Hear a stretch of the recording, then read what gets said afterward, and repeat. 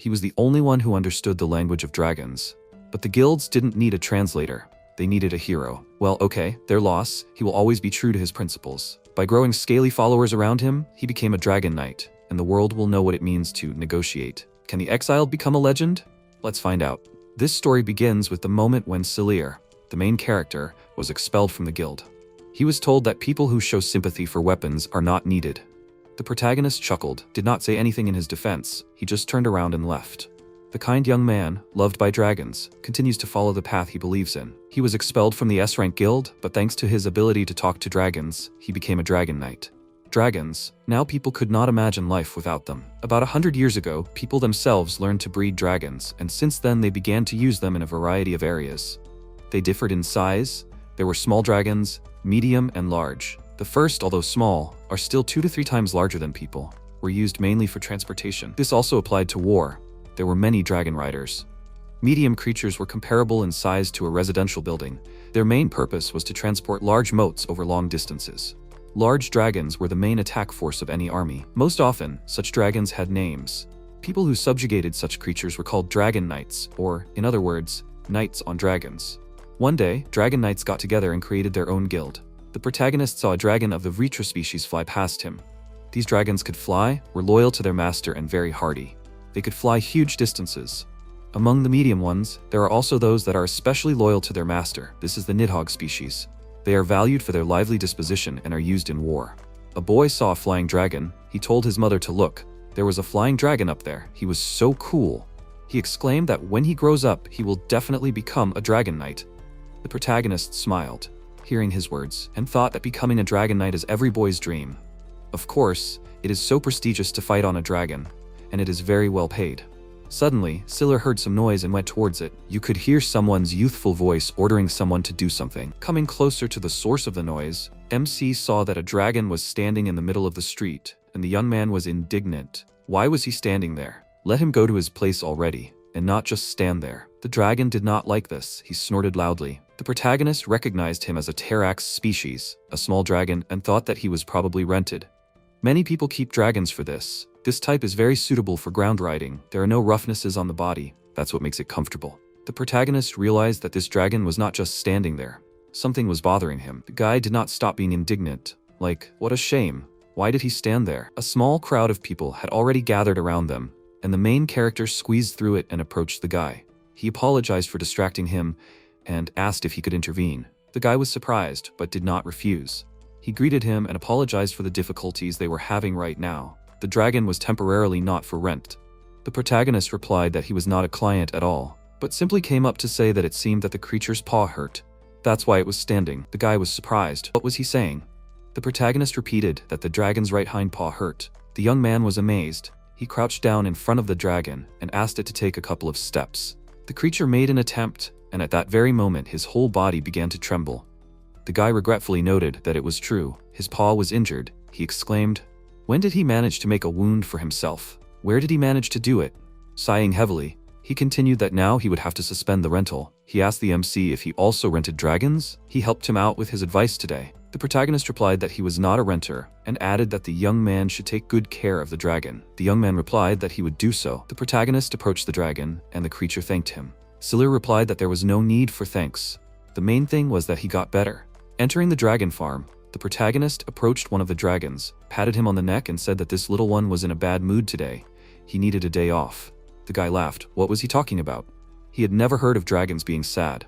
The protagonist irritably asked him what he even knew about this. Dragons also have feelings. The young man asked why he should show sympathy to ordinary cattle. Or was he crazy? The protagonist was furious. He had understood the language of dragons since childhood. No, he could not talk to animals, but dragons were a different matter. So he became a dragon knight. He studied dragons for a long time, memorized their distinctive features, and one day learned to control them. In addition, he always asked for a favor when he saddled them. People thought that he made the dragons move with just his mind, and one day he was invited to the S-rank guild of the Dragon Knights. Lindworm. Guilds receive a rank for the number of dragons and the abilities of the riders. The maximum rank is S. To get it, the guild must complete 3 quests of the highest difficulty in cooperation with another guild, or 2 quests with their own knights. Lindworm took the second path, but their knights forced the dragons to work against their will. which went against his views on the world. Less than a month later, he was expelled in disgrace. The interpretation of the expulsion was banal. He was accused of being useless ballast and making up reasons not to work. He was glad of this with all his heart and decided for himself that he would never join a guild again, and everything would be fine, but he still needed to eat something. After leaving the guild, he was forced to work as a free dragon knight. The main place to earn money was the city hall, where freedom-loving knights like him could take on assignments. Of course, there were also ads for work that ordinary citizens could do, so orders from many agencies were collected here. But knights who left the guild, as a rule, do not have their own dragon, and assignments from agencies are not available to them. And anyone could take orders from the city hall. There were even some that could be completed by renting a dragon. The protagonist approached the stand with ads, ran his eyes over them, and one thing interested him. Judging by the order, it was necessary to train a newborn dragon, which suited the protagonist completely. Came to the address, he was met by the owner, who introduced himself as Patrick Forge. The protagonist told him his name. Patrick thanked him for volunteering to help him. He explained that many people do not want to take on this task once they know the details. The protagonist knew what he was talking about. After all, taming dragons is not training. Patrick believed that MC was right. Siller first clarified how exactly the man wanted to raise his dragon. Patrick answered that he wanted to give it to his son for his birthday. He heard from his fellow merchants that when a child is born, you need to get a dragon. The protagonist agreed with him that this was a good custom. This way, the child and the dragon become very attached to each other, and the dragon can act as a bodyguard for the child. The merchant continued that when he bought this dragon, he hired different trainers, but for some reason the dragon did not listen to them at all. For the protagonist, this was unusual. Patrick said that was why he decided to turn to the Dragon Knights. Maybe he could do something. The protagonist understood his problem and asked to show him this creature. The merchant invited him to follow him and brought him to the dragon. The protagonist realized that in front of him was a Tarax, a type of small dragon. The man said that this type is compact and easily gets used to people, so he chose it. Siller approved of his choice and added that this type is also used to transport people. Patrick sadly replied that he did not listen to the trainers anyway. He asks the protagonist to do something. The protagonist replied that he would try and approach the dragon. He told him his name and asked what his name was. Instead, the dragon said that she wanted to see her little sister. The protagonist asked her to be quiet and asked, "Little sister? What does she mean? Let her tell him more about this." Then the dragon realized what was happening. She asked the protagonist in surprise, "Does he understand what she is saying?" Siller confirmed that it was so. The dragon did not believe it. It cannot be. But if it is really so, let him listen to her. She and her sister were always together. But this man, the merchant, took only her. The protagonist thought, "Is that so?" The dragon asked him to let her be with her sister. Then in return, she will do everything he says. MC clarified, would she like to live with her sister? The dragon answered that they were together since they hatched, but then they were separated. The protagonist said that the man who bought her wants her to be friends with his child. Will she listen to what his son has to say? The dragon agreed to this. If only he would bring her sister, and she would do anything. The protagonist replied that he understood everything and went to Patrick. The man asked him how it went. Was he able to find out anything? The protagonist answered positively. He asked where Patrick bought this dragon. The man replied that he bought it from a dragon merchant. MC advised him to ask the merchant right away if he had another dragon like this. This was the younger sister of the dragon he had bought. She said that she would do anything if the man brought her sister. That was the problem. Patrick was amazed. A younger sister? Did this dragon just tell him that? MC replied that whatever the case, he should just do it. The man agreed and replied that he would do everything. After a while, he brought the second dragon, which jumped over the fence. The sisters rushed towards each other, but the older sister could not approach the younger one because she was on a leash. The protagonist asked Patrick to let her go. The man looked at him in bewilderment. The protagonist repeated his request more insistently. Then he said, "Well, as Siller says, and let the dragon off the leash." The creatures rushed towards each other with a joyful greeting. The older sister exclaimed how happy she was to meet, and that she was alive and well. She had no longer hoped to see her youngest. Their behavior was touching. They rubbed their muzzles against each other and cooed like doves. Patrick was shocked by what he saw. The protagonist said that they were sisters. The man was amazed that they were just like people. MC was now at ease. Patrick realized that they should be kept together as soon as he saw their meeting, so he could understand their feelings, even without understanding their words. The man went into the house and invited the protagonist to follow him. They needed to discuss the payment. The protagonist nodded to him, approached the dragons. The older sister thanked him for bringing her sister. The younger asked him, was it thanks to him that they met? And she expressed her gratitude from the bottom of her heart. They assured him that they would do everything he told them. Siller replied that nothing was needed, let them just become friends with the son of this merchant. They promised him that they would help the man's son in everything until death do them part. The protagonist patted them on the head and asked them to try. Patrick met him at the threshold of the house. He expressed his surprise and thanked the protagonist. He could not believe that Silir did his job so easily. After all the trainers he hired could not find a common language with the dragon. He is an incredible person. The protagonist noted that the main thing is that Patrick does not separate them, both now and when they grow up, otherwise they will stop listening to his orders, and he will start having problems again.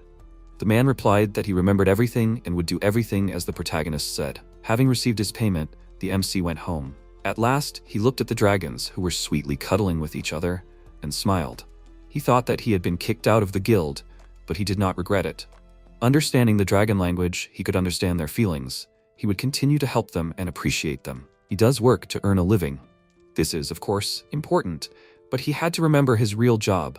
So the protagonist went to the city hall again. There were several people standing near the ad stand. They were discussing each ad. One of them exclaimed that this order he pointed to had a big reward. His partner asked where it was written. The guy called him a dumbass and showed him again. The partner looked and said that here you have to take care of a dragon. This is not it. The protagonist thought that such a job would not suit him either. He began to look at other ads and saw a good order on one. He tore off the paper and said, well, he will try. Arriving at the address, he heard a female voice through the window, asking someone, how is the lady still writing? Whatever happened, but writing so many letters is not normal. The girl's voice said that she did not agree. It was a big problem. No matter how many letters she wrote, it would take a long time before some dragon knight took on this task. If they were late, everything would be worse than ever. The sad girl looked out the window and lamented, where is he, that knight who will save them? It was Katarina Mariel. He wondered what kind of task this mysterious girl had. After some time, the protagonist briskly walked to the address that was given to him. He walked and thought, of course, he imagined something like this. But this order was special. Expelled from the elite guild, Silir earned extra money by completing various tasks using his gift. But this order was different from all the others. He had a meeting with the client, who needed his help. He went to the address and noted that the mansion looked luxurious.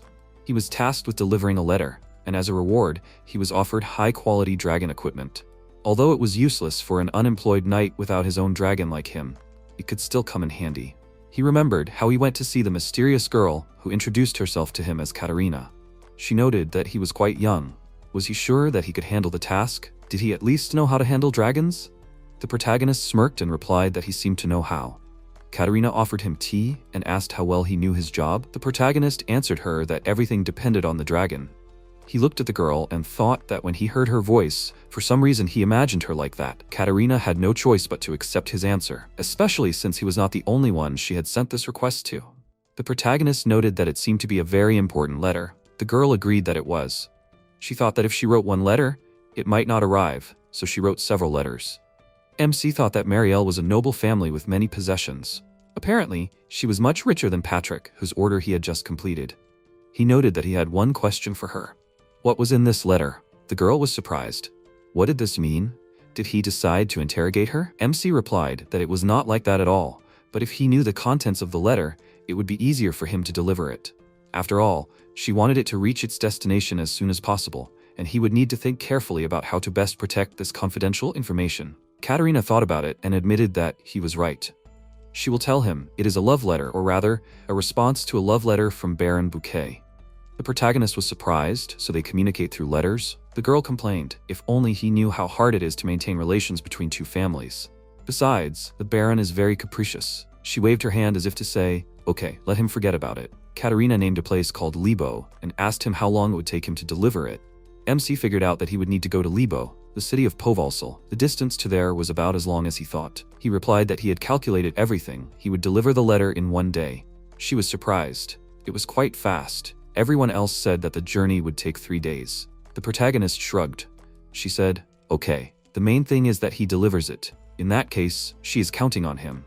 The girl handed him the letter and reminded him not to forget to bring proof that the task was completed. He would receive the reward when he returned. The protagonist assured her that he understood everything and set off. He thought that first he needed to rent a dragon because he didn't have one.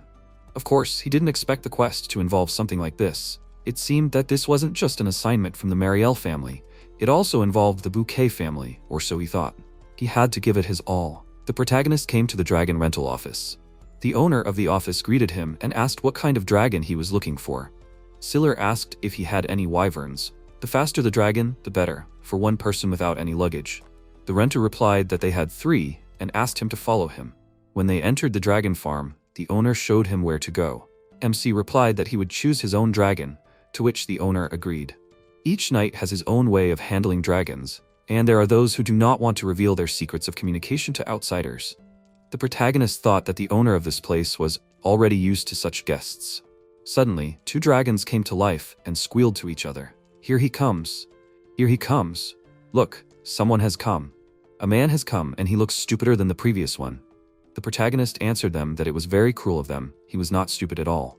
One of the dragons said, "What can you do if he looks like that?" Then it dawned on him that the man understood them, and he asked in surprise, did he really understand them? The protagonist smiled, something like that. The dragons were amazed. How was this possible? Was he raised by dragons? Siller answered them that it was not quite so. They were even more surprised, and who then? However, be that as it may, he is an unusual person. Does he have some business with them? MC would like one of them to help him complete the task. He urgently needs to deliver a letter. So could they tell him who of them flies the fastest? The second dragon answered that she's very fast. The first dragon chattered, "Let him wait. A letter? What kind of letter? Could it be a love letter? Yes, a love letter?" The protagonist was amazed by her curiosity and reaction. The dragon continued to ask who was writing to whom, the guy to a girl or vice versa. The protagonist answered puzzledly that a girl to a guy. The dragon became even more active. If she exclaimed that everything was decided, she would take him. She said impatiently, "Why is he hesitating? Let him be faster, and she will help him deliver this letter." The protagonist was amazed. Is this the only reason she is so eager to complete the task? The second dragon called the first one a pervert and asked what was good about human relationships. Then she turned to the protagonist and said that the first dragon was really the fastest. MC couldn't believe it and asked the first dragon if she really got faster when it came to letters. The dragon replied that it was, and the protagonist agreed to choose her. When he told the owner his choice that he would like to rent the one on the right, the man was surprised. Is he sure? If he needs to get there faster, it would be better to take the dragon in the middle. The protagonist refused his offer and said that the dragon he chose would do. The owner said that it was quite unusual, but let it be as he says. When MC brought out the dragon, it asked him to give her a letter. The protagonist grumbled, okay, and gave the dragon the letter. The creature noisily inhaled the scent of the letter and delightedly said that it was the scent of a girl. The protagonist doubted. Is everything really going to be okay? The dragon assured him that everything would be so and continued to admire the beautiful handwriting. The protagonist thought that this dragon was incredible. Wyverns are very fast dragons despite their small size. Even though he was flying to Libo by the shortest route, she took him there in the blink of an eye, simply because she was holding a letter in her teeth. Thus, they flew to Libo in just half a day. The Baron was very happy with Katarina's letter. He praised MC for his excellent work and asked to leave him alone. The protagonist noticed that they were both kind of strange. After some time, the Baron wrote a reply, and Siller gave the reply letter to the dragon. She took it back in the same half a day. He successfully returned to Mrs. Katarina and reported that his journey took half the time.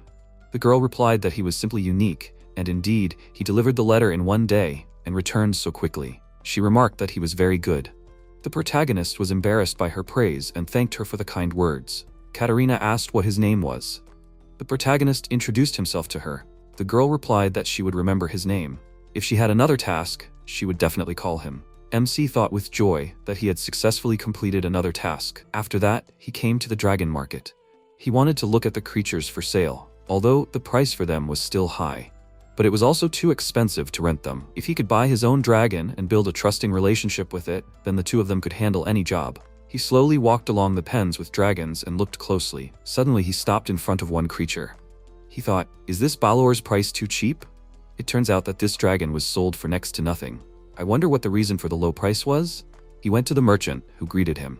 The protagonist asked him what was wrong with the Balor that had a low price. His price was no higher than the rental price of any other dragon, and the for sale ad looked very shabby. The merchant hesitated with an answer. Siller asked him if she was sick with something. The man answered that the dragon had no physical defects. She was very good compared to other Balors. The protagonist was puzzled. Then what was the matter? The merchant said that, without going into details, she was very lazy. The protagonist was surprised. Is that really true? The man continued that the dragon often did not do what she was told, so he would not advise him to take her. MC asked him for permission to take a closer look at her. Of course, the merchant allowed him to do so. He led him to the dragon and told him that he could take his time. Balors are often used for transporting goods. Although they are not very fast, they are very hardy due to their strong muscles. In addition, they are herbivorous dragons, so any of this species will be happy with grassy meadows. This greatly simplified their care. The protagonist approached the dragon closer and greeted her. He apologized for disturbing her, but he was talking to the seller about her. He asked why she did not want to work so much. The dragon was silent in response. The protagonist asked her again. She will not talk to him? She opened her eyes and said what difference did it make to him? He would not understand anyway.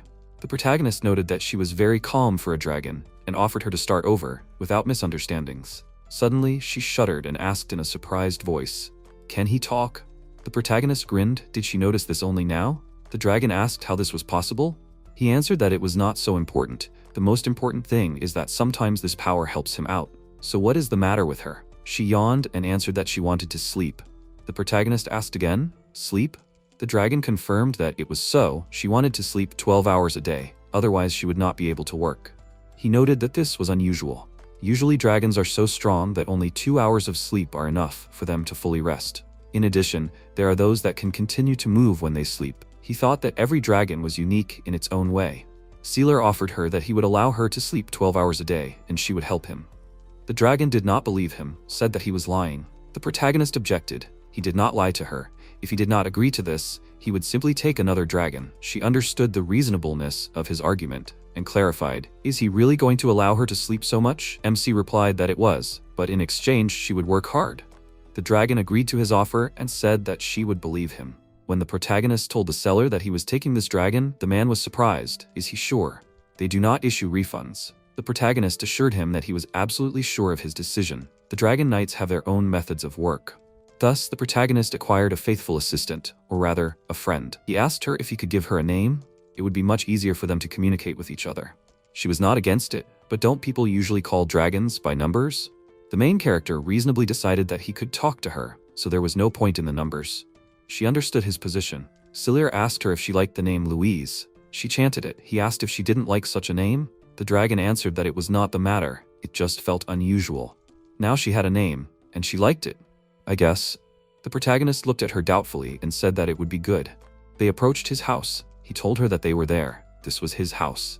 Louise asked him where she could sleep. He replied that there was a garden behind the house. She could sleep wherever she wanted, but she had to forgive him. If he had known that he would be living with a dragon, he would have rented a house with a bigger garden. But he still hoped that this garden would suit her. Louise reassured him. She didn't care as long as she could sleep. He chuckled and noted that she really was a sleepyhead. The protagonist asked if she was going to go to bed now. It was already getting dark, and besides, there was no work for today. She asked him doubtfully if he was serious. The protagonist replied that he was serious. He was completely confident in his decision, so she shouldn't worry. Louise said that he was a strange person. He chuckled. People often say things like that to him. She addressed him as the owner, rearranging some of the letters in this word. He laughed and corrected her. The dragon conspiratorially said that she would show only him something. He wondered what she would show him. She replied that it was her secret and used the skill Light Spear. Her roar caused blinding spears of light to fly. The protagonist was amazed. Where did she get such power from? The dragon replied that she didn't know. She could do it since birth. He was even more surprised. Since birth? He had probably seen only about 100 Balor, but not a single one of them who could do something like this. Obviously, Balor don't have such an ability. She said that if she uses this power, she gets very tired.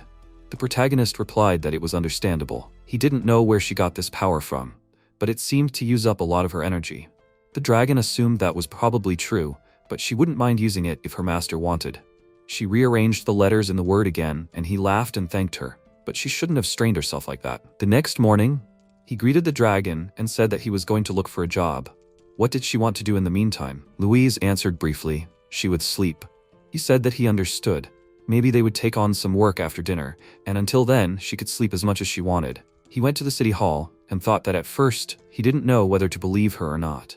But now he knew that it was true. Walking to the notice board, he thought that now that he had Louise, he could look for some delivery jobs. At that moment, someone called out to him.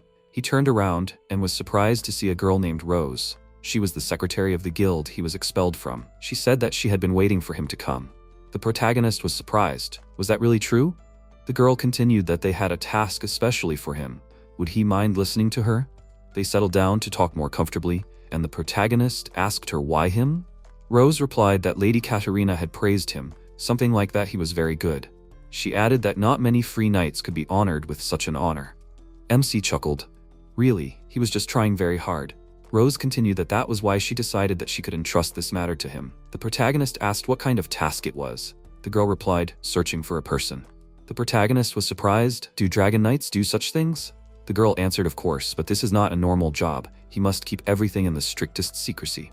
The thing is, the princess herself has disappeared. Sealer was surprised. The princess?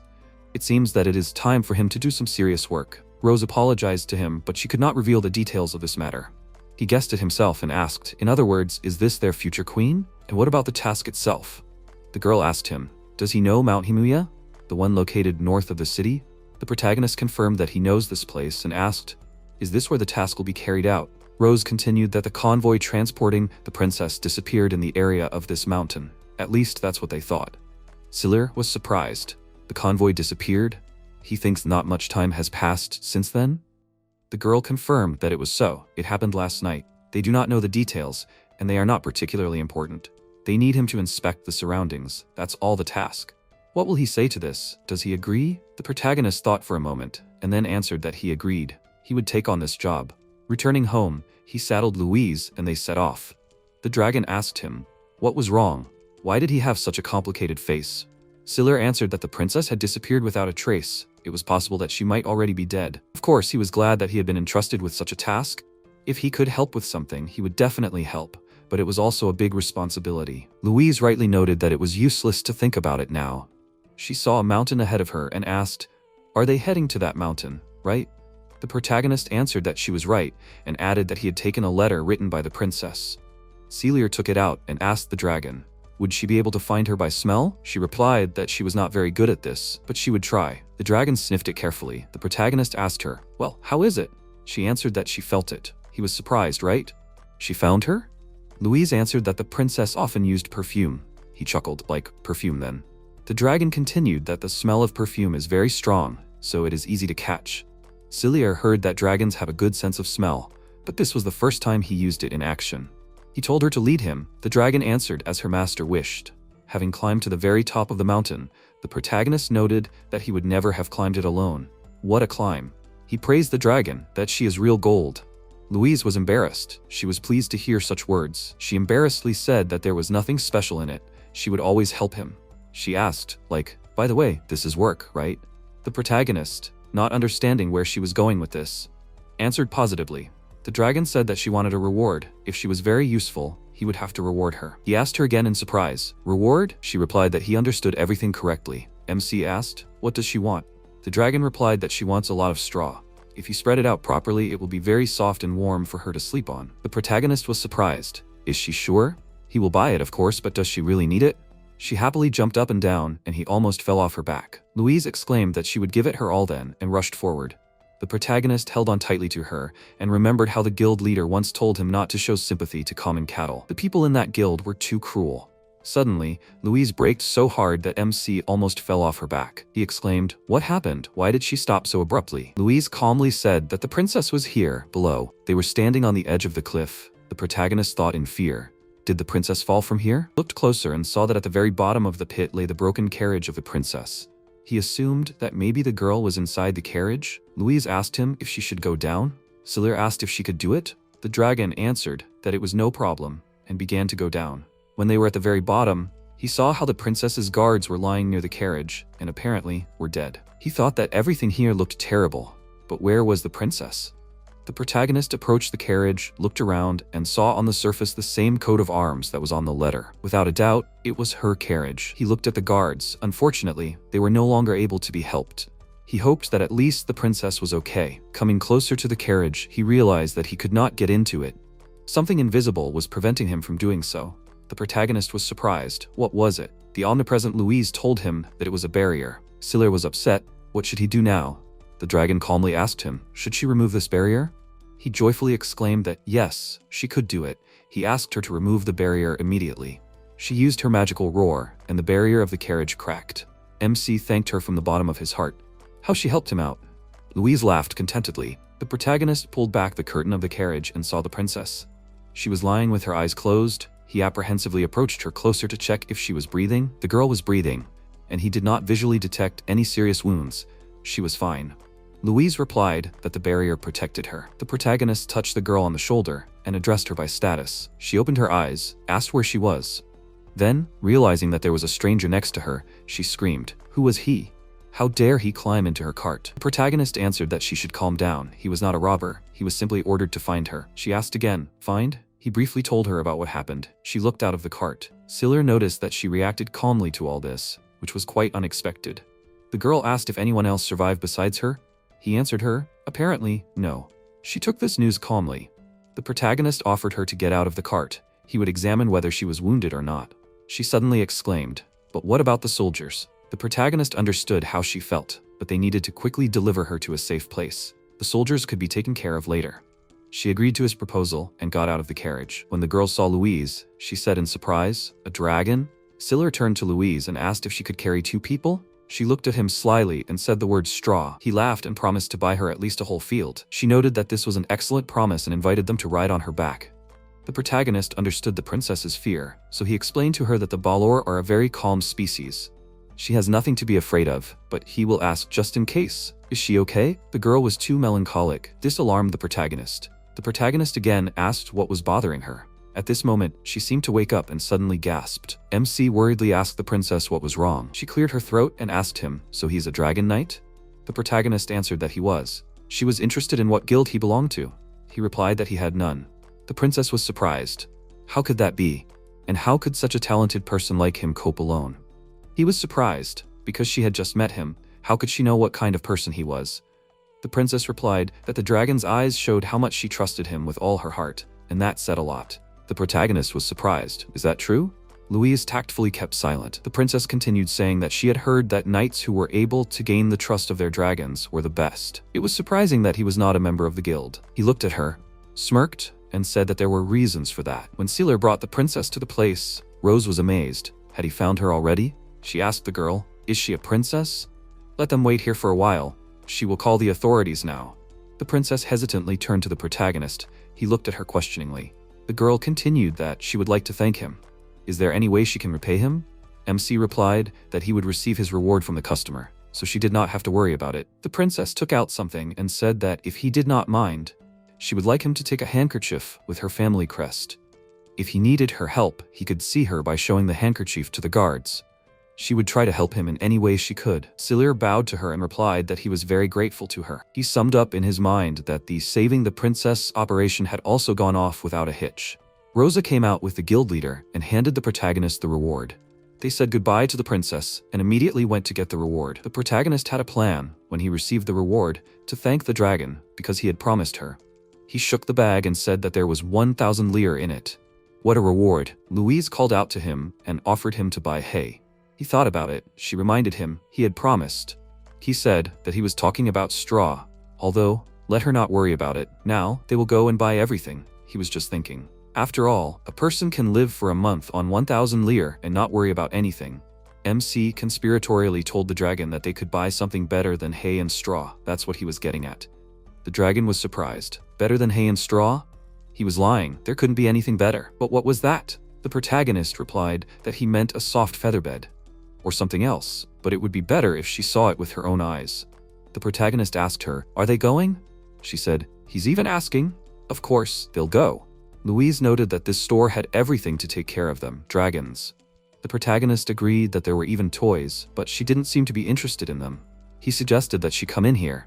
Louise agreed with him. They were about to go into the store when someone said something like, "Hey, wow, that's Siller." The protagonist looked back at the voice and saw Louis, a knight from his old guild, Lindworm.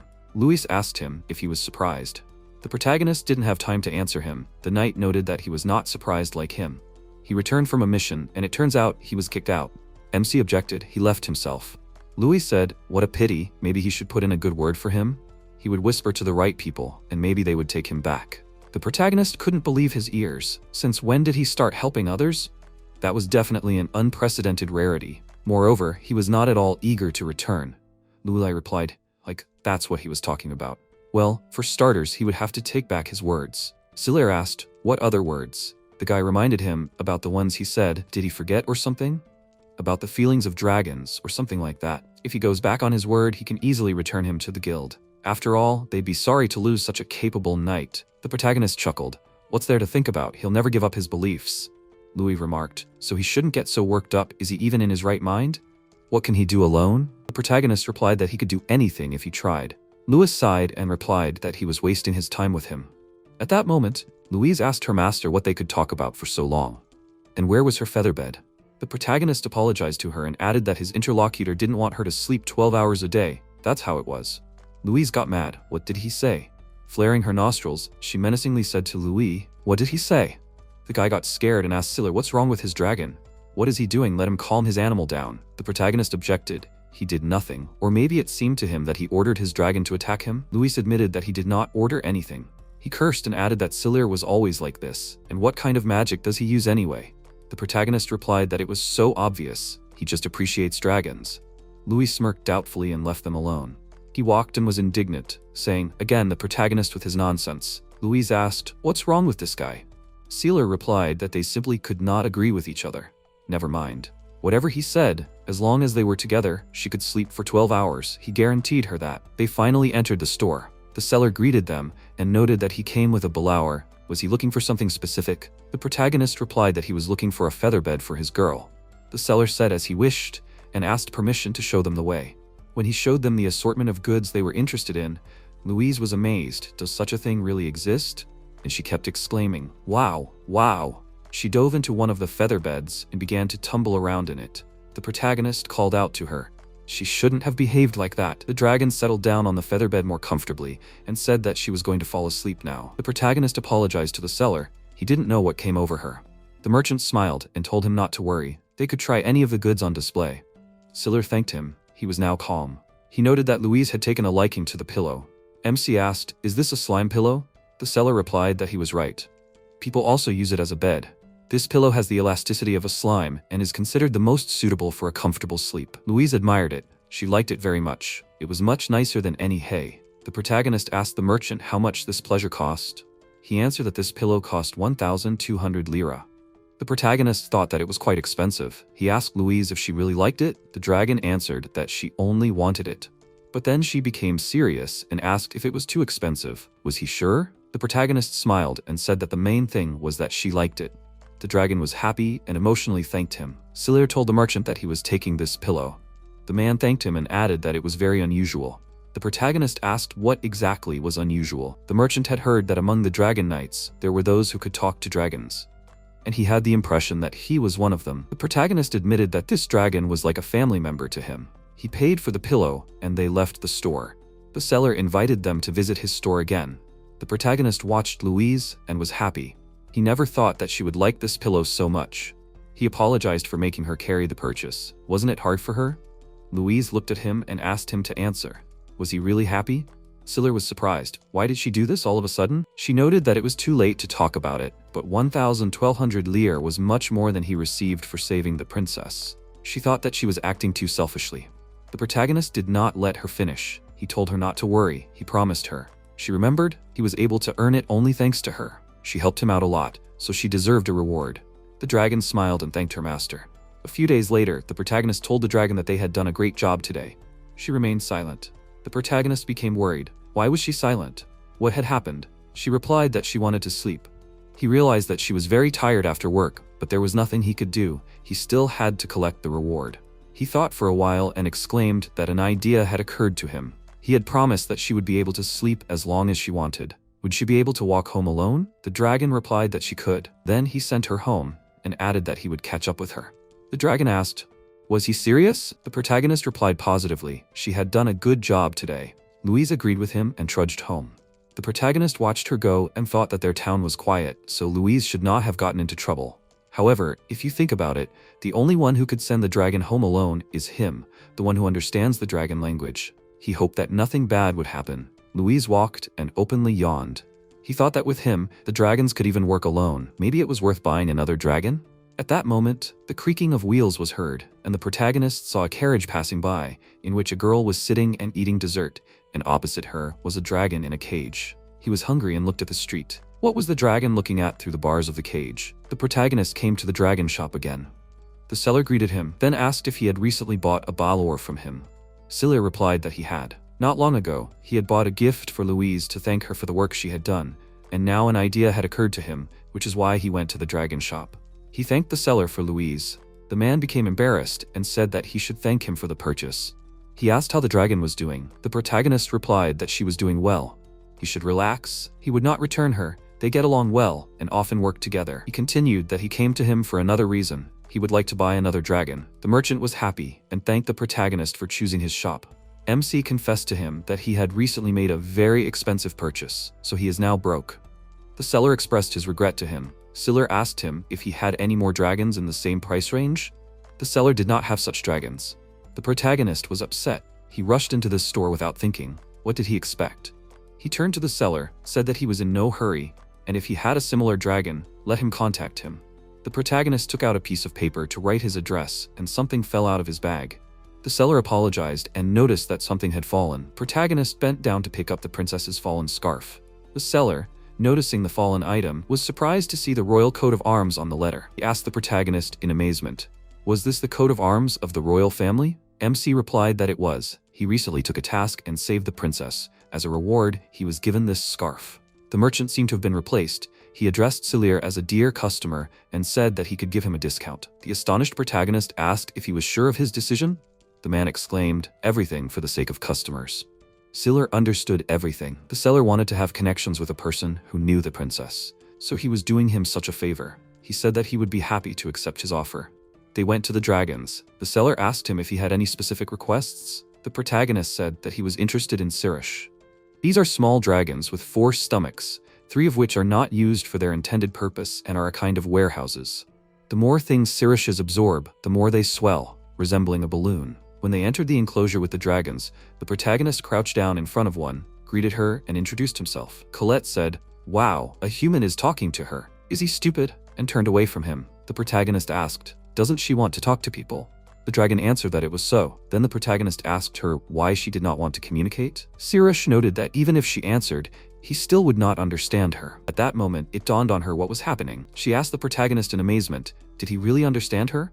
But why? How could this be? Selir replied that he had been like this since birth. He was thinking about buying her. What did she think about it? The dragon reasonably noted that he would have bought her, and that was it. The protagonist was surprised. Was she sure? Colette irritably said, "What difference does it make? All people are terrible, worse than animals." MC answered, he spoke to her to find out her opinion. If she did not want to, then he would not buy her. The dragon could not believe what she heard. The protagonist continued, if she still agreed, then they would leave here together. Colette asked why he wanted to buy her. Protagonist noted that of course she would work with him, but what was more important was that she was very sweet and beautiful. Colette was indignant. What was the man talking about? Then she thought about it and said that she had one condition. He would not give her a new name. She had received her name before she hatched and introduced herself to him. The protagonist replied that she had a very beautiful name and he did not mind her condition. He extended his hand to her and asked if she was going with him. The dragon hesitated, then noted that there was nothing to be done, so be it, she would go with him. Only let him not make up things for himself, and let him not think that she liked him. He could call her Colette. The protagonist agreed to this. He liked her name. He only added that he was counting on her. The protagonist signed a check for payment and headed home with his purchase. He noticed that it was still light outside and asked Colette if she would mind stopping by somewhere on the way home. It was a place where they would go with her for work. She asked again, for work? He took her to a quarry where there was a lot of ore and told her that he wanted her to collect this ore. Colette looked at it and noted that the ore was very beautiful. The protagonist explained to her that this was Mount Milrif, where there were natural deposits of cobanium. It is used in many places, so it can be easily sold in the city. He wanted her to fill her stomachs with it and bring it to the city. Colette understood everything and began to absorb the ore. He asked her if she was okay. She answered that she could handle it. The protagonist thanked her and noted that he really appreciated it. The dragon said that it was a very simple job. The protagonist explained that of all the dragons, only she could do it. But would she do it without his supervision? Colette replied that she had no problem. Then she asked in amazement, how is that possible without supervision? Selir continued that the task was not as simple as she thought. He wanted her to collect ore here and take it to the trading post in the city. He hoped that she could do it on her own, of course, to the best of her ability. The dragon was surprised, she herself, and he would not keep an eye on her. The protagonist smiled and replied that he would not watch her. She was even more surprised, and if she shied away from work, hadn't he thought about that? The protagonist laughed and replied that he trusted her. She asked, was he a fool? He just knew that she could be trusted, that's why. Colette was very touched by his trust and said that she would do it for him. The shop was very surprised when they heard his proposal, but still agreed to cooperate. Meanwhile, Colette started working and carried the ore without his supervision. She did everything as he asked her. The protagonist praised her and brought her home. He asked her if she would mind sleeping in the garden. It was certainly not luxurious, but still it was better than nothing. Colette answered that it was still better here than in the basement of the shop. She noticed the sleeping Louise and asked if he had another dragon. The protagonist said that she had noticed correctly and said that the dragon's name was Louise. Meanwhile, Louise woke up, saw Colette, and asked who it was. The protagonist apologized to her for waking her up. She replied that she felt the presence of another creature, perhaps her. She pointed at Colette. He noted that everything was correct, let her forgive him that everything happened so suddenly, but he bought another dragon. Colette asked her if her name was Louise, and she told her name. Louise understood her and added that she had also been bought recently and expressed hope that they would become friends. They looked around. Louise noted that they would be living here together. Colette answered that that was indeed the case. They told the protagonist that it was a bit cramped for two. He understood this himself. The dragons continued that they did not mind staying here for a while, especially as long as they could sleep here. Colette asked Louise if she liked to sleep. In that case, she would re-educate her. They laughed. The protagonist, watching them, thought that they of course said that they did not mind, but still it was really cramped here. He should think about moving. The next day, the three of them went about their business.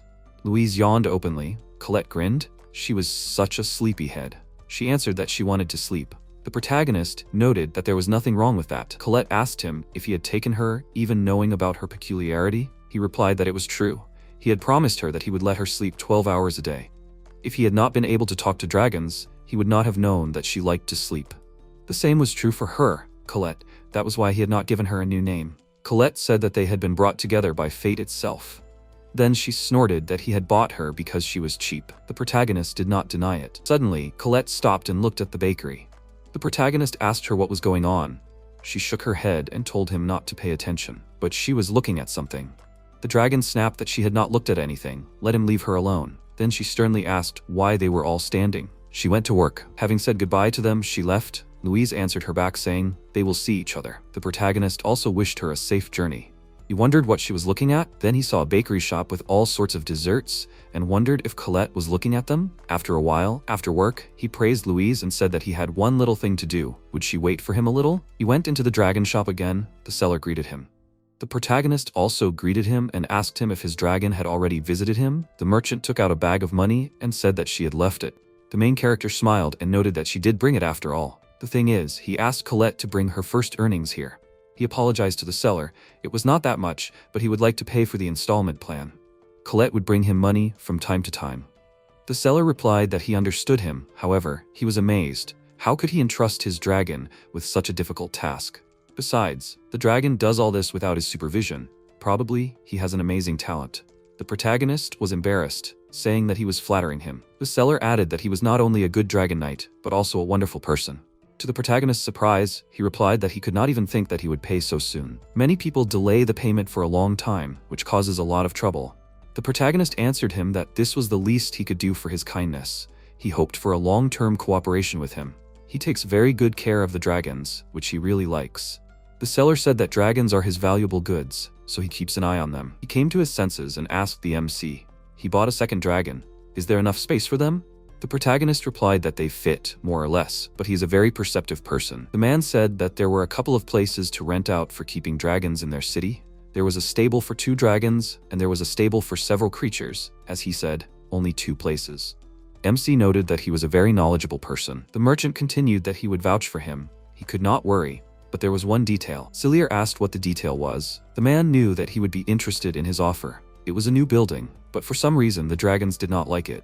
The stable was very wide, so many dragon knights would like to move there with their dragons. However, for some reason the dragons refused to enter inside. When MC came to the place with his dragons, they were amazed by the size of the buildings. Colette asked, will they live here? Louise noted that this house looked decent. The protagonist said that people did not often rent it for a long time, let alone buy it, so it was rented out at a very cheap price. He would like to hear their opinion and find out what the problem with this barn was. He walked a little further and said that this house was for him, and this barn was for them. Louise noticed the huge size of the barn. He invited them to go inside. When they did, the protagonist looked around and said that there was nothing unusual here. But what did they think? Cillier saw how his dragons tensed up. He called out to them and asked what they felt.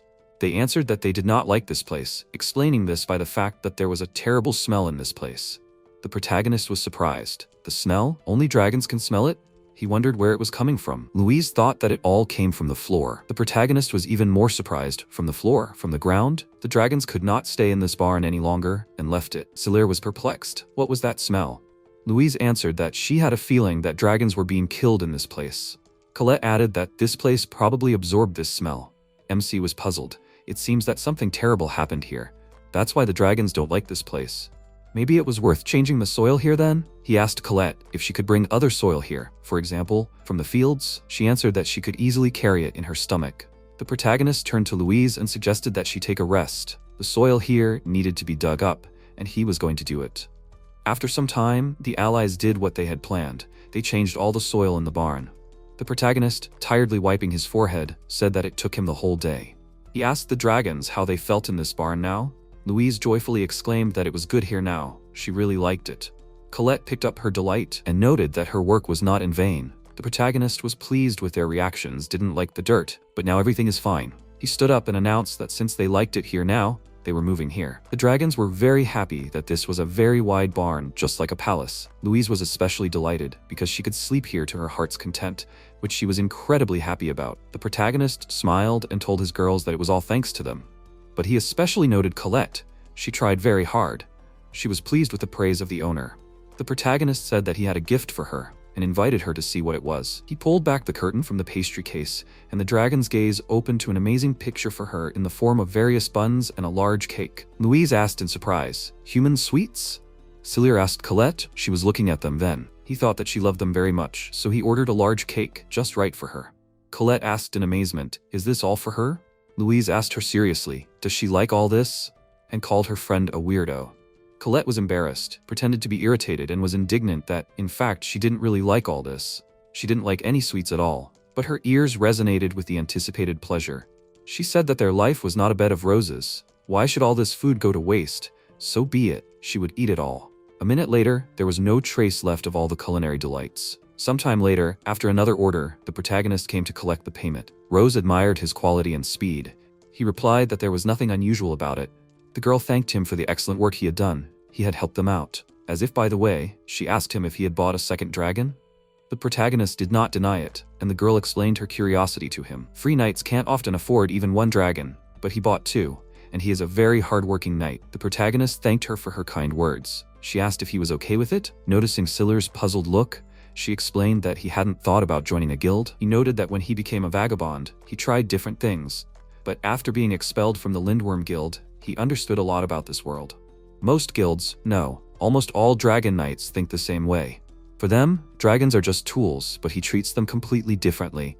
A mediocre attitude towards these creatures is alien to him. The girl apologized to him. She knew that he was not eager to join a guild, but maybe he would be interested in something else. The protagonist asked what she meant. She lowered her voice and spoke conspiratorially. Let him just imagine. He can found it himself. Found his own guild. She explained that a guild is an organization recognized by the country. In this case, it is the Guild of Dragon Knights. Dragons and dragon knights are special, and the attitude towards them is also special. She asked him if it is possible to start creating his guild. He thought about her words, and she continued that from a particularly large one.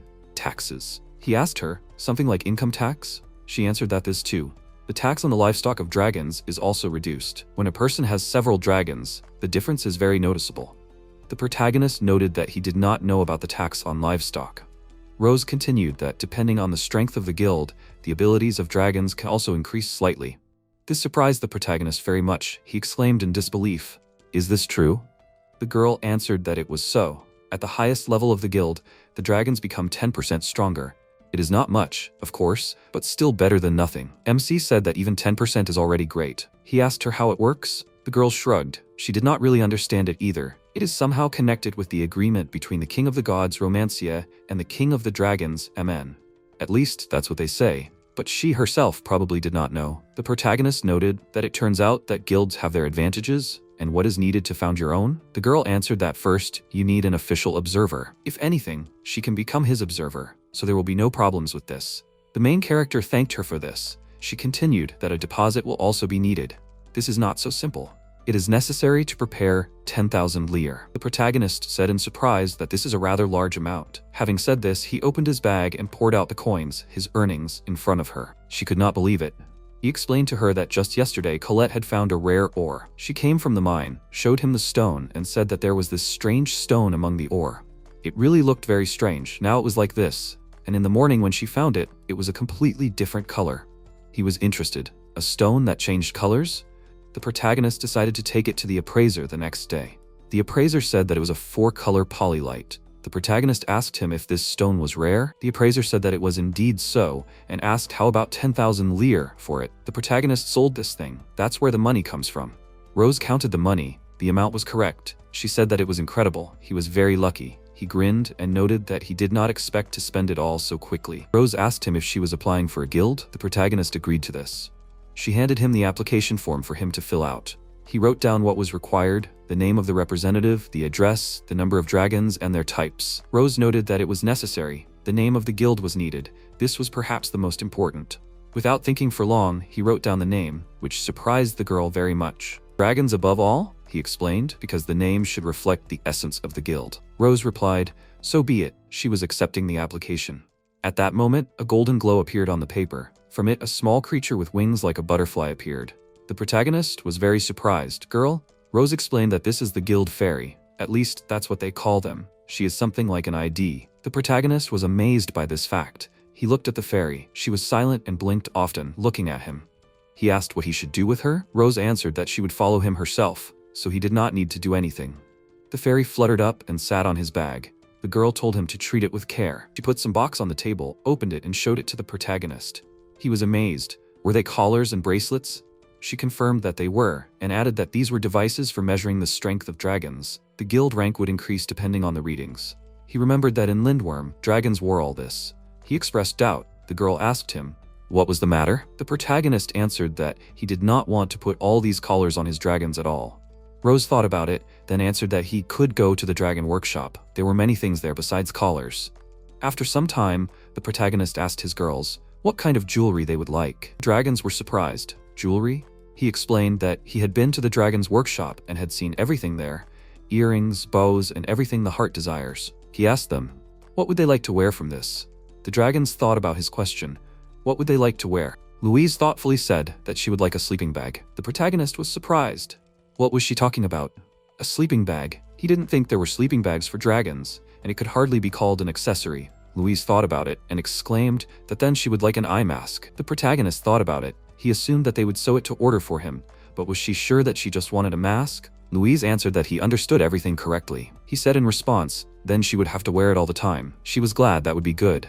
Would it bother her? The protagonist had to agree to her wish. Then he asked Colette, what did she want? Maybe something special. Colette thought about it, hummed, and said that she would like a ribbon, or something similar to a ribbon. He agreed to her wish, asking her what kind of ribbon she would like. She smiled and said that she would like a cute ribbon. The protagonist thought with warmth that she was such a girly girl, but if he told her that, she would start to get embarrassed again. So he answered that he understood everything and would go to the workshop tomorrow to discuss the order. When the shop owner took Louise's measurements, she clarified that she would make everything to size. She also named the sum of 100 lire and asked if the protagonist would be satisfied with that amount. He was satisfied, but he asked her to make 2, so that 1 would be in reserve. The shopkeeper understood everything and said that she would give the appropriate orders. In a few days, everything would be ready. MC thanked her. When they left the workshop, he asked the dragon if everything was okay. Louise happily answered that everything was okay. She was very happy. He looked at her collar and thought that they were both wearing collars temporarily, and both of them put them on without resistance. But he didn't like it at all.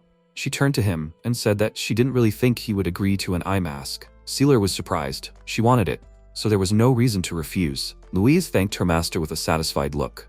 At that moment, something lit up in his bag. When he looked to see what was going on, he saw that the guild card was lit up. He looked closely and realized that his guild level had risen to the 2nd. He was amazed. What had happened? Everything was so sudden and incomprehensible. The protagonist came to Rose, explained the situation to her, and asked if the guild level was really rising that fast. The girl looked puzzled. She replied that he had registered a guild of 1 person and 2 dragons.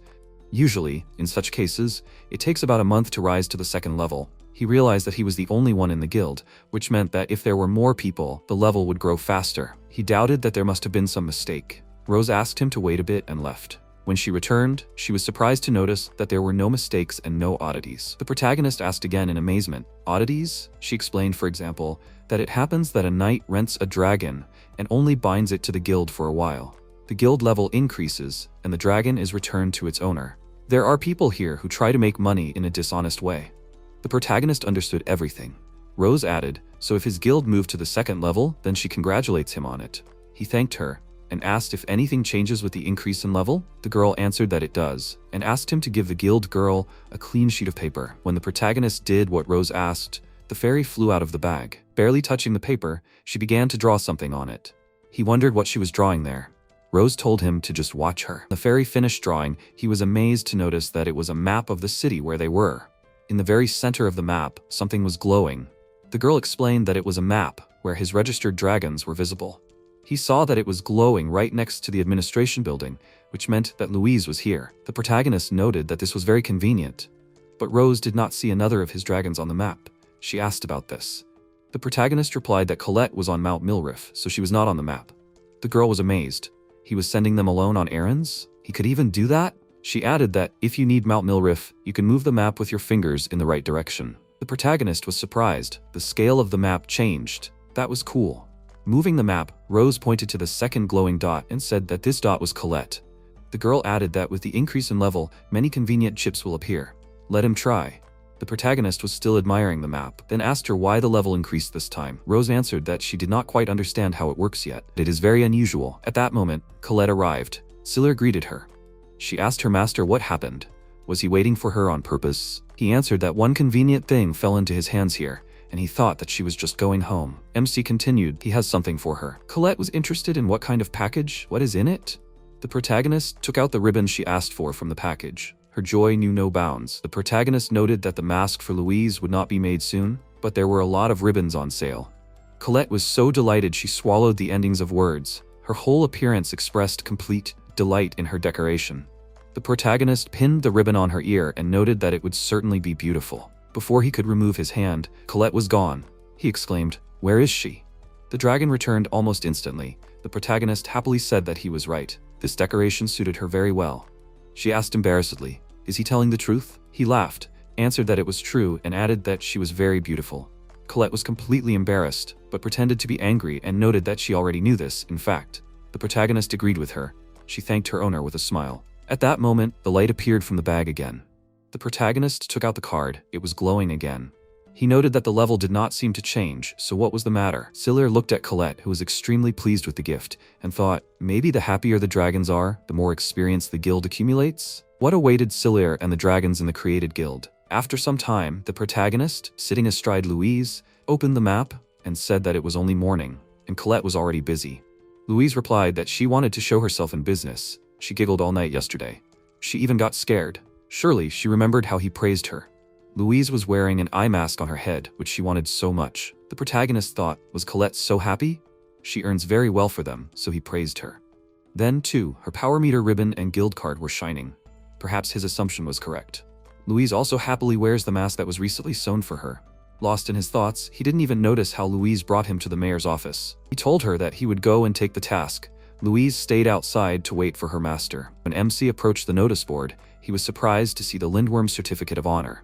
It said that considering the merits of the last year, the kingdom expresses special gratitude to the Lindworm Guild. The protagonist thought about his former guild, that they had different views, but he was still delighted. And clients feel more comfortable contacting guilds with a good reputation. He said that they should also try to get a similar document. At that moment, laughter was heard from behind him. Louis was standing behind him, who told him not to even dream about it. He heard that the protagonist founded his own guild. An organization of one person will never be awarded. He cannot even dream about it. In Lindworm, after receiving this certificate, the number of people wishing to join it increased. Even a few B-rank knights with good achievements behind them. The protagonist knew that the knights' ranks also changed depending on their achievements. B-rank knights were quite famous and had a lot of achievements. He said out loud that it was not bad. Louis noted that if he had only stayed in Lindworm a little longer, he would have been on the wave too. The protagonist thought that all this was of course great, but he really didn't want to go back to them. Coming out of the city hall, the protagonist saw a crowd of people who were excitedly talking about something. He thought, what was going on? Why was it so noisy? The protagonist approached the people and asked, did something happen here? One guy answered him that a dragon had escaped. Siller was surprised. Had it escaped? The guy added that it was making a ruckus there. They were trying to catch it. But it was unclear where this dragon was now. The protagonist thanked him for the answer and thought that this was the first time he had heard of a dragon escaping. Of course, he wanted to find out more about this case, but he noticed that Louise looked very sleepy. He did not want to torment her. He told her that he would quickly go to the administration, report everything, and return. Louise meekly agreed with him. Before the protagonist had time to go to the porch, a dragon appeared in front of him and knocked him down. He scratched the top of his head and thought, "What is this?" Suddenly, the dragon called him by name and asked him for help. Siller was surprised to recognize her as Emma, the dragon from Lindworm. She begged, since she could not stay there anymore. He looked around, noticed that this was not the best place for a conversation, and offered her to follow him. Louise was also supposed to follow him. When they arrived at the protagonist's house, he clarified, "She was Emma, right?" The dragon was amazed. Did he remember her? He answered positively and added that he remembered everyone he talked to there then. A Sume dragon. She belonged to the Lindworm Guild. Sume are small dragons even among small breeds, but their combat abilities surpass many, and therefore they are in almost all guilds. He asked her why she ran away. She hesitated with an answer, but still said that she had recently been feeling unwell and made it clear that she should be allowed to rest, but in vain. She was said to work through force, and there she almost broke all her bones and failed completely. If only this were all right, but the guild master adhered to the rule. A dragon that had once been guilty was no longer good for it. If she failed again, she must be driven to death or destroyed. The protagonist clearly remembered how this master had once told him the same thing. He sighed sadly, saying that nothing had changed, and this despite the fact that people knew that dragons understood human speech. And still, saying such things in front of her was the height of stupidity. She continued. She had heard a rumor that Siller came to the dragon's stable every day, so she waited there for him. She again turned to him with a plea and asked him to hide her here. Siller thought about the dragon's transfer between guilds. I wonder if Lindworm will agree to negotiate? Suddenly, they heard a knock. The protagonist assumed that it was from the gate. Emma asked fearfully, "Pursuers?" The protagonist stroked her head and told her not to worry. Everything will be fine.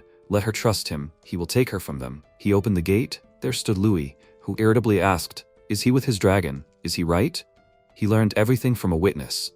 The protagonist replied that if he was asking about Emma, then he has her. Louis exclaimed that he should quickly bring her to him. He will take her home.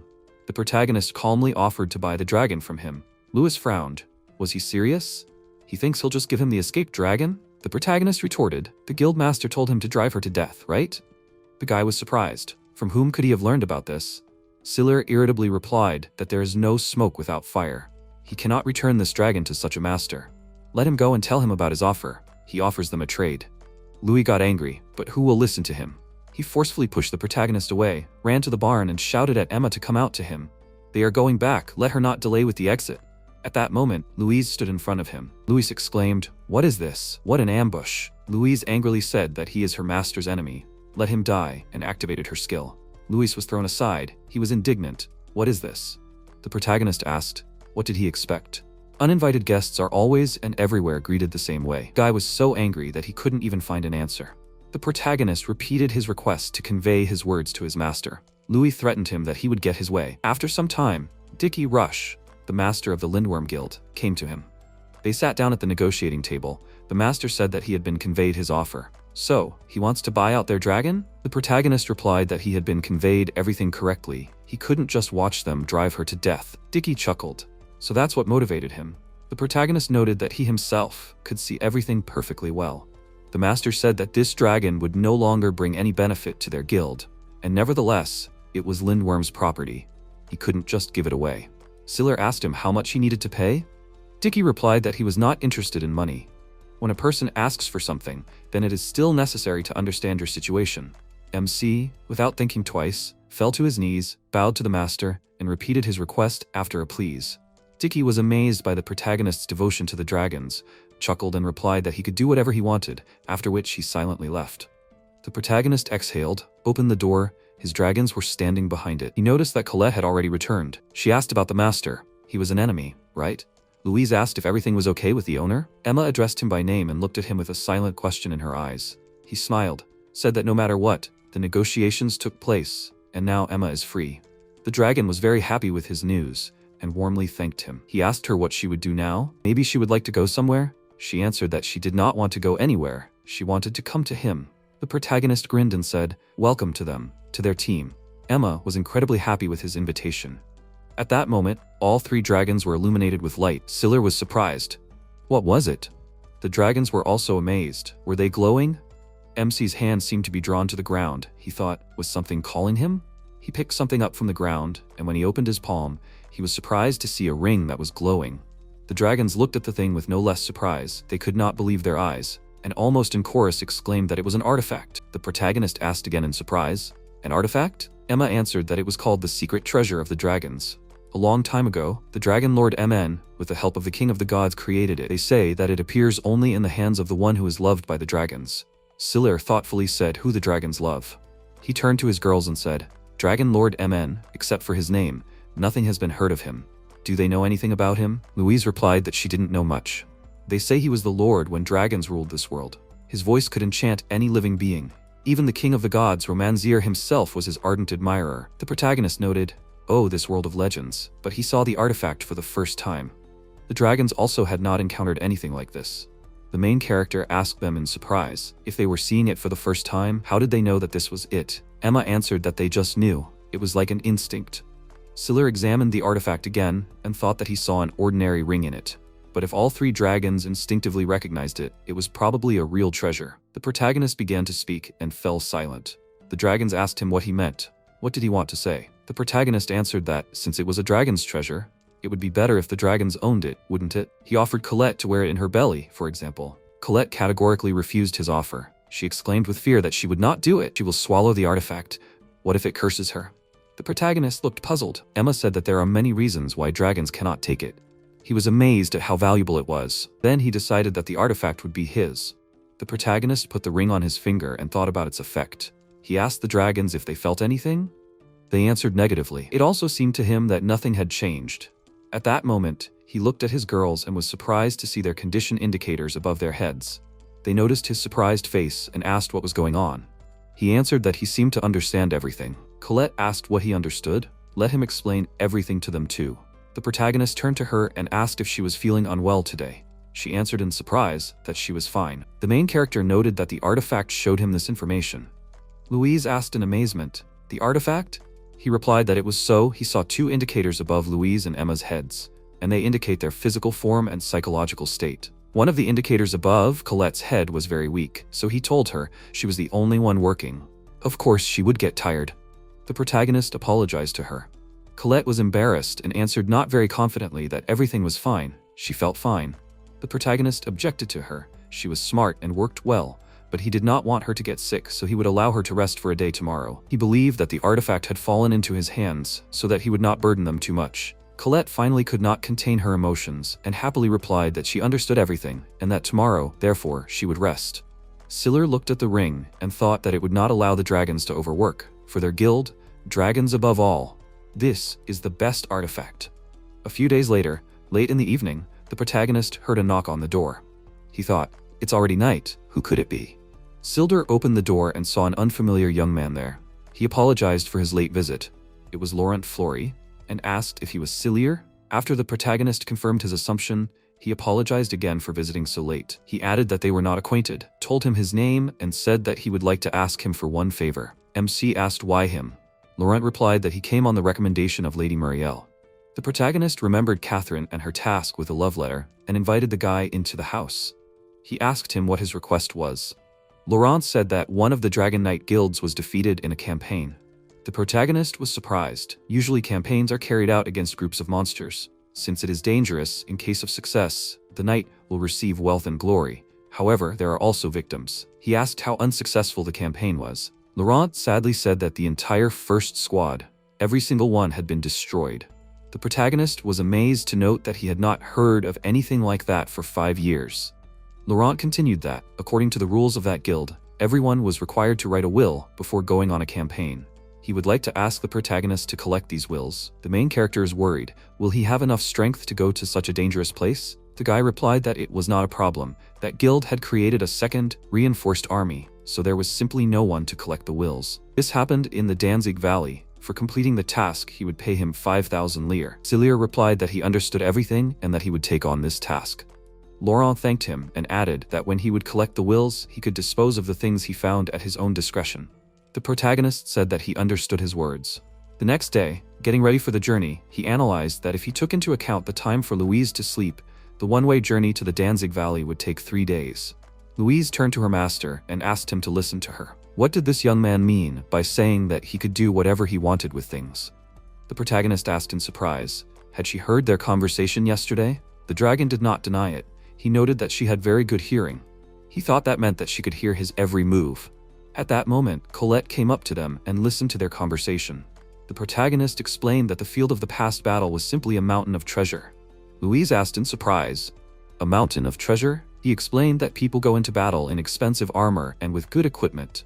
Therefore, taking this from the dead and selling it for a good price is considered a common thing. Colette shuddered at these words and said, "What a horror. People do this too." The protagonist replied that it was.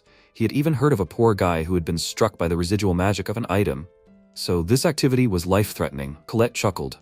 Celir continued saying that dragons and their knights often used ammunition that was much more expensive than that of ordinary warriors. Colette summed it up with distaste, which meant that it could be rephrased as taking it as a reward. The protagonist replied that she was right and added that he did not like the idea. They set off, making stops because Louise was asleep, and to rest themselves. Finally, after some time, they arrived at the place. Looking at the map, the protagonist noticed that this was the very valley. They approached its edge and looked down. Everyone was shocked by the picture they saw. The protagonist said, 20 people and 30 dragons, mountains of the dead and a sea of blood. Colette shuddered and said that it was a terrible sight. Celir turned to Emma. It was easier for her to notice the enemy. How would she assess the situation around her? She replied that everything was fine. She did not feel any hostility. He unclenched his hand, in which the capsule was lying, and suggested that the dragons split up and look for such things from everyone. According to the customer, everyone should have them. The dragons were ready to work, and the allies split up. Colette went in the company of the protagonist. She noted that, indeed, it was unpleasant work. He offered her a rest. She refused, telling him that she would also work. Nothing could be done. The protagonist warmly thanked her. After a while, they all gathered at the departure point. Celir examined the capsules he found, noted that they were collected from everyone, and told Colette that now it was her turn. She collected all the items and asked, "Is that all?" The dragon suggested that everyone return home as soon as possible. She did not want to linger here at all. The protagonist asked her to stay. He said that there was still work, or rather, a request. The dragons pricked up their ears. They were ready to fulfill any of his requests. The protagonist hesitated, then suggested that his girls bury these knights and dragons. They were surprised. Bury them? He replied that they understood everything correctly. Leaving everything like this was too cruel. Louise turned to him. He asked what? Still not worth it? She replied that it was not the point. She wanted to know, should they make graves for the dragons too? The protagonist answered in the affirmative. She said that he was strange. She already knew it. But still, he was strange. Colette and Emma confirmed her words about his strangeness. The protagonist replied that maybe so. Let them not be angry with him for having to spend their time with such an eccentric. Louise objected. He got it all wrong. Yes, he is strange, but very good. Celir was very grateful to her. They returned home safely. Sometime later, the protagonist received a letter from Rose, in which she asked him to urgently come to her. When he came, she apologized to him for calling him so abruptly. He replied that it was okay, but something happened since she sent him a letter on purpose. The girl told him sadly that his guild had already reached the 3rd level. Usually it takes about 3 months. Celir calmed down. Was that what she wanted to say? At that moment, the fairy of his guild flew out of the bag. She was very pleased. He thought she was giggling. The protagonist looked at Rose and noticed that she somehow did not look very happy. Something happened? The girl replied, not that it happened. It's just that a guild with 1 knight in such productivity is puzzling. They certainly set historical records. The protagonist chuckled. Historical records? Until now, this was not his story at all. The girl noted that this is what she wanted to ask him about. What did he think? Was there some reason for this? The protagonist thought about it. He did not see any reasons, except that he followed the principle in the name of the guild. He cares most about dragons. That's all. Rose did not think that this was somehow related, but did not pursue this topic further. She only added that since his guild had now reached the 3rd level, they could now use the utility room. This guild building looks like an ordinary warehouse, but it has a spell that does not let anyone inside, except for the knights and dragons of the guild. The protagonist thought that it would be funny to try to combine this with Colette's abilities. There were people standing on the street, openly staring at him and talking about something. MC thought that everyone was already whispering about the rapid growth of his guild. Some were looking with interest, some with suspicion. He realized that this was not a very pleasant feeling. Approaching his house, he was surprised there was a carriage standing there. Coming closer, he heard someone calling him and was surprised to see the princess getting out of the carriage. The girl said that she was very glad to meet him. She had heard a lot about his activities. The protagonist was amazed. His activities? She answered that it was so, or rather, about how he copes with various tasks and reached the 3rd level faster than anyone in history. He is now the main object of attention among the knights. The protagonist was amazed. Is she serious? Passers-by began to pay attention to them, and Celia invited her into the house, away from prying eyes. They sat down at the table. He asked her what she had come for today. The princess answered that today she wanted to ask the best knight for a small favor. He was embarrassed and noted that she had praised him too much. The girl objected to him. He was wrong, and the protagonist gave in.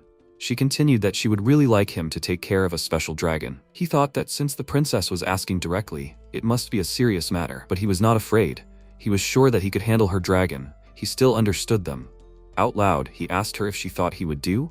The girl indignantly stopped him. She was talking about serious things.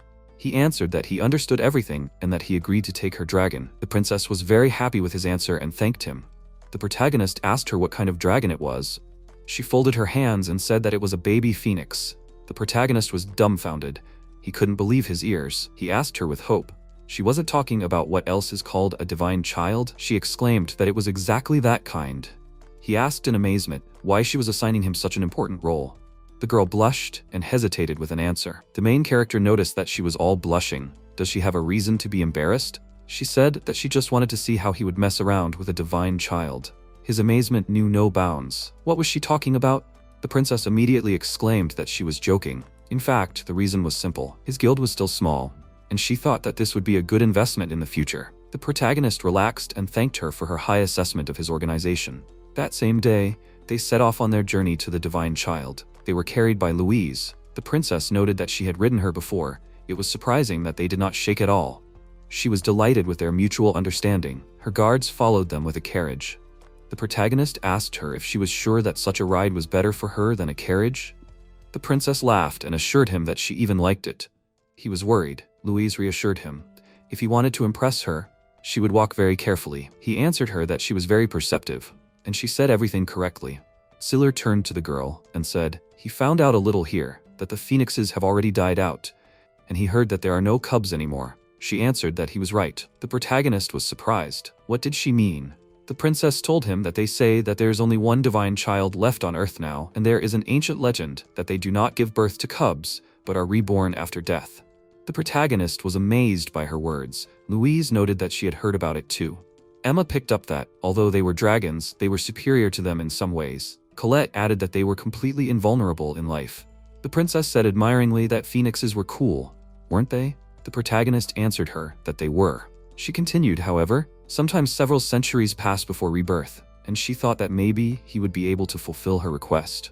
The protagonist doubted whether everything would be okay. He was amazed. So they were not talking about living dragons. 2 days later, they arrived at the place. Before their eyes stood a high mountain with a temple. The protagonist noted that it was really impossible to get up here by carriage. The night guard standing at the main gate greeted her. They were waiting for her. The princess thanked him for his service and suggested that he stop talking empty talk. Let him tell her. Can they see the divine child now? The guard answered, of course, everything is unchanged. She thanked him again and invited the protagonist to follow her. Sealer asked his dragons, will they wait for him here? Of course, the dragons agreed. Entering the temple, they walked along a long corridor, and the protagonist asked her, is this the divine child in front of them? In front of them lay a dragon skeleton.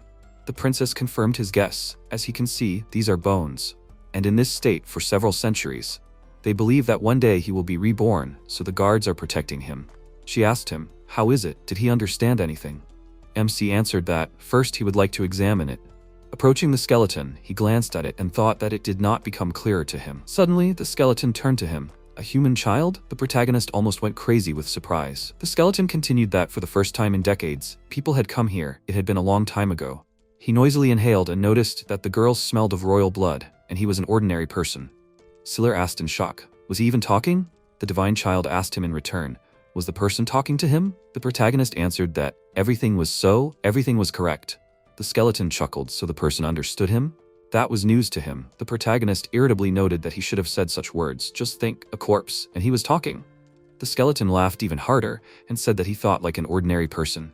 He again addressed Silir as a human child, asking why he came here.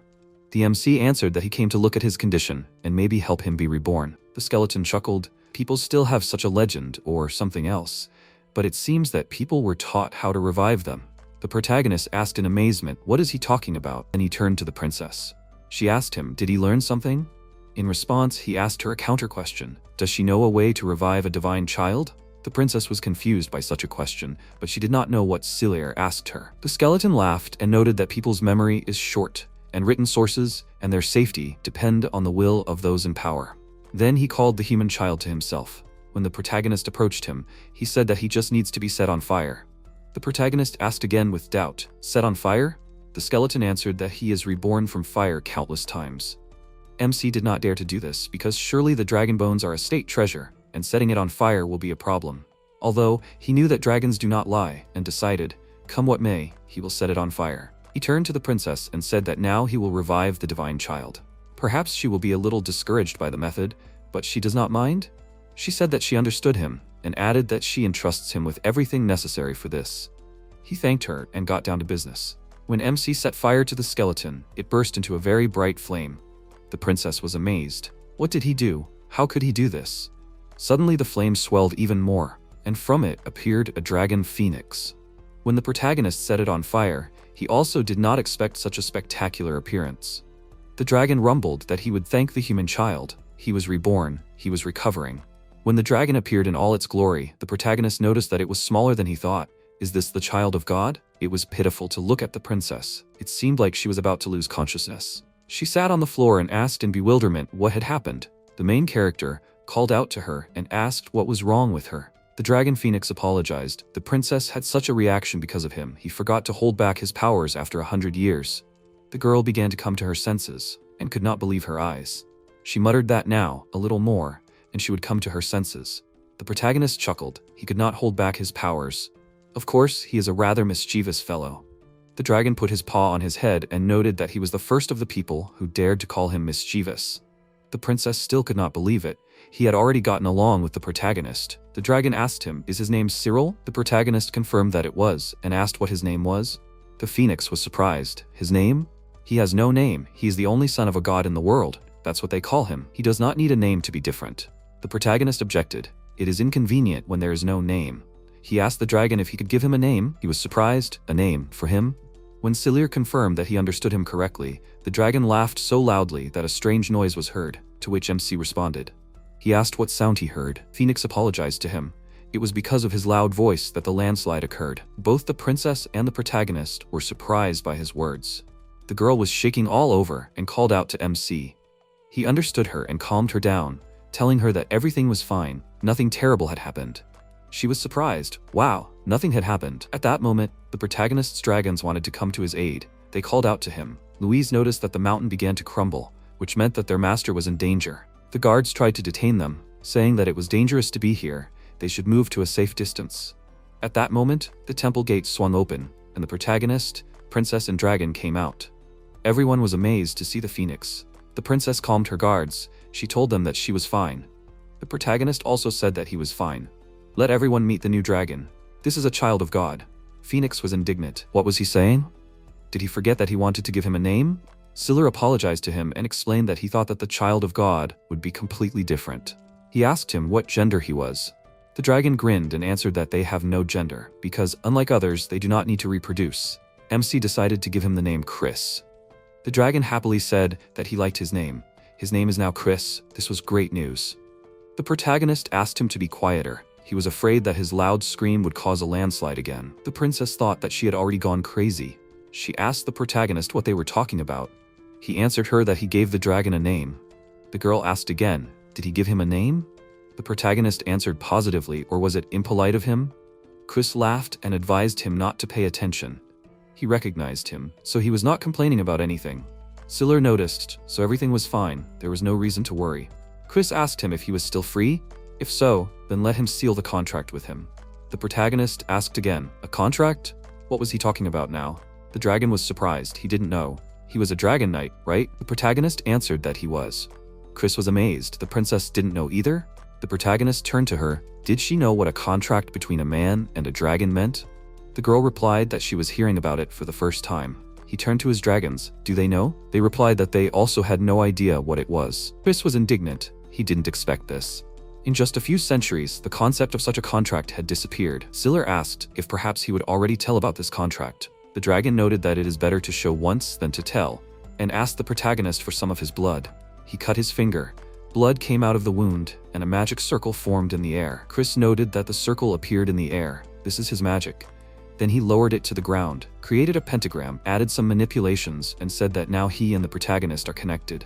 If a person binds himself to a dragon with a contract, then he can use part of its power. The protagonist was amazed. Does he have part of the dragon's power? Chris noted that in his case, it is mastery of fire. He suggested MC to set himself on fire. Siller did what the phoenix asked him to do. The princess exclaimed with alarm. What is he doing? The protagonist reassured her that everything is fine with him and was surprised to realize that he is not even hot among the fire. This is what it meant to control fire.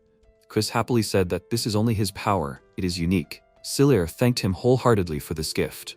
The dragon was kind in return, his thanks for giving him a name. The princess, who watched the protagonist easily cope with the task and find a common language with the dragon, made a decision. She turned to Siller with a request. She would like to invest in his guild.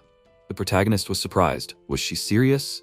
He could not even dream of such a thing, that a member of the royal family would want to invest in his guild. She begged him to accept her offer.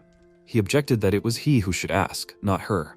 The princess was happy, said that their decision was mutual, and she accepted his offer. He spoke, turning to Chris. A lot had happened in the temple, but as far as he understood, he could bind the contract with 3 more, right? The dragon replied that it was so, and continued that he could ask him about anything. He would answer everything. After all, he was Chris. After a while, everyone returned home. Colette irritably noted that Chris loved to show off so much. Louise agreed with her. Emma laughed maliciously. The protagonist thought that at first his dragons could not get used to the new hero, but now they got along very well. In principle, Chris was not bad. At this point, the dragon told him that he could contact any dragon, but the number depended on the free spaces in it. The protagonist asked what he meant. Chris continued, simply put, he can write a certain number of words on paper, and it works here too. Siller said that he understood and did not understand. Does this mean that there is a chance that you can contact only one more dragon? Is it possible to increase this space?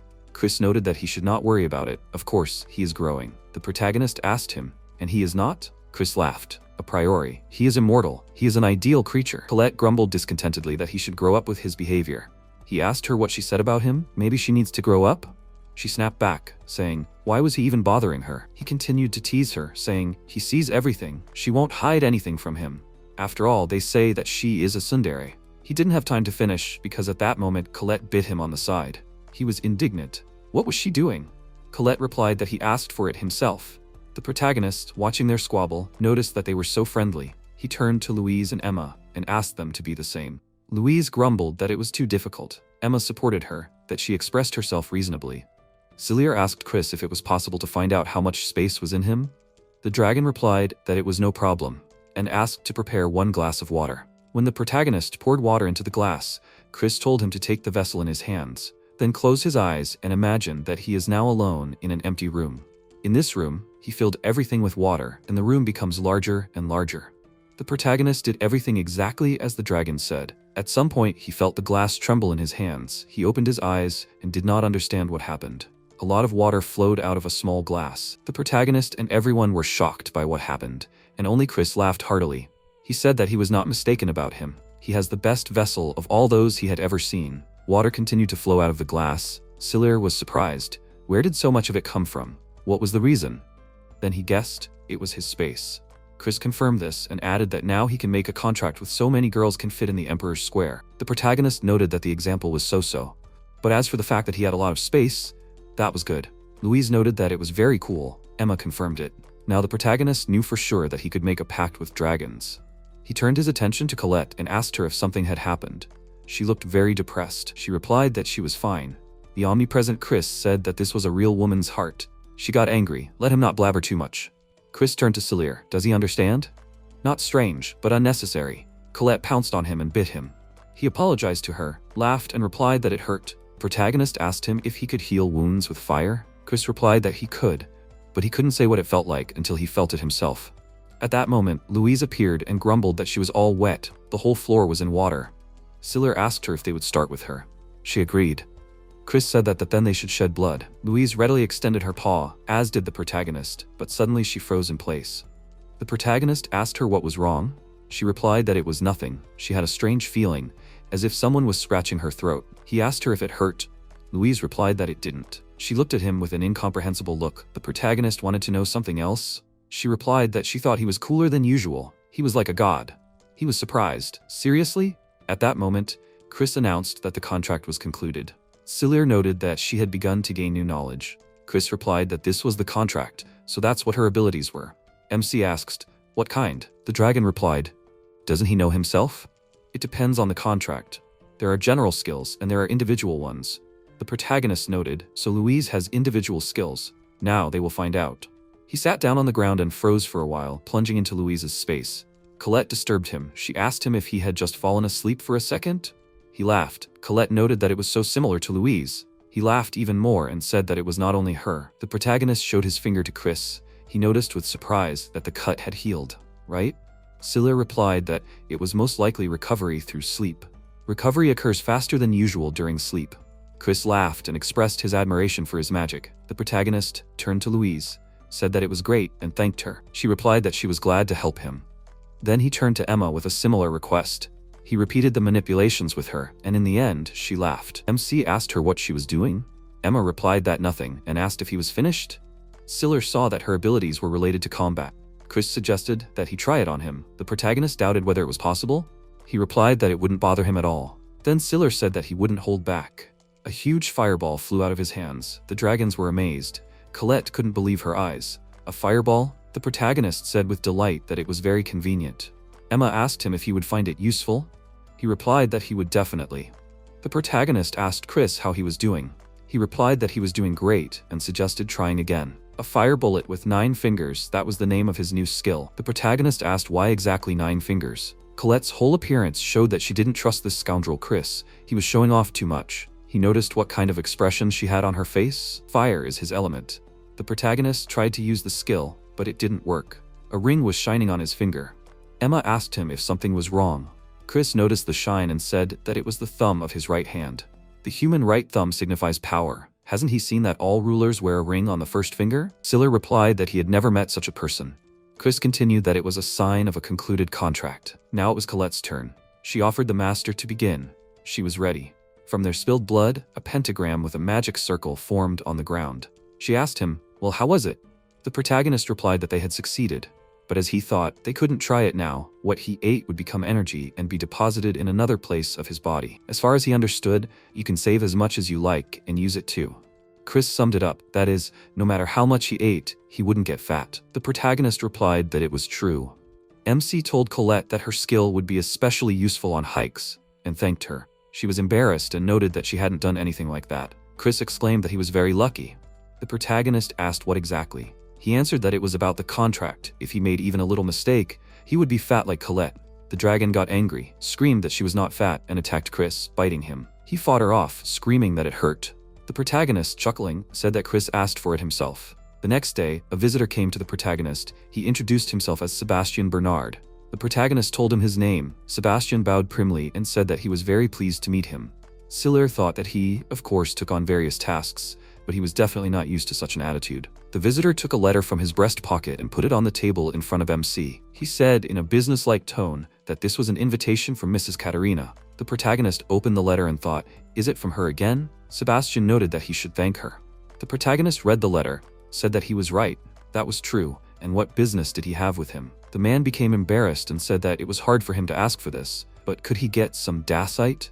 The protagonist repeated his order. Sebastian said in a businesslike manner that it was true.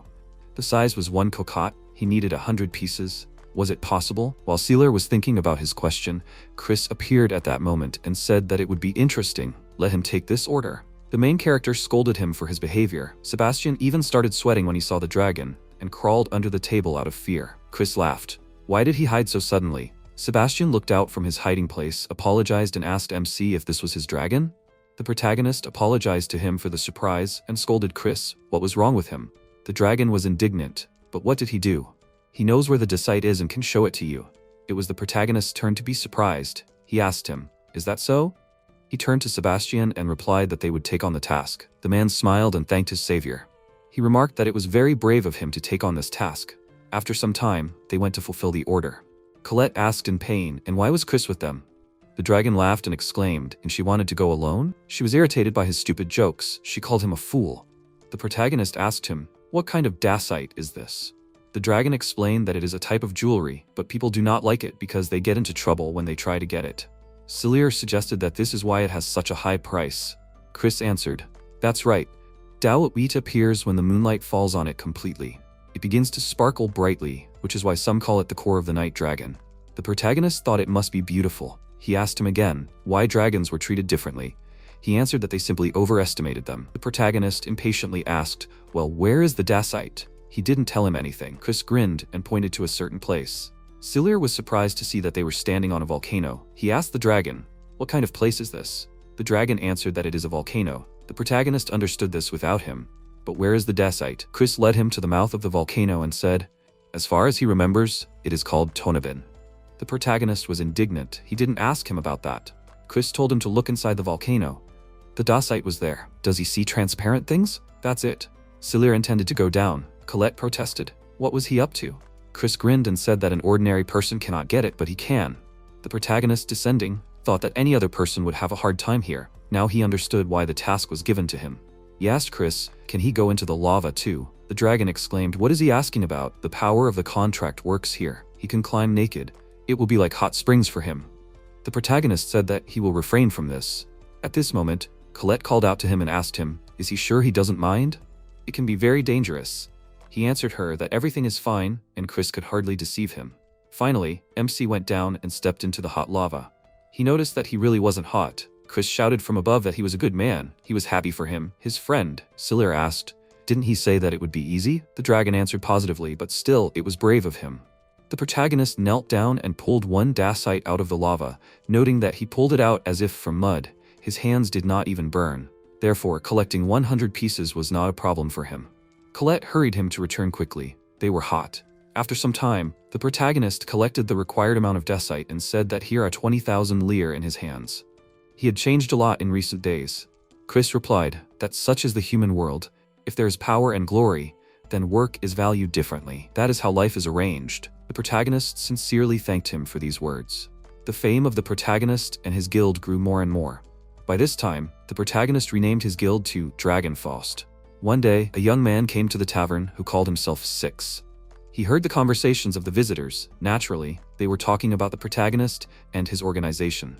One of the people present asked him if he had heard of the guild. He replied that he had heard of it and thought that he was already tired of the rumors that their business was going uphill.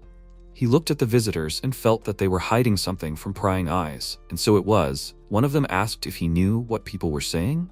They were saying that the queen herself had become its patron. The guy asked again if that was really true. Visitors said, what upstarts, they were very lucky. Six thought that he could not even guess about it. The young man walked decisively to this guild. When he came to the main character, he greeted him and said that he would call himself Six. The main character thought that since he said so, it meant that his name was not real. He asked what business he had with him. The young man addressed him by name and said that there was work for him. He needed to deliver something. Celir asked again, something? Six answered that his reward would be 30,000 lire. The protagonist was impressed by this amount. He thought that usually transportation is the easiest job, but for such a crazy amount of money, it is definitely something difficult. He asked what he will be transporting. Six could not tell him this. He wanted MC to take this thing and bring it to a certain place. The protagonist thought that he was hiding the contents, which threatened danger, but this was even more curious.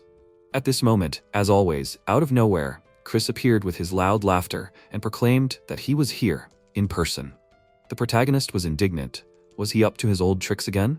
He replied that they were having interesting conversations here. Let him take him into the conversation too. The protagonist said that he was right about this. The task was really exciting. He decided that he would ask everything himself. No one could resist him. Celir asked skeptically, really? Chris was indignant. He still doubted. Now he would show himself in action. He increased his pressure on the aura around the visitor and told him to quickly tell him what he was hiding there. Six was in complete amazement, and suddenly the chair broke under him.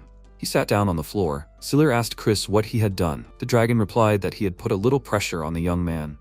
and now he would tell them everything. The protagonist helped the guy up and asked him again what kind of cargo. 6 hesitated, but then said that it was dragon tier incense. Chris quietly repeated the essence of the cargo and added that he was overcome by a little nostalgia. To the silent question of the protagonist, he explained that this incense is one of the varieties of perfume. There's a sleep effect. If you bring it to the fire, you can see hallucinations. The protagonist said to get into a dream then. The dragon continued that this incense does not cause physical harm. However, these perfumes were banned by the king of people. Selir was surprised. Is that so? So this is a secret task? 6 answered in a muffled voice that it was. MC asked the dragon why the perfumes were banned. They do not cause physical harm? Chris said that he was right, but the demographic level began to decline. This is the result of immersion in another reality. The protagonist was surprised by his answer. He noted that nothing could be done then. Chris continued that perhaps the authorities went too far with this ban. There are many people who need it. The protagonist asked in surprise, and who could it be? The dragon said that he had an example. It was an old man who lost his wife. He needed it. Selir understood what Chris wanted to say. He noted that he also thought that everything should not have been so strictly limited, because all people are different. Chris liked his answer. He expressed it with his mind-blowing laugh. The protagonist told 6 that he would take on this task.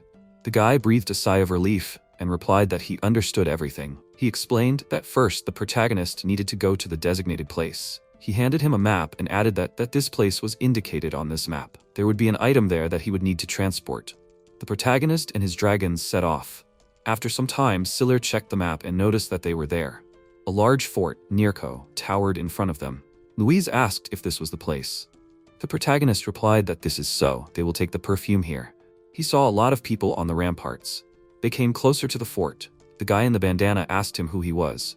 MC handed him a letter. The guy immediately changed his attitude and said that the dragon Faust could pass. When they entered the fort, the people present exclaimed, "Who is this?" They turned to the protagonist and asked him if he was the guildmaster. A brutal-looking man with an eye patch on his left eye separated from the crowd and came closer to the newcomers. He apologized to the protagonist and said that this would be the first task. Let him show them his strength. The protagonist asked if it was even a request from them. Brutal replied that there were many cases when rumors turned out to be untrue. Selir got off Louise. She called out to him worriedly. He, ignoring her warning call, stretched out his hands forward, activated the contract with Emma and used the skill, Fire Bullet. From his fingers, at breakneck speed and in huge quantities, fiery projectiles appeared, which, without touching people, fell to the ground and blazed with a bright fire. Brutal was impressed. He said that Selir is good. The protagonist exhaled and asked, "Is he satisfied now?" The man replied that he was quite satisfied. He saw everything with his own eyes. After that, he invited MC to follow him. Chris giggled and noted that, as he thought, his friend had spent all his savings. The tired protagonist conspiratorially asked him if he understood his condition. He was currently using 30% of his energy. With the help of the contract with Colette, he could accumulate energy, but it seemed that this was not enough. Louise anxiously asked her master if he was okay. He replied that he was fine. What had happened now would be useful to him in the future. Chris noted that he had made an excellent conclusion. Noticing that everyone was staring at them, he noticed that there had been a lot of annoying glances lately. Colette agreed with him. She grumbled that he was right, although they had called them themselves. Chris growled in displeasure, which frightened the inhabitants of the fort. His growl combined with his enormous size caused them to be in awe. The protagonist pulled him up, asking what he was doing. The dragon laughed and replied that he was just joking. He stroked the protagonist's head with his rather large paw, ruffled his hair, and to Selir's words of gratitude, remarked that he should relax. They were comrades after all. The brutal, watching what was happening, said in amazement that he had never heard of such a beast. The protagonist sighed. Let him tell him where the cargo is? Or is it not there yet? The man muttered that he would do everything now. He invited them to follow him. Suddenly, the brutal stopped and turned around, looking at them. Emma asked why they had stopped. Chris answered that the man realized that he could not control them, and that it was better not to quarrel with them. Emma smiled and remarked she understood. The brutal was afraid of their master. The dragon laughed and answered that she had understood everything correctly. Meanwhile, the brutal's subordinate brought him a box. The man put it in front of the protagonist and said that he should take it to a man named Gigu in Mano, who would pay him for his work. But he warned that there was an outer wall in Mano. The contents would be checked there. He would have to deal with it himself. The friends set out. The dragons were worried. What would they do now? Emma said that if this perfume is discovered, they are finished. Colette asked, "What is a check?" Emma explained that this is usually done in large cities. This is a procedure that takes place at the border. The protagonist praised her for her knowledge. She replied that she had experience when she was in Rinterm. The protagonist noted that it was necessary to prevent them from being discovered. He did not want problems. Now they hid it in Colette's stomach. But seeing her in such a state, the guards would easily understand everything. Besides, they probably already know about them. Colette asked what they should do then. The protagonist thought about it and looked at the river that flowed next to them. An idea came to him. He shared with his friends that the river would help them out. He turned to Colette. He had a request for her. Could she help? The dragon nodded in agreement. She was always ready to help her master. Finally, they approached the city. They were stopped for inspection. The protagonist told Colette that he relied on her. The guard asked him if he was a dragon knight. Iseiled confirmed that he was, told the guard his name, the name of his guild, and handed him the documents. The guard checked. Everything was accurate, and the dragons were with him, as described in the documents. He pointed to Colette, noted that it was a type of mushu-fushu, and asked what was in her stomach. Colette stood in front of him with a swollen belly. It was obvious how hard it was for her. Iseiled replied that there was nothing special. The guard irritably noted that it was up to them to decide. The protagonist asked him, should he show everything? The guard answered, of course, that's all. He's still asking. The protagonist stroked Colette. She grinned and began to release a large amount of water. The guard was indignant. What was it? The protagonist answered that it was ordinary water, a very necessary thing on a journey. When Colette released all the water, Iseiled asked the guard if they could go free. The man replied that it was, let them go in faster. That's how the friends got into the city with prohibited cargo. Emma was delighted. They bypassed the inspection so easily. The protagonist agreed with her and added that it was not always possible to use it. They released all the water, but there was still something left in Colette's stomach. It was the incense, dragon tears. He summed it up, so now they needed to find Giga. They went looking. He looked around the city and noticed that it was noisier here than in Bursel. It was the city of Manu. Emma said that they say that this city was built by the guildmaster himself. The protagonist was surprised. Is that so? I wonder how he created it. He would also like to build a city for dragons. They walked slowly along the streets, looking around. Suddenly, Louise drew his attention to the sign of one building. The sign had the same small sign as on the perfume. The protagonist decided to try to enter this building. They were met by a young man who asked them who they were. The protagonist said his name and asked if this young man was Gigu. The guy said, well, it was them. He was waiting for them. He asked Iseiled about the goods. The protagonist asked Colette to get it. When she freed herself from the box, MC asked the guy, will he check? Gigu answered that everything is correct. He cannot help but check. The cargo is too valuable. Having opened the box, he looked through everything, which hurt Iseild's pride. Finally, he said that everything is fine. He received the goods in full. The guy took out the same box and said that this was their promised reward. The protagonist asked Colette to hide it. She got down to business. Gigu was surprised. He wouldn't count. Iseiled answered with superiority that he wouldn't. If it wasn't enough, he simply wouldn't take on the next job. Gigu understood the hidden meaning of his answer and grinned. When the friends went outside, Louise was amazed. Wow, 30,000 lire. So easy. The protagonist reasoned that if such a price was given only for transportation, those who work directly with them make even more money. It was worth studying this issue a little. Chris giggled and exclaimed, was he seriously interested in this? After wandering around the city, they found a place to spend the night. Louise was surprised that there was room for dragons here. The protagonist replied that it was not surprising because the city was so big. Emma spoke doubtfully about the incense. She did not think that so many merchants wanted to get it. She was simply amazed.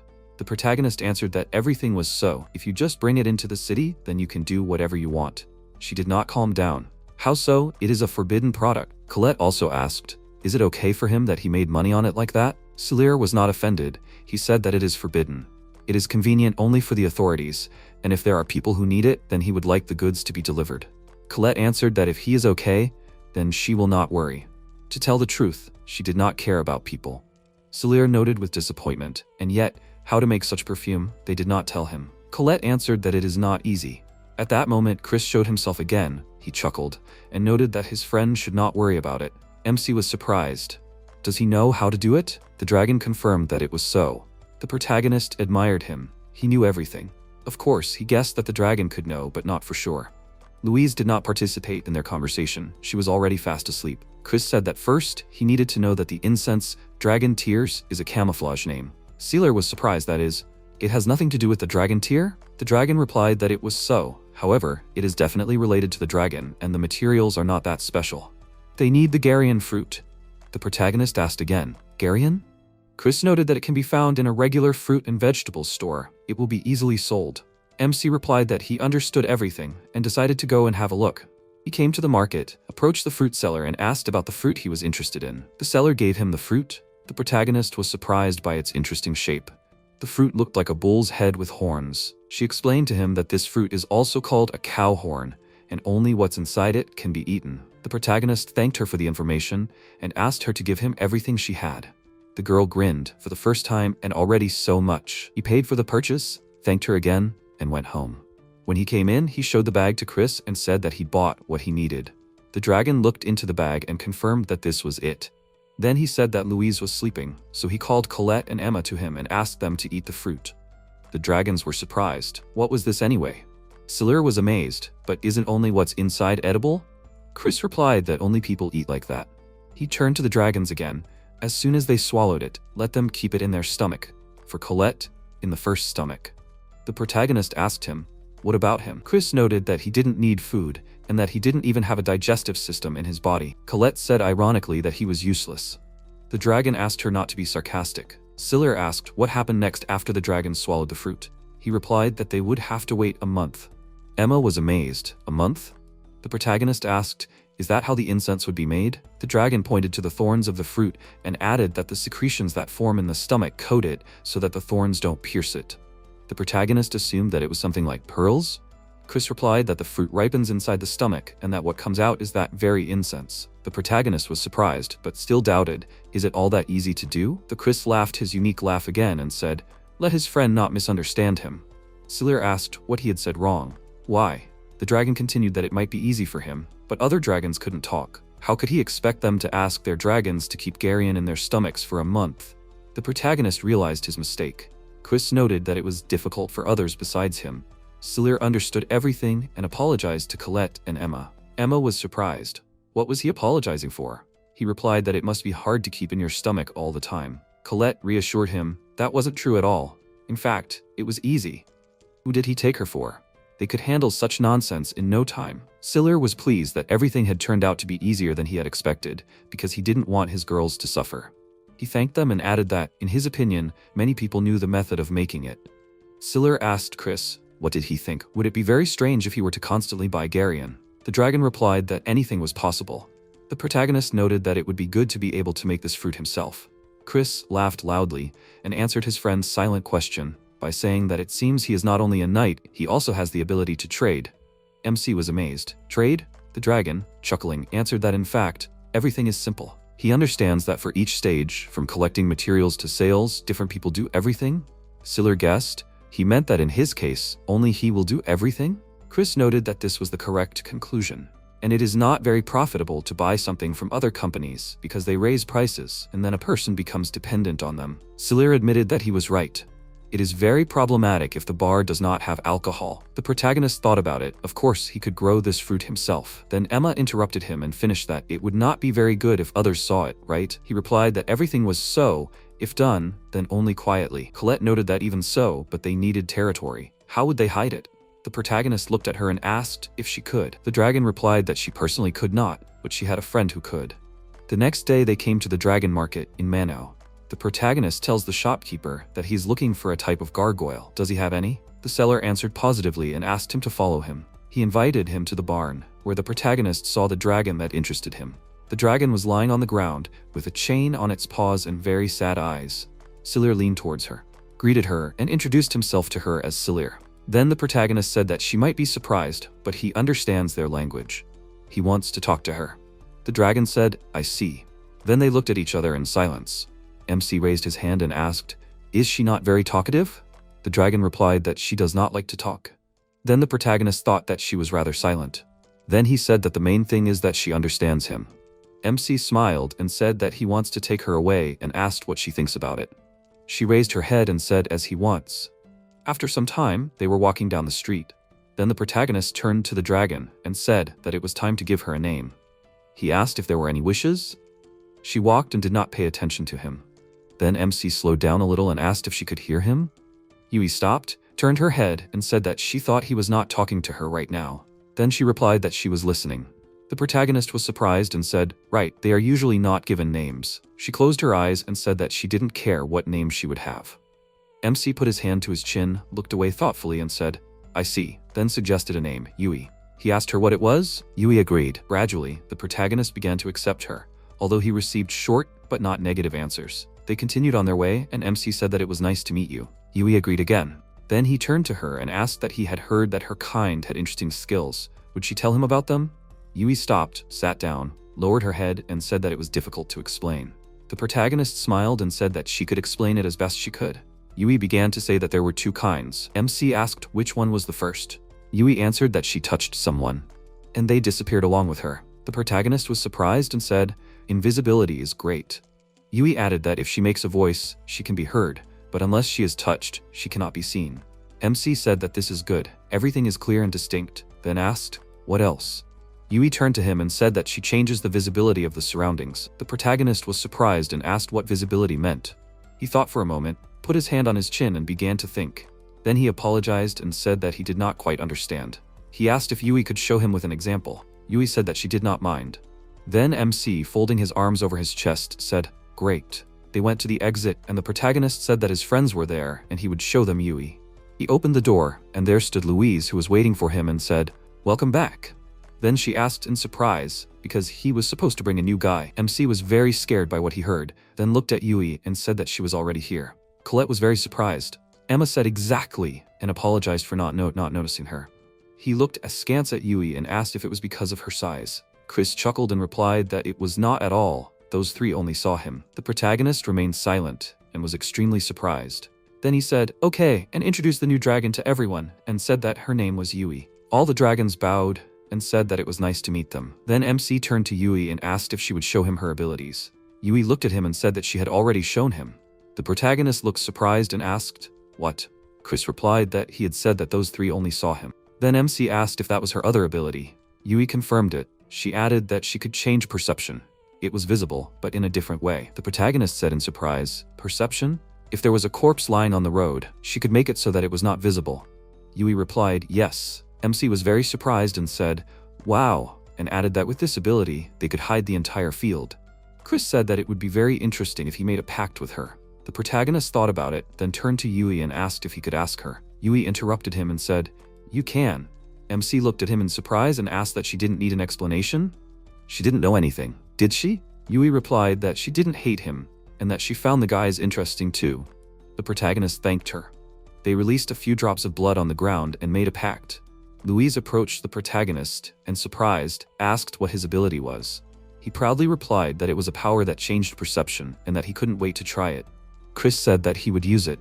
Then he asked if MC wanted to change his look. The protagonist looked at him in surprise and asked why. He closed his eyes, said he would go for a test, used his ability, and turned into a huge dragon Bahamut. Everyone looked at him in surprise and asked, is this a Bahamut species?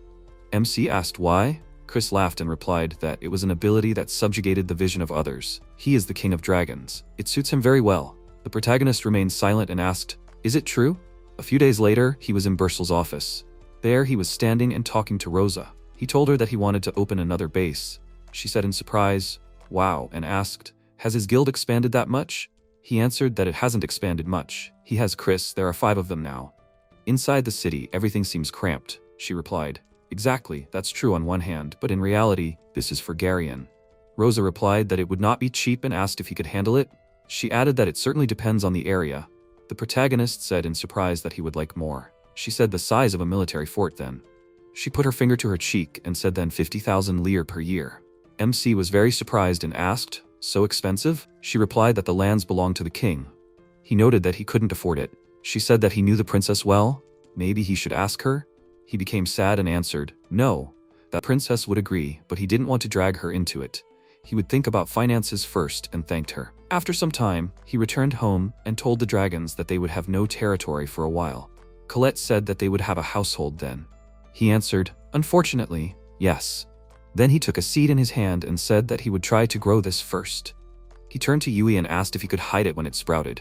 Yui answered, yes. Chris asked if this amount was enough for him. He raised his hand and said, yes. They would do it for the sake of an experiment. Chris suggested planting it right here, not outside. The protagonist was very surprised and said that there would be no light then. Chris laughed and said that there was no problem with that. He used his skill and created light. MC looked at him in surprise and couldn't say anything. He was delighted. Chris said that it was the phoenix flame, the flame of life, which makes plants grow quickly.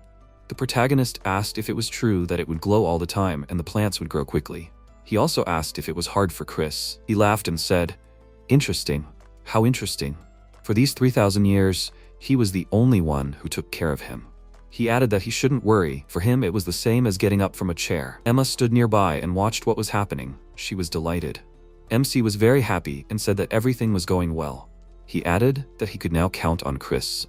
Yui also helps. Now it's definitely not visible. Soon, someone came to visit him and asked for forgiveness. The protagonist turned around in surprise and asked who it was. He went to the door, opened it and was very surprised. It was the princess. She stood there with her eyes closed and was very happy. He told her that he could see that she was in a hurry. They went into the house and sat down at the table. He asked her if there was a new task. She answered, that's how he judged her. He was very surprised and did not know what to answer. She said that she had received a message from the city that he needed territory for the guild.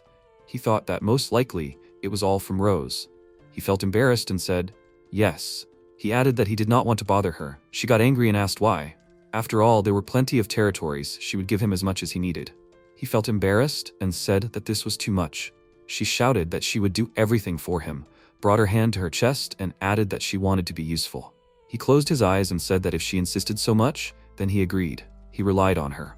The princess happily exclaimed, yes, and asked to trust her. After some time, MC and the princess were riding in a carriage, and the protagonist said that only 3 days had passed, and she had already found a place. Then he asked, isn't it troublesome? The princess answered, no, she just needed a person to take over the territory. However, it cannot be used right away. MC looked at her in surprise. The princess looked out the window and said that they were there. The protagonist also looked out the window, seeing the territory. He said in surprise that it was spacious. They got out of the carriage and began to walk around the territory. The princess asked, how is he? In the archives it was written that this was a former estate, which means there are plowed lands. MC answered, yes, but now it is in terrible condition, and the building is falling apart. The princess lowered her head and sadly said that she wanted to prepare such a territory for him so that he could work with it right away. The protagonist said that she helped him, because there is water and a bridge here. There is everything so as not to start all the construction from scratch. He looked at her and thanked her. The princess folded her hands in front of her and happily said that she was honored that he liked it. They stood and looked at the territory. The princess clenched her fists. She was very happy. MC thought, the estate territory, then something like a village, which is run by aristocrats. Everything collected belongs to the owners and the workers receive money. Initially, such a place was organized for growing crops. Its purpose is to breed Garians. And this place is perfect. Then the protagonist put his hands on his side and said, let's start with cleaning. He used his skill and added that he will burn everything unnecessary. The princess stood behind him and was very surprised. She said that this skill was amazing. MC glanced at her and said that he made a pact with the dragons. She was surprised to hear this. The protagonist started changing everything and thought that it would become fertilizer. Then something rushed past the princess and she screamed. MC looked at her in surprise and asked what was going on. She happily replied that nothing had happened. He said that he didn't think so. She thanked him and said that it was nothing special. She just wanted to be with him. He interrupted her and asked, what? She said, his guild. She wanted to be a part of it, but she wasn't allowed because she was a princess. The protagonist looked at her and said, so that's it. She was very sad about this. She really tries for them. I should do something for her. Then he remembered his skill and asked her not to move. She asked in surprise, what? He used Yui's technique, change of appearance.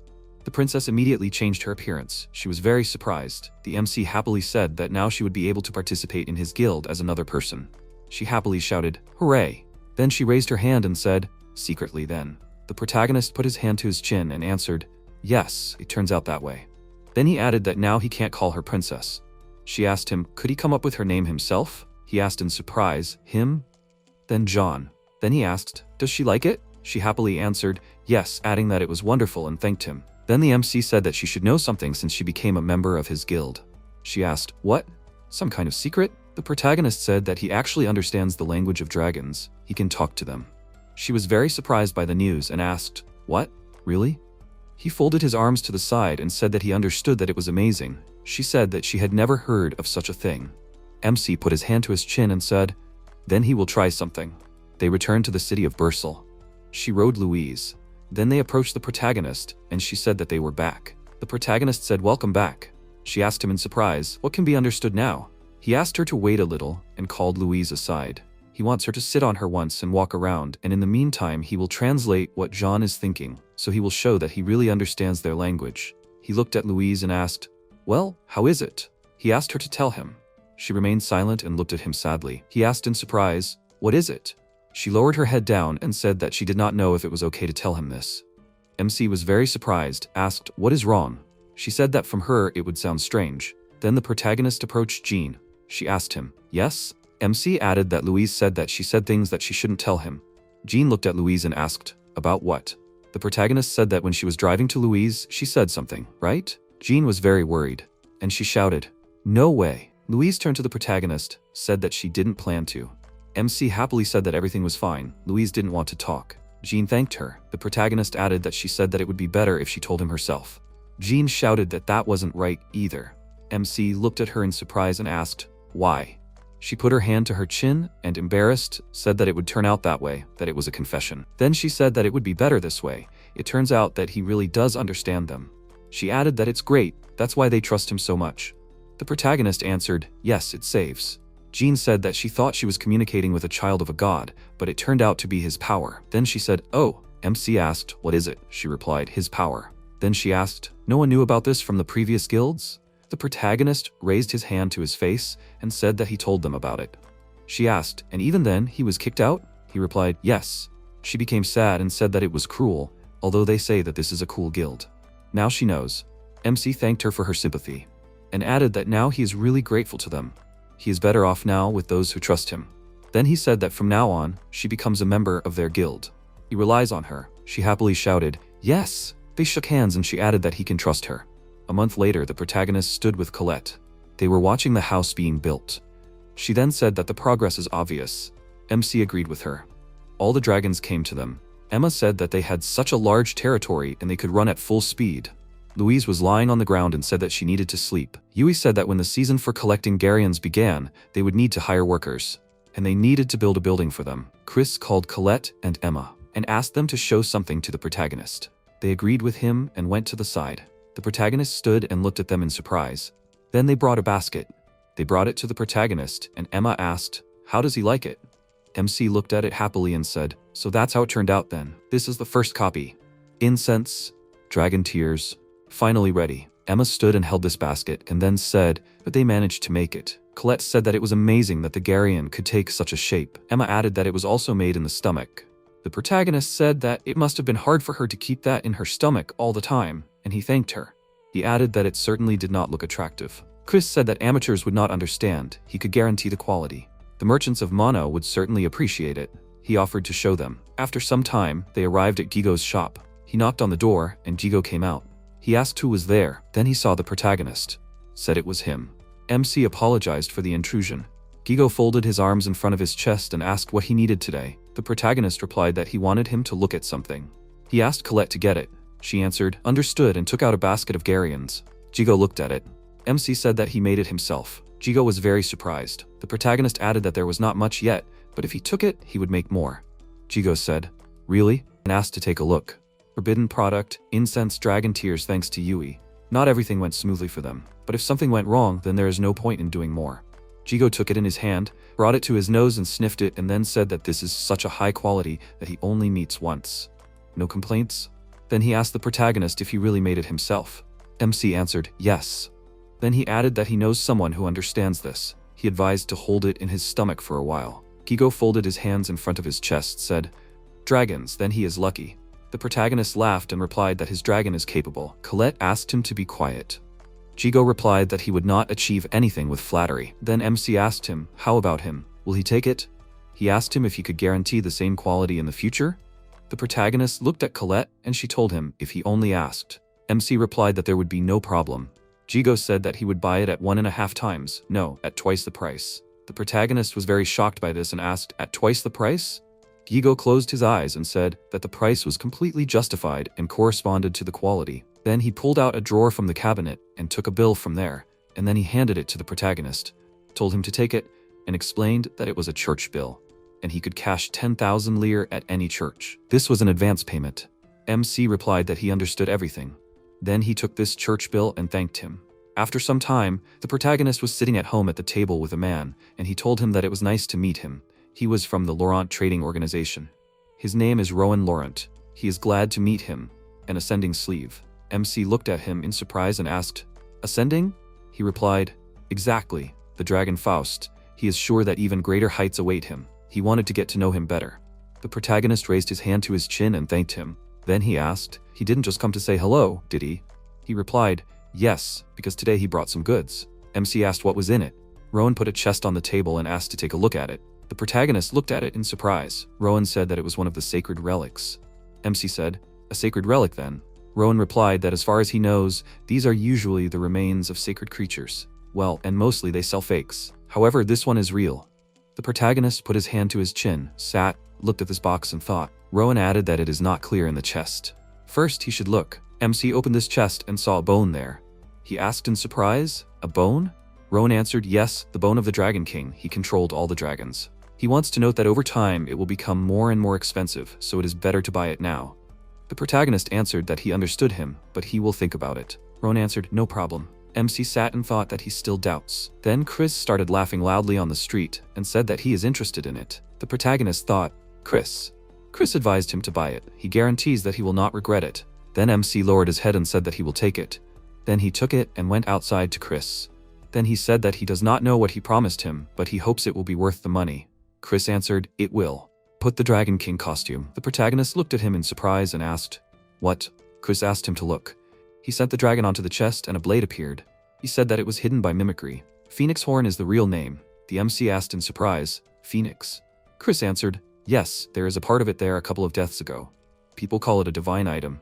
The protagonist held it in his hand and asked in surprise, "Divine?" Such items are called divine because they were once used by divine beings. Of course, you can't get such a thing so easily. Chris laughed and said that he had rarely heard him be so surprised. The MC said that since he said so, does that mean it's real? Then he asked, "What is it useful for?" Chris thought about it, then said that it's something that makes people cry with happiness. He advised breaking it and putting it inside himself. The protagonist asked in surprise, "You mean eat it?" He answered, "Right." Then the MC asked, "What will happen to it?" Chris replied that he could survive after one death. The protagonist held it in his hands and looked at it, then said that this power was not in vain, it was from the phoenix. Chris replied that he meant the same thing. Then he added that he shouldn't worry, the taste was normal. MC replied that the problem was that there was only one of these things. Then he asked, "It wouldn't work if he ate so many of them, would it?" He replied, "Right." The protagonist said, even if Chris didn't need it, the rest of the guys did. "I'd like 4 pieces. Then Chris laughed really hard and MC asked him to take it easy. Chris apologized to him and said that he was so interesting. He was mortal himself and prioritized dragons. He didn't think that such people existed. The protagonist, because it seemed true, had seen a lot of different people. Chris added that this would be his gratitude. He would fulfill his wish. MC looked at him in surprise and asked, what was he talking about? Chris replied that he shouldn't experience anything special. Then he asked the protagonist to give it to him. MC gave it to him. Chris used his power to transform it into another object and handed it back to the protagonist and said that it could be said that it was an updated phoenix horn. He asked what it meant. Chris replied that he would see it now and suggested returning to them. They came home and the protagonist asked him what he would do. Chris thought for a moment and then replied that the center was here. Stick it into the ground beautifully. MC turned it over with the sharp end facing the ground and asked, "Is that all?" Then he stuck it into the ground and a huge beam appeared. It glowed brightly. The protagonist covered himself with his hand from it. Then he stepped aside and looked at it and asked, "A huge cylinder?" Chris replied, "Yes, and now his wish is granted." MC asked, "What?" He replied that as long as they do not stay in this territory, none of them will die. The protagonist looked at him and asked, "Really?" He replied, "Of course, they will be in danger. Let them come here." MC said that he couldn't even believe it, but judging by the scale, this is possible. It's great, and he thanked him. Chris told him that he can rely on him. If something happens, you can just stay here. No one will die in this territory. New territory and power to it. Will this serve as new wings for the Dragonfaust Guild, carrying it high up? The protagonist and Jean were walking along the path, and she told him that everything was ready. MC confirmed this. Then he said that for now, they only have a house and buildings for dragons. They have already moved from Bursel, and he decided to name their new place Passeron. Jean was very surprised. She looked at him and asked, "What?" Then she added that his house seemed much more modest than the buildings for dragons. The protagonist confirmed and added that without dragons, there would be no guild, and he just miscalculated when building. She asked him, "So he made the buildings for the dragon big?" That's great. He replied that when they save up money, he plans to expand the territory. Emma ran to him and called him. Then she said that they were waiting for a visit at the gate. MC approached the gate, where a man was standing. The protagonist asked him about the rose. They answered yes, and they wanted him to go with them. MC was confused and asked if something so important had happened. Here he answered that he didn't know what exactly it was. The protagonist said, at least nothing serious. Jean came up to him and said that she would go with him. He looked at her and said, okay, so they won't recognize her. After some time, MC entered the door of the room where Rose was sitting at the table. She apologized to him for calling so suddenly. When she saw Jean, she thought about it. The protagonist said that she was new to the guild. Her name was Jean. Jean said that she was pleased to meet you. Rose asked, did you pick up some lady? Jean, confused, asked, what? Rose added that her manners were very good, and most likely she was the daughter of some merchant. She put her finger to her cheek and added thoughtfully that it felt like she saw her. Jean and MC were confused and didn't know what to answer. Then the protagonist thought that she had good intuition. Then he sat down on a chair and asked to tell her what happened. Rose sadly said that now she would ask him to clean up after the others. Then she asked him if he didn't mind. She added that in fact, Lindworm failed in their task. MC said Lindworm in confusion. Then he asked what they did. She answered that there was a disaster at the dragon pasture. The workers managed to evacuate, but the dragons remained there. Jean and the protagonist were too upset by this news. Rose said that she felt sorry for the dragons, and she gave Lindworm a task to help them out, but they failed. MC folded his hands in front of his chest and lowered his head, then said that now they turned to him. That's how. Then he added that in that case, and suddenly he was interrupted by Eric and Louis. They burst into the room and shouted, "It's here." The protagonists said their names in surprise. Eric is the commander of the 3rd squad. He said that they hadn't seen each other for a long time. Then he asked Rose to tell him what it meant that they were finished. Louis stood next to him, folding his arms in front of his chest, shouted that they could explain everything. Rose wanted to say something, but they interrupted her and asked to give the floor to them. Eric said that if he refused the task now, their reputation would fall. She asked him what he was proposing. He approached her and said that first they would formalize the papers, and then MC interrupted him, said that he was leaving right now. He asked to send him all the necessary information. Rose said that she would do so. Louis shouted furiously, "How dare he?" The protagonist began to leave the room, looked at them, told them to write the papers if they wanted. Louis was furious and asked what kind of attitude was this. MC said that the lives of the dragons were at stake, and he was heading there first. Louis grabbed his shoulder and yelled at him to stop, because the conversation had just begun. Then his hand caught fire. He yelled and asked what was this. Eric asked him, when did he have time? The protagonist looked at them and left. After a while, they returned to their home. He gathered all the dragons and said that Emma and Yui would go with him first. Something could go wrong, and they should be prepared. Emma said that she understood everything and would try her best. Yui agreed with him. Colette asked, what about her? MC looked at her and said that this time the mission was about saving and fighting. She is not in that line of work, is she? Guarding the house is also an important job. She replied that if so, then fine. The protagonist asked her if she could help them prepare for the trip. Then he said that he was also counting on Jean. She happily replied that she understood. Then she suggested that Colette go. Then he said that Chris was staying too. He wanted him to guard their precious home. He laughed and replied that he understood. Then he said that Louise could sleep. Her power might still be needed. She agreed with him. Then he turned to Yui and said that he wanted to clarify something with her. He might need to sneak somewhere unnoticed. Would she be able to do it without being detected? She replied that with people, no. With dragons, yes. MC thought about it and asked if she could turn him into a wall. Yui replied that she would try now. And then the protagonist turned into a wall and was invisible. Chris said that he really was invisible. Then MC said that if he moved, Louise confirmed that it was true. If he moved, he could be seen right away. Then the protagonist asked if she could adjust to him. Yui replied that she could, but she would get tired quickly. MC patted her head and said that it was okay. She shouldn't overexert herself. He would only ask in a critical situation. An hour later, Colette and Jean had prepared everything for departure. Colette asked, will this do? The protagonist and Louise looked at it all, and then he answered, yes. Then he thanked them. He stood in front of a large amount of food and said that it turned out to be a lot, a real feast. John asked him what he would do with it. MC folded his hands in front of his chest and said that he would eat it all. She was very shocked by what she heard and brought her hands to her face and asked, only him? He answered that he and Colette had a contract. What he eats is digested into energy. Jean said in surprise that it was great. Then she asked, does he think he will need that much strength? He answered, yes, the battle will not be easy. After some time, the main character had already eaten a lot of food and she came up and asked, is he sick? Is he unwell? Colette stood aside, watched all this, and said that she thought that soon he would not enjoy eating, and she could not help. Yui looked away and admitted that he was a strange person, told them not to strain themselves, but he himself sat there, choking. Colette turned and said that they should not let the protagonist down. If anything happened, she would not forgive them. Emma proudly replied that she would do her best. Yui said that she would do the same. Chris laughed and said that they had a great leader. Isn't that right? Then he turned to the protagonist. MC was sitting tired from eating a lot of food, looked at him and asked, "What is it?" Chris replied that he would not go this time, but he would give something. He gave him a phoenix horn. Emma asked him how long it would take them to get there. The protagonist thought for a moment, then took the map and showed that they would go further than the Eclipse River, somewhere near the Noriv Mountains. So it would take half a day. She asked him if it wasn't easier to take the direct route. MC replied that their legs might actually ache differently. She told him that he could then sit on her back. She felt that he was already breathing heavily. She asked him not to overexert himself. The protagonist thanked her and replied that if that was the case, he could handle it.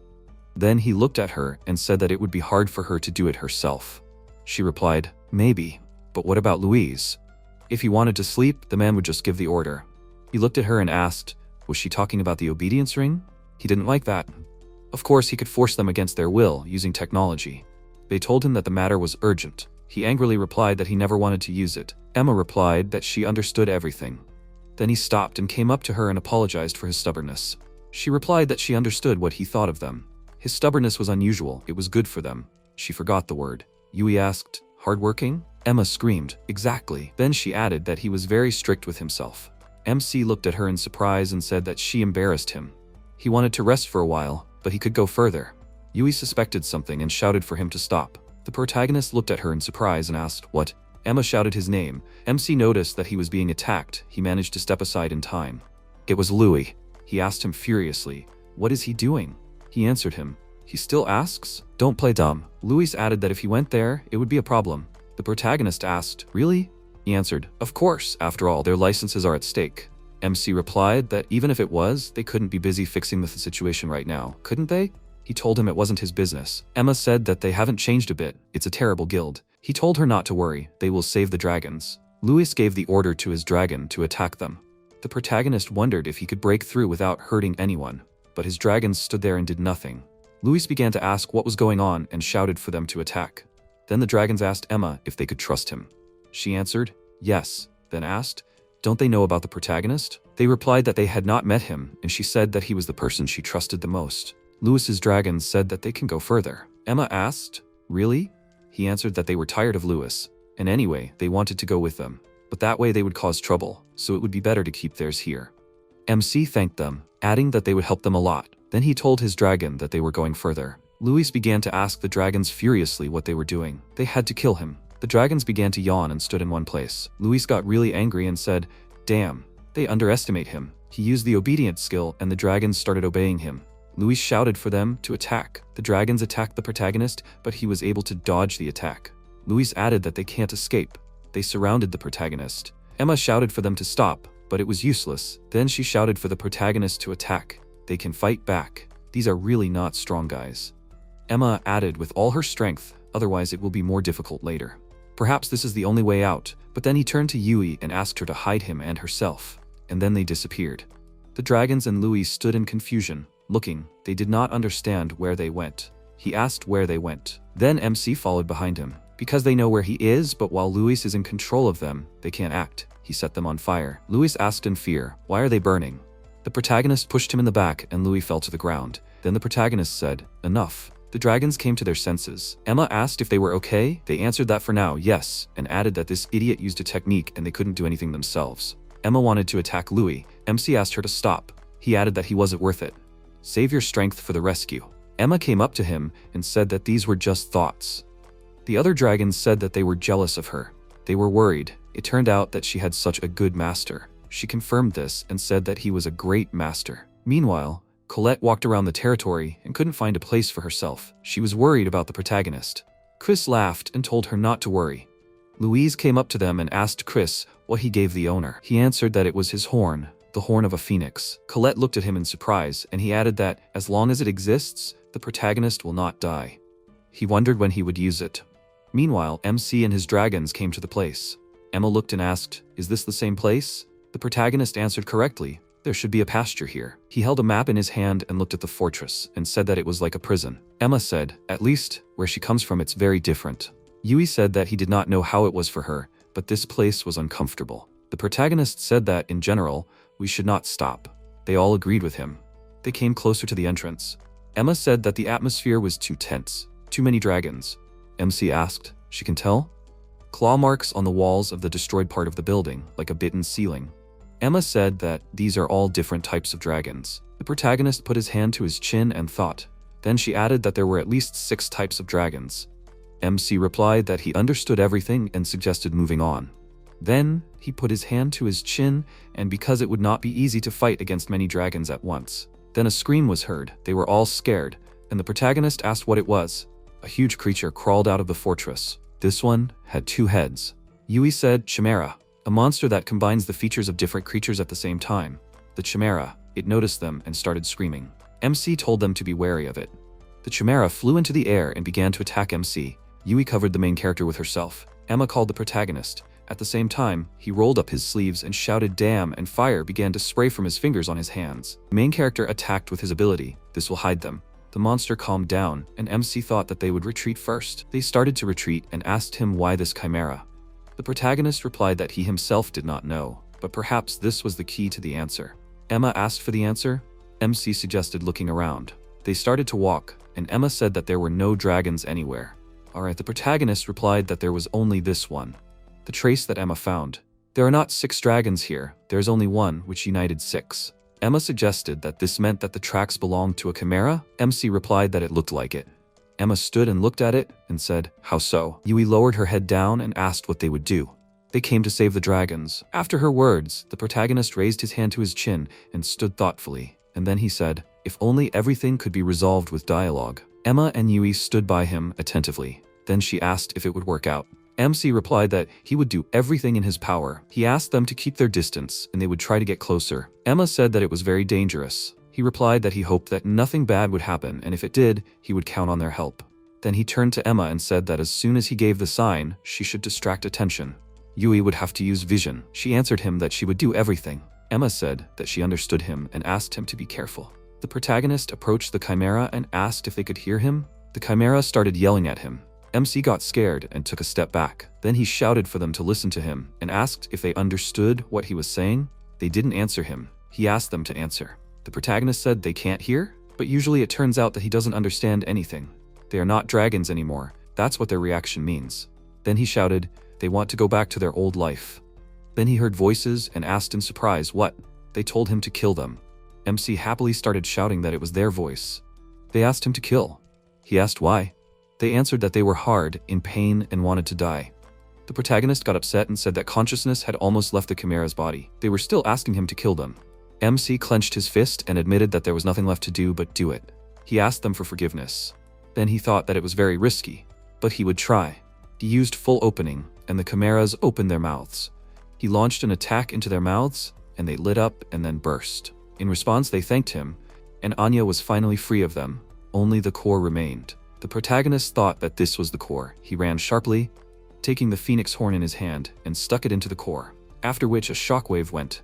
Dust rose and through it something alive was visible. The chimera asked why she survived. MC, his dragons were shocked and looked at this new dragon.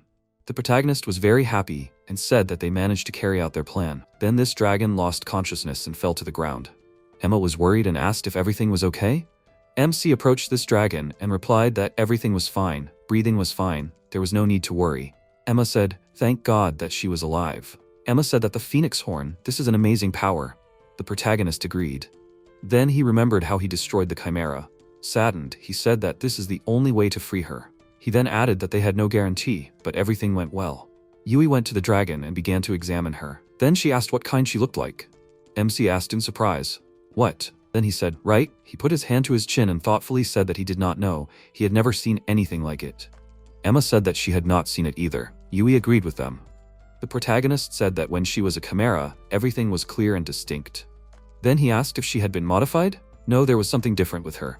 Emma said that she looked quite ordinary and asked what they would do. MC answered that they could not do anything. He added that they would keep her a secret. Then he asked Yui if she could help hide her, at least when there were many people. She asked. Just make her look normal? The protagonist answered yes, and patted her on the head and praised her. Yui added that she also noticed something. There are more dragons there, they have weakened. MC was very surprised. If this is true, then they are leaving now. After some time, the main character stood at the table near Rose, and he said that there were 31 of them. Unfortunately, there were those who were late. They were not able to save them. She thanked him for helping. The rest of the dragons are now with the doctors. Their work is further. Then she added that he really is a good guy. MC, saddened, answered, good, but unreasonable. She told him, okay, even so, the other group failed and he managed. He raised his hand to his chin and said thoughtfully, the other group then. She brought her finger to her cheek and answered that they would be talked about for a while. Then the rumors would die down. The protagonist waved his hand and said that they had already quarreled there, so it did not matter. She asked him, really? She added that he should talk. If anything, she would sort it out. He thanked her. Then she raised her hand to her chest and asked, did nothing bother him? MC did not expect to hear such a question. He thought that it meant that she knew everything. It was better, of course, for all this to be hidden from others. He answered that he destroyed it because it would have become a problem. He could not restrain himself. Rose became sad and said, so that's how it is. The protagonist added that it was certainly not for him to say, but he thought that this place could not be restored anyway. He thought that this should be enough. She replied that she understood him and apologized for how it turned out. MC waved his hand that she had not forgotten about the reward. After some time, he returned to his territory and said that he had brought her. Chris laughed and greeted the new dragon, calling her small. She was shocked and said, small. Chris added that this was a good decision. These are artificial dragons. In fact, the evidence was destroyed. The protagonist stood, looked at the dragons in surprise, and replied that he thought so. Chris said that, however, people do not change for centuries. He did not think that they were still engaged in such experiments. MC folded his arms to the side and asked how long ago this had been developed. Chris thought for a moment and then replied that he could not say with certainty that everything was successful for them. However, he is so interesting. He asked in surprise, interesting? Chris added that he didn't know this species either, to begin with. The protagonist replied that since even he didn't know, it must be a completely new species. Chris replied that it looked like the ideal that people had been striving for a long time. MC asked in surprise how this could have happened. He replied that, according to his thoughts, when he defeated the mixed dragon and used its horn, all 6 or 7 species united, and she was reborn. The protagonist was too surprised by what he heard and asked, is this even possible? Chris replied that this was just an assumption. Then he laughed and said that it was his horn. It's not surprising that this could happen. MC confirmed that this was the case. Then he glanced at the new dragon and asked what they would do. She was scared of the protagonist. He approached her and said that everything was fine. He would protect her and she could not worry. She asked him, would he protect her? Would he not be cruel?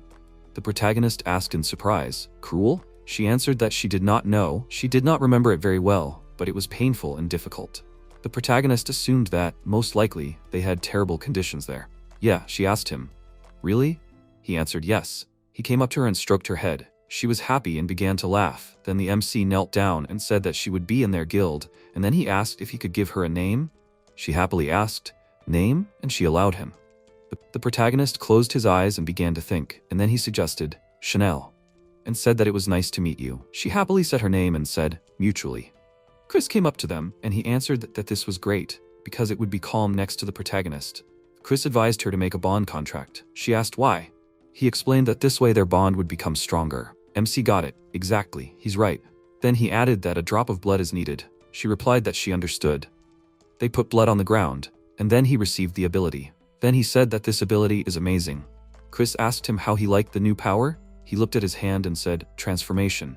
He lit up and everyone was stronger, shocked. Then he turned into a dragon man. He was surprised and said that this kind. Chris laughed and said, wow. Chanel said that he became completely unrecognizable. Chris thought about it and replied that he understood everything. A dragon man, is that how to describe it? The protagonist asked in surprise, a dragon man?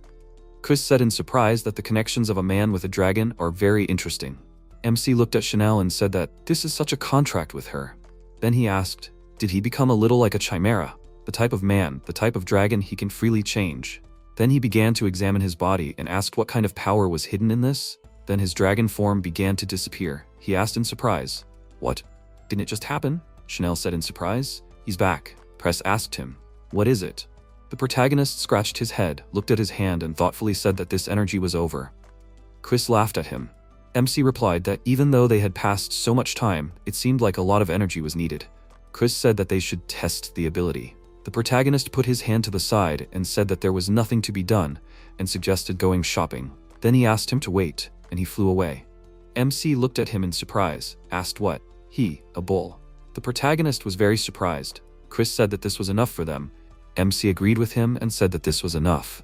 Chanel was very surprised that the protagonist ate everything. Then MC laughed and said, surprised. Then he went up to Chanel and said that they had just made a contract with the others. He also had a contract. She looked at him and said how many different ones. That's why he had many abilities.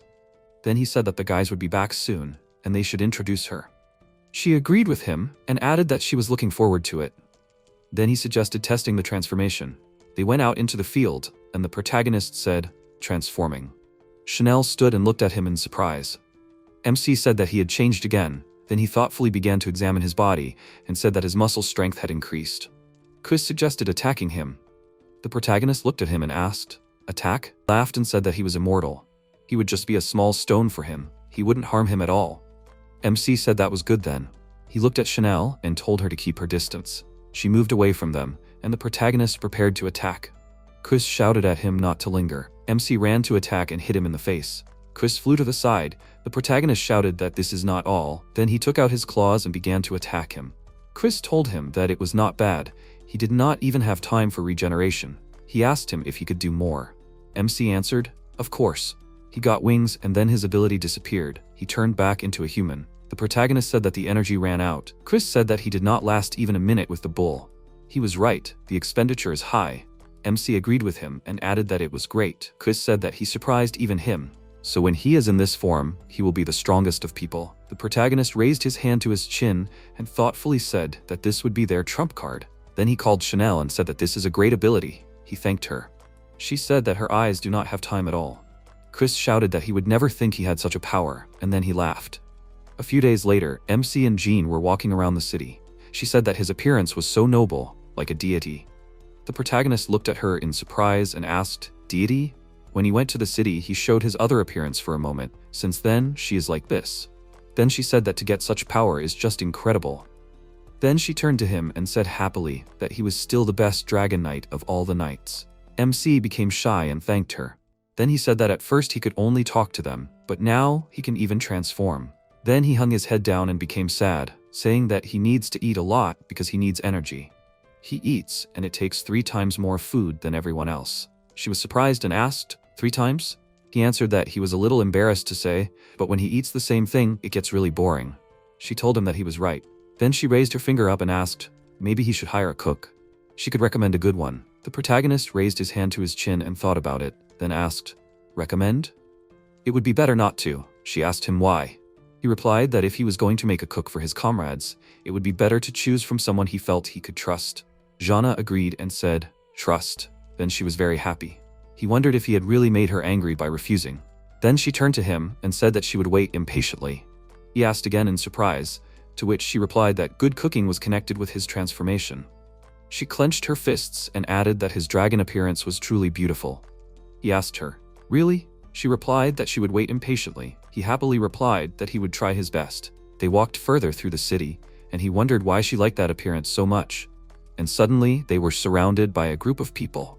One of them said, what a surprise. He thought it would be a regular murder, and here there is even a bonus. Jean was scared. MC asked who they were. They laughed and then said that they are nameless, ready to do anything for money. The protagonist replied that he understood that they did not like him. Then he asked, but who were they? They laughed and replied that he had caused them too much trouble. Hadn't he? He replied, Rintvolm, then. They said that was exactly it. Then they added that he could curse them in the next life. And also his stupidity that he went without dragons. MC said, so they were waiting for this moment. Jana was too excited. He turned to her and said that everything was fine, he would transform. She said, but there is little energy. He replied, what are these guys, a second will be enough. He transformed and was able to defeat them. Then he transformed back into a human. Jana shouted happily, great. She glanced at those people who were lying on the ground, and then she asked what they would do with them. Would they punish them? If she told her people, they would quickly deal with them. He replied that, after all, she was a princess, but there were no casualties. She said that they dared to attack him. These men deserved to die. The protagonist was surprised that she was so angry. Then he turned to these people and said that in general, they earn money by doing such things, so even he does not know. She suggested that he call Louise and she will drag them. MC said that they should wait a little. Before that, they still have one more case. They walked further through the city and came to a building. Jean said this place is the Rintvalm Guild, right? The protagonist answered, yes. He folded his arms at the side, said that they have resentment against him more than once. But now they have entangled her in this matter. He cannot forgive this. They entered the building, and the MC apologized for intruding. Louise was very shocked and said that he was on the floor below. Then he asked him what he was doing here. The protagonist thought that he was under suspicion. Then he said that there was a conversation, and asked someone to call the person in charge. Louis answered that they did not have any conversations. Jean asked if it was enough. She turned into the appearance of the princess, said that she really will remain. She's going to do everything for reasons. Louis was shocked by what he saw. She thought that he noticed, which means that it was not Joan in front of his eyes, but the princess. He was confused and asked, really? She answered. She heard and saw. She was going to say everything publicly. He asked her to wait and not to do it. MC thought that he still couldn't say it himself. Then he sighed and said that she was right after all. They weren't even listening to them, and he apologized to her. Then he asked, should they go to the government office? She replied that of course she didn't mind. After all, it is more important to reveal the truth. The protagonist looked at her and thought that everything was going according to plan. If he hadn't stopped her, she would have hit him seriously. Louis asked in confusion, what is this? MC said that this was the last warning. If the person in charge didn't show up, they would leave. Louis asked to wait a little. After some time, the protagonist and the princess were sitting at the table with the deputy guild master. He apologized for the wait. MC said that the oldest of them all didn't think he would come out. The deputy guild master adjusted his glasses and said that he couldn't be rude to the princess. She asked him if he really thought that what had happened before hadn't been rude. He asked for forgiveness and said that it was necessary to be notified of her visit immediately. He offered her his deepest apologies. He then said that as Louis had told him, it was true that he was behind the attack. The protagonist asked, does that mean he despises? He apologized to him sincerely and added that he had punished him accordingly. The MC replied that he shouldn't. The deputy guild master looked at him in surprise. The protagonist added that he had used people to attack him. He folded his arms in front of his chest and said that it was okay. The main thing was that the princess was there. He then looked at her and asked, what did they say? Bring her? She said, that would be great. As a bonus, that's what they said. The MC said that those people had humiliated Her Highness. The Vice Guild Master said that it was an accident. They didn't know that the princess was in front of them. The protagonist said that if they said all this publicly, the sin wouldn't become easier, right? Get it? If it reaches the ears of the king himself, naturally, they can't. They'll get into trouble. The Vice Guild Master became sad and asked what he should do. The MC replied that it was an incident with injuries. If everything spills out, they'll be finished. He adjusted his glasses and asked to wait a little. Then he left. After a while, he returned with money and asked, can they calm their anger with this? He counted 100,000 lire. The protagonist asked the princess, what will she say? Then the MC agreed with him. They took the money, left. A settlement was reached. The protagonist said that they were now punished. Then he looked at the princess and that she was sad. He asked her, what is it? She apologized and added that she remembered an urgent matter. MC asked, is it an urgent matter?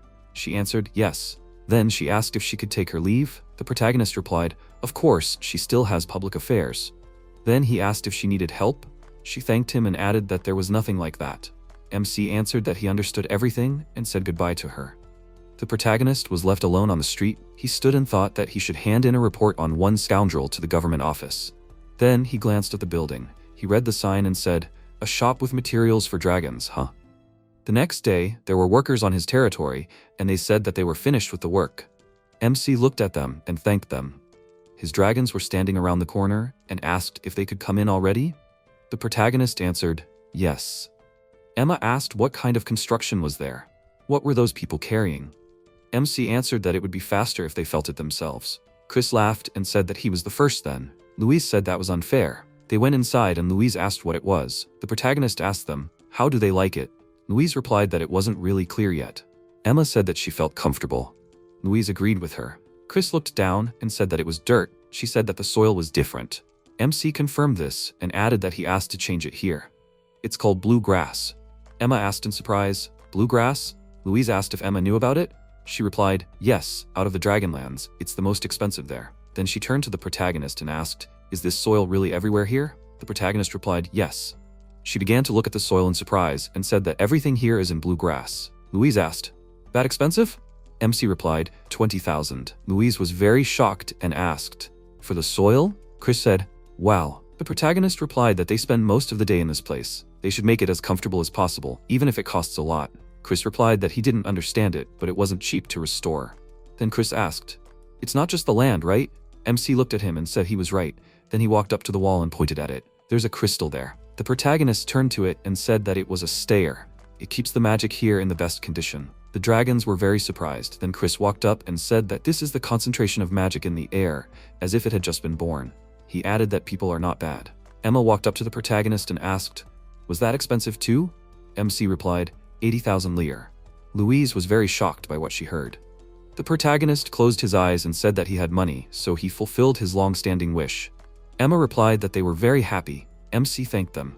For him, these are strange changes, but it seems that he did the right thing by investing. Then he heard conversations. They said that as it coincides with the rumors, he is an excellent person. The protagonist turned back and saw the princess and the countess walking towards them. MC approached them and thought, "Princess and lady?" The protagonist apologized for not meeting them. The princess replied that it was okay. She added that Luciana would introduce him to a person. She said it was a woman, Countess Giral. MC was very surprised and asked, "Countess?" Then he bowed, put his hand on his heart and apologized. Then he said his name was Cyril Larose. She said she was pleased to meet her. Her name is Clara Giral. The princess said that she opened the countess's eyes. The protagonist excitedly asked, "Opened her eyes?" The countess said that she had actually been cooperating with Gelate Lindwolm for a long time. MC stood and listened to her. He couldn't answer anything. Very few of the aristocrats who deal with the guilds are connected with dragons. Usually, such representatives become the guild's income for a long time. The countess added that she heard from the princess that they were doing terrible things. The protagonist asked in surprise, "What?" She added that she thought about whether it was worth continuing. Then she asked if he didn't mind. Could he tell about the dragon Faust? MC was very shocked and thought that she wanted to switch to them. A deal with the Count's family? The princess said that she was very angry. She still can't forgive them and she doesn't plan to. So that's the urgent matter she was talking about yesterday. She wants to weaken Lindwolm. This is the power and ability to make even the Countess act. The protagonist looked at her and thought that he would not want to make her an enemy. MC stood and looked at them. He did not know what to answer. He made sounds and then asked, "Lindwolm's deal?" Then he said that it would be good if it was something he could handle. Then the princess ran up to him and whispered in his ear not to worry. It was him after all, so everything would be fine. She chose a person who would definitely be able to harm them. The protagonist scratched his cheek and thought that if she was not exaggerating, then so be it. After all, he did not have the strength of Lindwolm. Then he asked her to tell him. She agreed with this. She turned back and pointed to the cart and asked if he could take a look first. MC said in surprise. So she brought it. They all went towards the cart. When they approached, the protagonist saw a dragon there. He was very surprised. Chris looked out the window and said that it was a radon species. It was rare. MC turned to Chris and asked, "Is this the one?" The countess said so he knew. He was absolutely right. The radon species. This species is not the strongest among dragons, but in beauty it is second to none. The protagonist glanced at her paws, which were in shackles. He was very surprised. The countess asked how he liked their child. MC was upset and said that the dragon was very beautiful. The countess agreed with him. Then she added that they were proud of her more than anyone else in their family. The protagonist asked in surprise, "Their family?" The princess approached him and said that aristocrats keep several radon dragons. Is there a trend that considers their beauty a symbol of the family? Surely it takes a lot of money to buy and keep such a dragon. Chris laughed and said that it was interesting. It has become a real culture. Yes, I said that before, that she trusted Lindwolm to take care of her. Then she asked if he could take care of her instead of them. MC turned to look at her. Then he thought, care and maintenance. He understood everything. He could handle it. He went to the dragon. Then he turned to the countess and asked if he could touch her. The countess allowed him. The protagonist knelt down and said his name was Cyril. Then he asked her name. She replied that she had no name. MC replied that it was sad that she had to live in such conditions. She was surprised and asked, "Does he understand her speech?" Chris replied that he was his best friend as a person. A very interesting person. She was surprised, and such people exist. The protagonist asked if he could look after her. She asked, "Is he asking her?" He replied that she had been treated as special in Lindwolm too. She raised her head and said that it made no difference to her. After all, she was a bird in a chained cage. He asked her if she didn't want to be chained. She replied that they were powerless in life. There was no place for them more than to be chained. Then she lowered her head and looked at her paws and said that these shackles too, this problem could not be solved. MC thought that there was magic in them too, quite strong. The protagonist became sad and thought that she had already given up, and then he used his transformation skill and turned into a dragon. The princess and the countess were very surprised by what they saw. MC broke the shackles and the countess asked what he was doing. The princess looked at the countess and replied that they should believe in him. The protagonist said that she was free now. He said that if there was something she wanted to do, she could do it. The dragon walked forward and flapped her wings, lifting her head up. Those present looked at her in surprise, and then she leaned towards them. She said that she was very well. She thanked the protagonist. He answered that she shouldn't. She was very beautiful. Then he turned towards the countess and asked, "Well, how is it?" She was very surprised and did not know what to answer.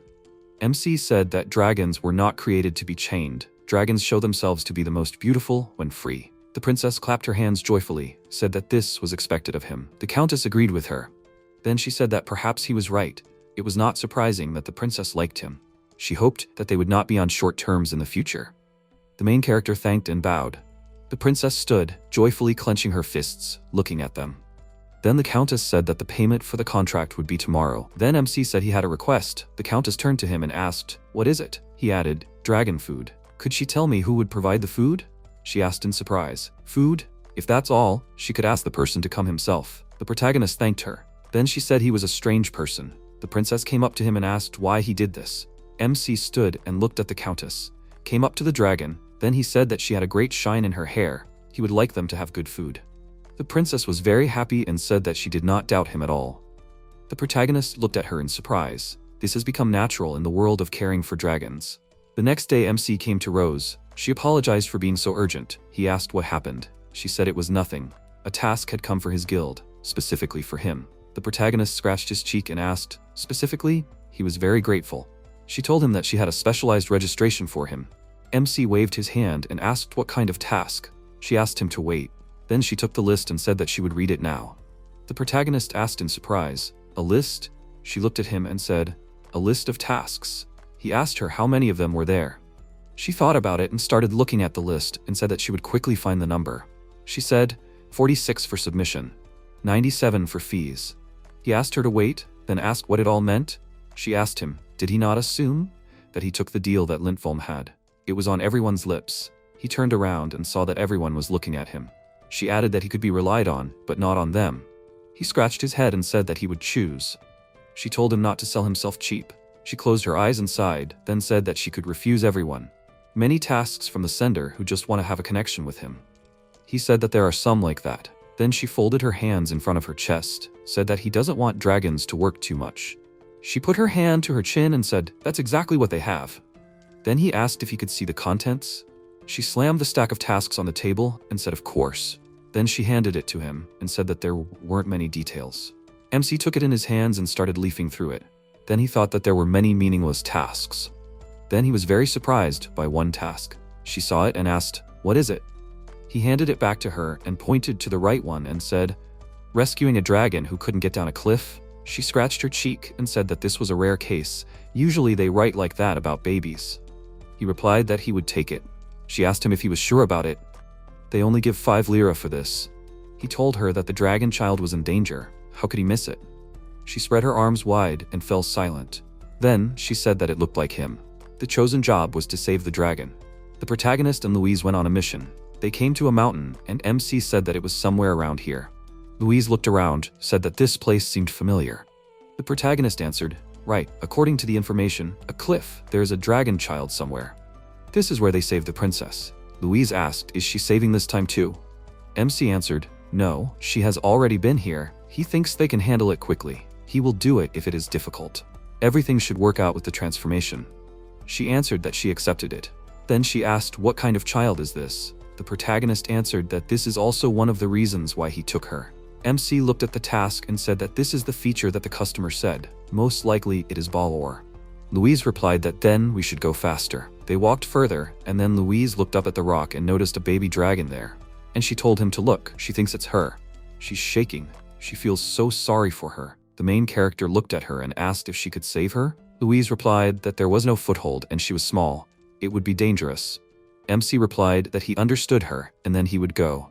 She replied that she was relying on him. The protagonist snapped his finger and used transformations. He turned into a dragon. Then he climbed up this rock for the baby dragon, picked her up in his arms and lowered her down. Great, Louise said wow. She didn't have time to blink her eyes. Then Louise went to the baby dragon and asked if she was okay and not hurt. The baby dragon replied, "Sis, who is she?" Louise was very surprised. MC asked what was wrong. Louise replied that it wasn't Balor. The protagonist was very surprised. Louise added that this baby dragon was a first-generation species. MC was very surprised and asked, "Is this really a first-generation species?" The baby dragon looked at him in surprise. Usually, dragons controlled by knights are the consequences of culture. Untouched dragons are called primordial species. They exist in a ratio of 1 in 10,000 dragons. The protagonist approached this dragon and thought that he was seeing a first-generation species for the first time. The baby dragon looked at him. MC asked her, "What is it?" She asked him, "Is he her dad?" The protagonist was very surprised and asked, "What?" "At all," he answered. "No, he is a simple human." She asked him, "Why is he in human form? He was different just now." Louise approached them and said that she thought she was talking about his transformations. MC answered, "I see," and then used transformations. He turned into a dragon.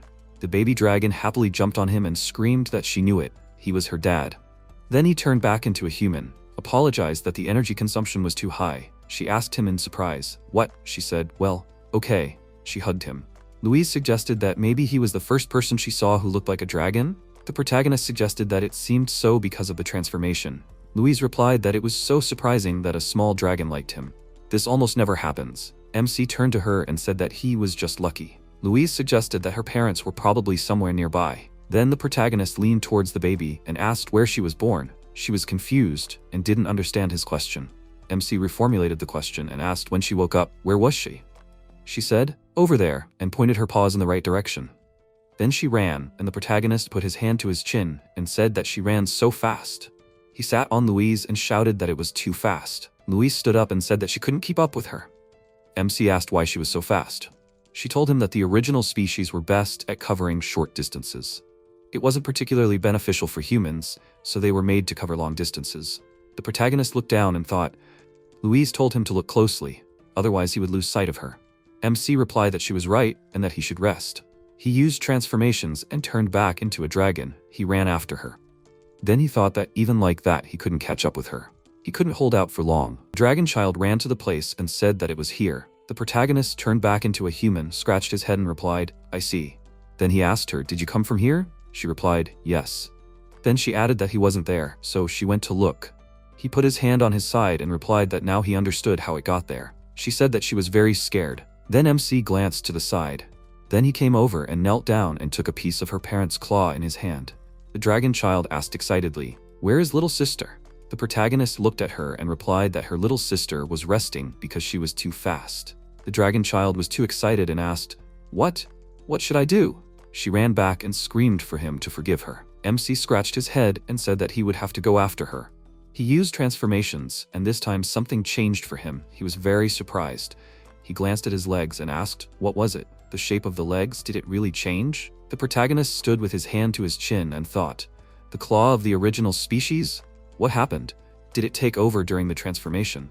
Then he ran after her, and he noticed the difference. He thought he was faster than before, 10 times faster than horses. MC ran up to them and said that the energy expenditure was taking its toll. He sat down and leaned against a tree and said that he was exhausted for today. The dragon child asked in surprise, "Dad, what happened?" The protagonist answered with a smile that nothing happened. Louise laughed and said, "Too fast." MC added that she had exhausted them. Then he looked at Louise and saw that she was carrying a bear. The protagonist asked in surprise, "Is that what he thought?" She replied that she thought he was tired because of the transformation. MC thanked her because she saved him. After some time, the protagonist finished eating and said that he had eaten well. He glanced at the bones and thought that with the last transformation he had taken the claw. Then he folded his arms to the side and said that it was time to return to Parlson. Louise agreed with him. The dragon child asked, "Where is he going?" He replied that they were returning home and asked if she would go with them. She replied, "Yes." MC leaned towards her and said that then we should give her a name. Then he put his hand to his chin and closed his eyes and thought. Then he asked, "How about Leah? If he calls her that, will she mind?" She happily replied that she agreed with this name. After some time, they returned home. Chris met them and said that they were back. He noticed that they had a dragon child with them. The protagonist held her in his arms and said that this child was an original species, rare to meet these days. Leah greeted him and introduced herself. She added that she came with her dad. Chris replied that she was energetic, however. Chris asked, "Dad?" MC replied that he would explain everything. Then Chris said that he saw changes. The protagonist put his hand forward and asked if he could give him a horn. Luisa and Leah started playing. Chris asked him, "Is he talking about the phoenix horn?" MC replied, "Yes." He added that the power of immortality would probably awaken. The protagonist took off his outerwear and stood away from Luisa. Yui, Leah and Chanel stood and watched all this. Leah said that she was worried. Luisa stood and looked at the protagonist, asked, "Is he really sure?" MC folded his arms and replied, "Yes, she should do it." Luisa stood there, saddened. She didn't want to do it. Chris came up to her and laughed. Then he told her not to be modest, but to act. No matter what she did for their current friend, it would be no more than a light bite. The protagonist was confused and asked, how should he understand this? Luisa gathered her strength and shouted that she was starting. She began to carry out her attack on the protagonist. Meanwhile, Jan was sitting on her horse in front of them, and she was shocked by what she saw. She screamed, "What are they doing?" MC turned to her, but he didn't have time to say anything. Louise just dug him up and pierced him through. Jean started screaming in fear. The main character used transformation. Jean ran to him on her horse, and she asked if he was okay. MC was in dragon form, and he was completely intact. Then he turned back into a human and sat on the ground. Then he said that he had a phoenix horn, and he wanted to check if immortality works in dragon form. Jean replied that, "Thank God, everything is okay." Then she looked and said that indeed there is not even a scar. The main character looked at his stomach and said that his stomach was definitely pierced, but there was not a scratch on it. He added that he was invulnerable in his dragon form, and even if he was injured while he was human, he could quickly transform, and all wounds would instantly heal. Jean was surprised to hear this and said that it was amazing. Louise approached him and asked, "So he no longer needed her power?" He replied that it was not so. He had simply absorbed the power of immortality, and he expected that it would have consequences. The energy consumption had increased 10 times compared to the original. It took too much strength. Jean put her hand to her chin and said that this was also amazing. Then MC pressed his hand to his chest and said that for minor injuries, it was better to use the power with Louise to heal. Louise replied that she was very happy. Then the protagonist added that, although he was glad that he had the power to protect everyone, he needed to do something about the energy consumption. It was becoming a problem. Jean said that she would definitely upgrade it and came about this. MC looked at her in surprise. She said that she read many different books from the castle library and discovered one interesting spice. The protagonist, he asked which one. She said, "Rainbow salt is also called arc-en-ciel." MC was surprised the first time he heard about it. She added that it was difficult to process. Probably that is why ordinary cooks do not use it. The protagonist said, but if she came specially to tell about it, then it must be somehow useful for him, right? She raised her finger up and added that it is in the taste of salt itself. When consumed, salt gradually changes the taste of food, but it is impossible to say exactly when and how the taste will change. MC put his hands on his side and said he understood her. To serve such a dish of the day on an ordinary table, the taste can change at any time. However, for people like him, who are tired of the taste, it will suit him perfectly. Jana happily replied that it will suit him perfectly. Then she cleared her throat and said that she was glad that she could help him. The protagonist asked, "Where can I buy this salt?" She told him that the thing is that since the cooks don't use this salt, they either mine it themselves or send a request to the guilds. MC replied that it was logical. Then she added that she knew a place where they could get rainbow salt. Although it was a bit far, the protagonist replied that he could help there. Then he asked if she was free. Could they go get salt tomorrow? She agreed with him. The next day, they went to get salt. They were walking along the path. MC was sitting on Colette. He asked her if she could get them some fruit. She replied, yes. Then she took some fruit out of her mouth with her paw. The protagonist took it in his hand and thought that he was going to get more salt. So they took Colette with them, and thanks to her help, they had a lot of provisions. Jean screamed. MC looked at her and asked, "What is it?" She said it was a banana. Colette touched it with her lips. He asked her, "So what?" She wanted to ask, but it was an indirect kiss, wasn't it? Then she turned away and said no, nothing. Colette was a dragon, so there was nothing wrong with that. The protagonist stood there, looking at her thoughtfully. Then she turned to him and said that what was more important was that she had once again become convinced that he was an amazing person. He asked her why that was. She said that he had eaten food that had been in a dragon's stomach without any hesitation. MC asked her that there were no reserves in stomachs, no gastric juice, no dirt. What was there to be afraid of? She answered that she understood that perfectly well, but that it was usually considered abnormal. He asked in surprise, "Really?" She added that the fact that he didn't care at all was simply amazing. The protagonist replied that he didn't understand. What was wrong with that? Colette looked at him and asked if he needed more. MC answered, yes. Then he heard some screams in the forest. Jean asked him, "What is it?" He replied that he heard something. Jean began to listen in surprise and said that someone was indeed screaming. Then she suggested that maybe it was the wind. The protagonist replied, "No, it's not a natural sound." He jumped off the dragon and ran into the forest. Jean and Colette started screaming for him to wait. Colette asked him to wait for her. They all ran into the forest together. When they arrived, they saw that there was a girl there and a golem was standing in front of her. He thought, a dragon knight with a leg and a golem. Then she said that it was terrible. Then she asked what they were going to do. He asked to leave it to him. He used transformation and ran at the golem, and he was able to destroy it with one hit. Rosalie stood and watched all this, and she was very surprised. MC did not last long. As he tried to finish everything with one hit, the energy consumption is horrific. Rosalie looked at him and said that it was impossible. Then she asked him. He defeated the golem with one hit. Then she thanked him for his help and introduced herself. Then she asked him if she could know the names of her saviors. The protagonist said his name was Cyril LaRose. Then he looked at Jean and said her name was John. Rosalie asked, "Is he the one and Dragon Faust?" MC was surprised and asked, "Does she know about him?" She answered, "Of course, it is the most famous guild now." She can't believe that he was the one who saved her. She is amazed. She added that it seems that the rumors about the magnificence of the guild did not take. Even their horses are special. The protagonist asked, "Horses?" Rosalie said that there are few horses that are not afraid of dragons. She can bet that she is very smart. MC thought that in his opinion, it is a great horse. It belongs to the princess, so it can't be mediocre, right? Rosalie answered that neither of them expected anything less. The protagonist thought he was even embarrassed. MC said that in their days, classic dragon knights are rare. Rosalie was surprised and looked at her dragon, and then said that she was already used to riding it. Classic knight, now it is rare for anyone to fight while riding a dragon. In their time, knights are given a variety of jobs, so more often than not, dragons are responsible for transporting cargo or going ahead for reconnaissance. The protagonist thought that it must be difficult. Rosalie went to her dragon, said that she was in a hurry, then she sat on it and added that they caught her in an awkward situation.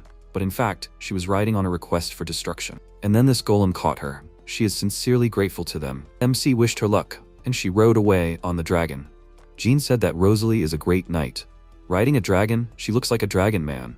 I wish she could be hired for the palace. The protagonist replied that she was quite interesting. Jean looked at him in surprise and asked, "Is he worried about something?" He replied that Rosalie was indeed admirable, but her dragon, he told her to sit on it faster. He decided to ignore it. In the meantime, they approached the right place, and Jean said that they had finally arrived. The protagonist began to admire the area with admiration. Then she said that the place of extraction of Arcanceal, Lake Garrett. MC said, "A rainbow lake with rainbow crystals growing around it is amazing." Jean agreed with him and added that it was beautiful. Then the protagonist glanced at the crystal and asked, "Are these Arcanceal crystals?" Jean replied, "Yes. Apparently they are formed due to the change in the water level in the lake." Colette said that she would collect it all then. MC looked at her and asked, "Maybe I should help her?" She had already started collecting and said that it was no different from collecting regular ore. She could handle it herself. Then the protagonist looked at John and said that they would leave it to Colette. They could do whatever they wanted for now to test the salt. Jean agreed with him. They walked through the forest, and then she saw and said that something was moving there. MC said that it was a boar. It should come closer. The boar looked at him and started running towards him. The protagonist asked, "Is it running away?" MC got into an attack stance. Jana was scared and started screaming. The protagonist caught him by the neck and strangled him. Then he put the boar on the ground and knelt down in front of him and said that all that was left was to cut him up. Jana clenched her fists and looked at him with admiration and shouted that it was amazing. MC looked at her and asked, "What is she doing?" She replied that he was magnificent. She believed that even his human body had become much stronger. The protagonist was surprised and realized that now, when she said this, an ordinary person could not defeat a boar with his bare hands. After some time, they made a fire, cooked the meat with salt. He sat and ate, and Jana asked him, how did he like the Arcanceal? MC bit off a piece of meat and replied, "Delicious." Jana happily clapped her hands and asked, "Really?" The protagonist replied, "Yes." He added that with each new bite it becomes sweeter and spicier. He thanked her. After all, now he can eat twice as much. Then he thanked Colette for being able to collect so many crystals. She lay on the grass and said that it was natural. Then the protagonist added that it was interesting that he only now realized that his physical indicators had improved. Colette asked him, "How much?" He clenched his fist and added that within human limits. It seems to him that this is just a bonus, but now he won't have to transform often and waste energy, and this is already pleasing. Colette said that in this case, it would be nice to strengthen his dragon form. MC folded his hands in front of his chest and said that it does not seem like it will be easy. She asked him, "Why?" He looked at her and answered that in fact, after testing strength and immortality, Louise, and not only, will not share pieces of her horns. But he still could not swallow it. He put his hand to his chin and thoughtfully said that he had a theory. The claw of the original dragon was from a corpse. The horn of the phoenix was from Chris's immortal body. So maybe this power is somehow connected to the soul and life force of the dragons themselves. Colette replied that she couldn't help either then. Jean raised her hand and said that she could understand Colette, but he needed the remains of the dragons, right? The protagonist replied that it was just his theory, but it would be nice to justify it. Jean replied that she could share it with him if he wanted. The MC was surprised and looked at her. She added that she had many such artifacts. The protagonist said, "That's right, she is a princess." She replied, "Yes, it is all stored in the treasury. Well, almost all of it." She put her hand forward and showed one of these. The MC looked surprised and asked, "Isn't this a gem?" She replied that it was a Mizuchi scale. The protagonist replied that he had never heard of such a species. She replied that it was an extremely rare species, also called ghost dragons. When the scales were processed, it became an artifact that created a protective barrier. This was installed on carriages and coaches of important people. Their first meeting with the princess, her carriage fell off a cliff, and all the knights died. Almost nothing was left of the carriage, but there was not a scratch on the princess. She replied that since then she has been wearing it as a talisman. She asks to use it. The protagonist replied that he must protect her. She said that everything is fine. After all, she feels completely safe next to him.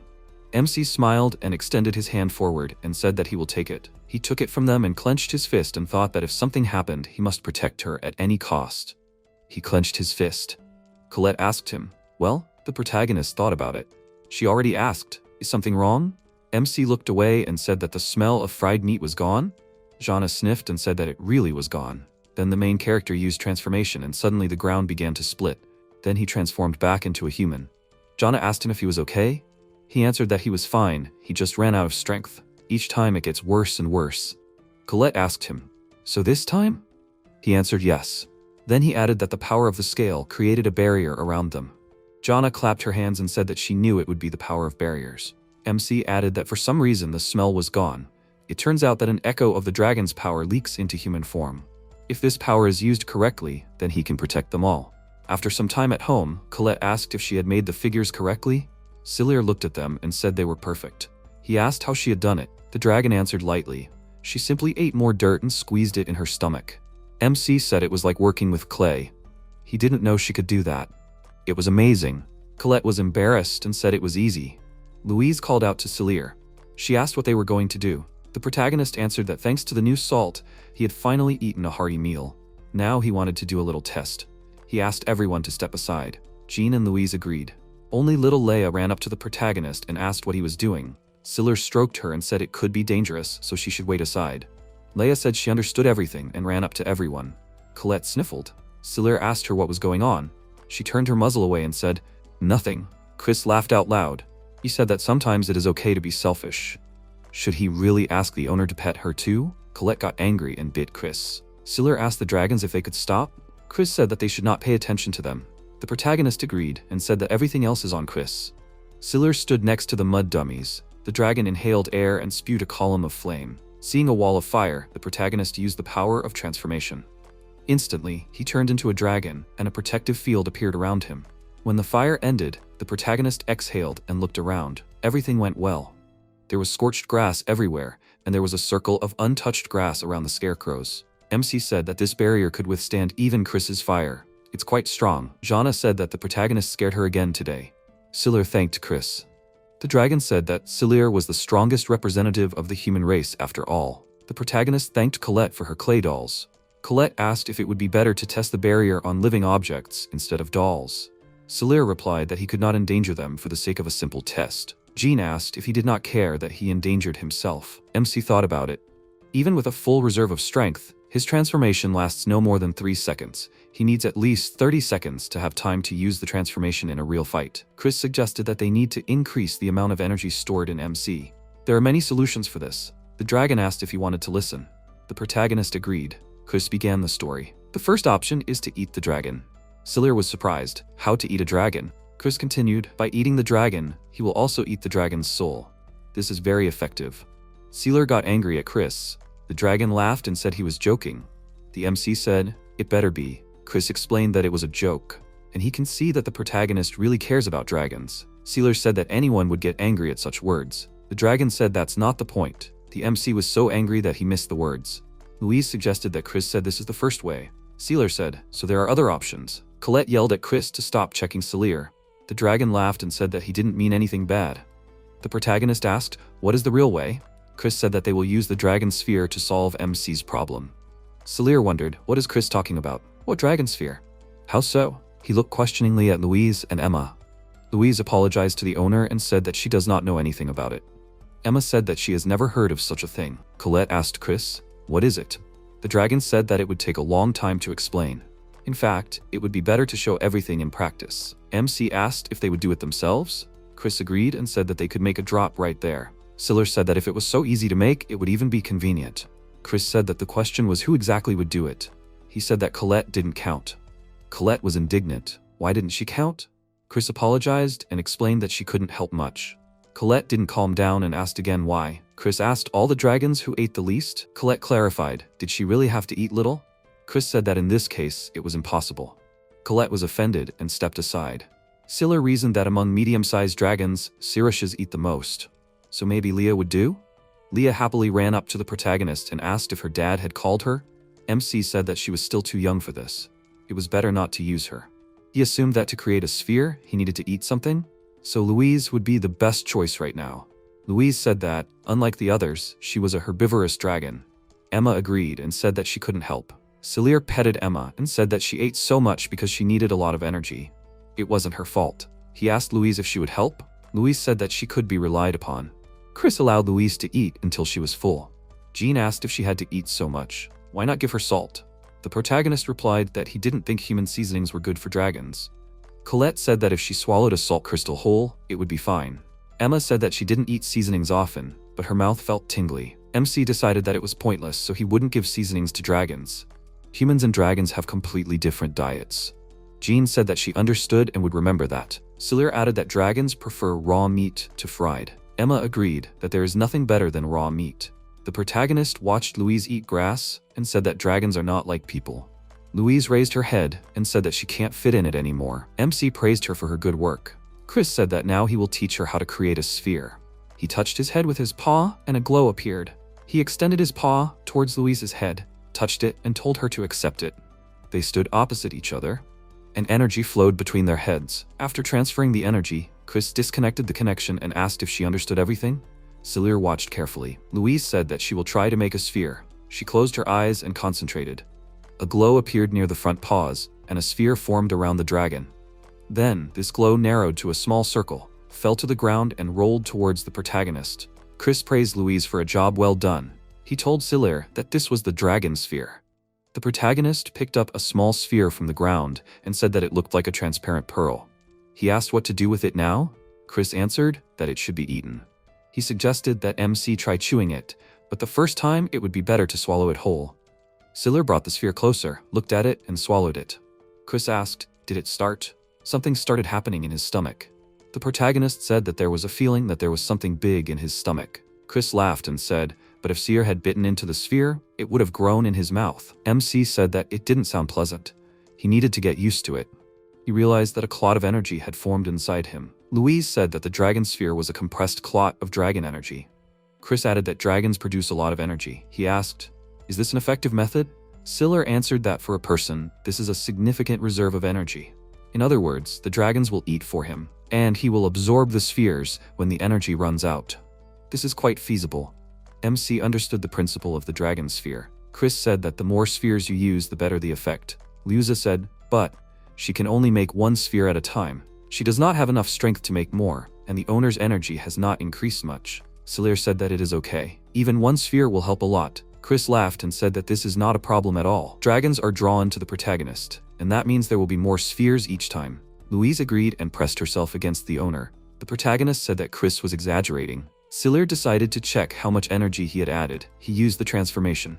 Everyone froze in anticipation. Siller counted out loud, 5, 7.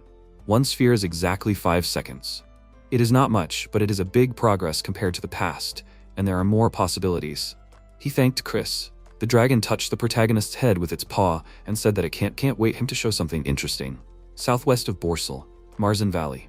Siller stands in the middle of a field. His dragons stand to the side. The protagonist uses transformation and becomes a dragon. He runs towards a pack of wolves. These are Tonbin wolves. Today's mission is to destroy a pack of 100 heads. He cuts off the head of one with his claw, then the second, then the third. 10 seconds of transformation at the limit. He calls Louise for help. She throws a new sphere in his direction. MC swallows it, turns back into a dragon, and continues the fight with the wolves. This pack can be more dangerous than experienced bandits. He learned about this task from Jean.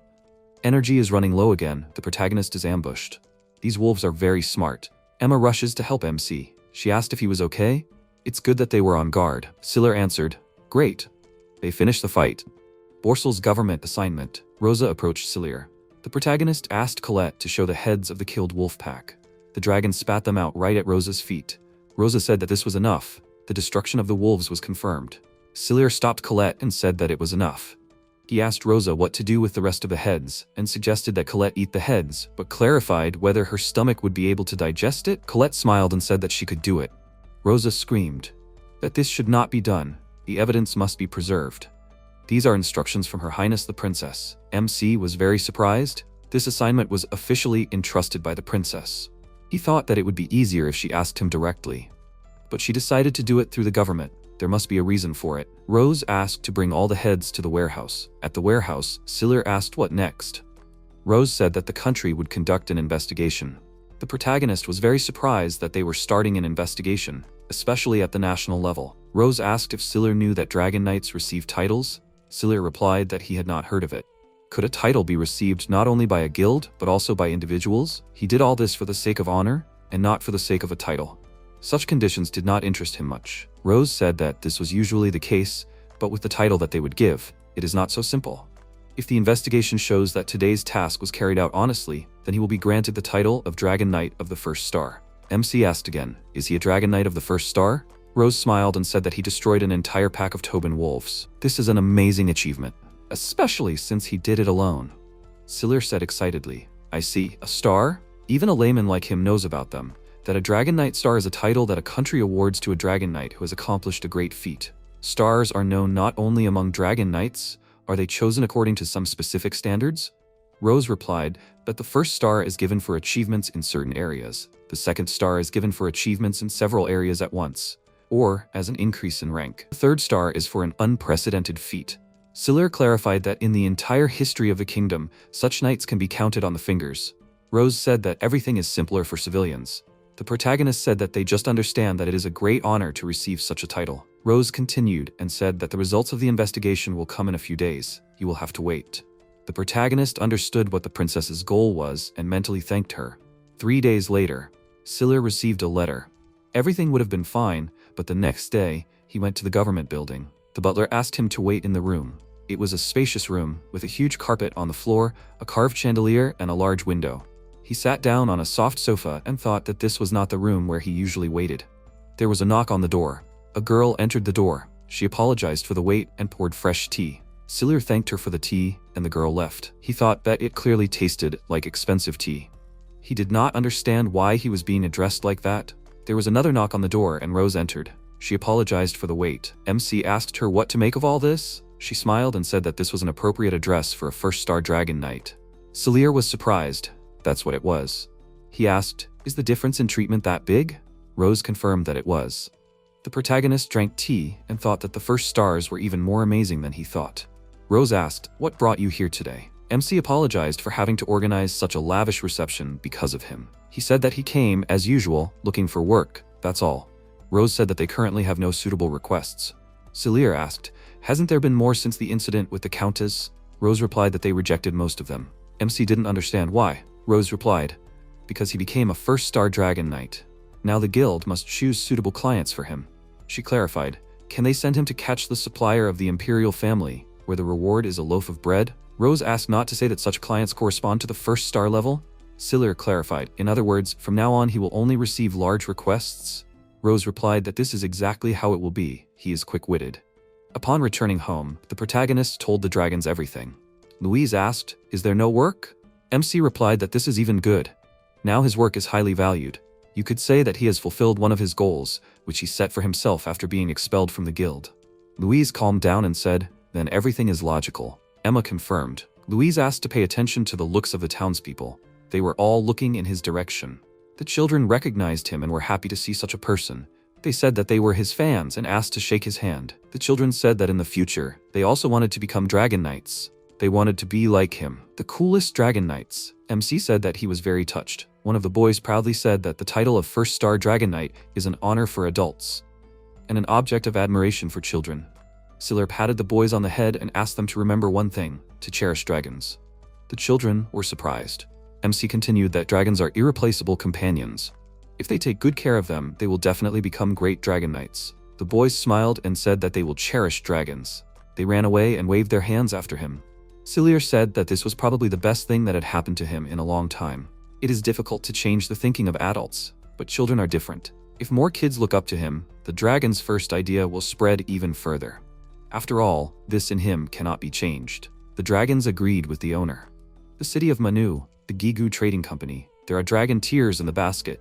The buyer said that he takes them as usual. He looked at the goods and said that the quality is excellent. He asked if the protagonist can increase the volume of delivery. Siller was surprised. Increase? MC said that in this case, the quality may suffer. The buyer answered, I understand. It's just that this product is snapped up in great demand. Siller explained that they have established the production of raw materials for creating tiers at the base, but since he has few dragons, it is simply impossible to launch mass production. Gigu said that the product is simply top-notch. With its help, it is so easy to manipulate dreams. The widow of one nobleman was very pleased. She was even able to clearly see the face of her deceased husband. Siller asked if the company also traded with aristocrats. He heard in response that the quality of the goods allowed them to do so. Gigu said that he did not want the goods to become worse. He simply warned that the demand was high. Siller replied that he understood. Gigu said that he had a job for MC. It concerned dragon tears. The protagonist asked what kind of job it was. Gigu asked, first of all, did Siller know about the Dragon Master?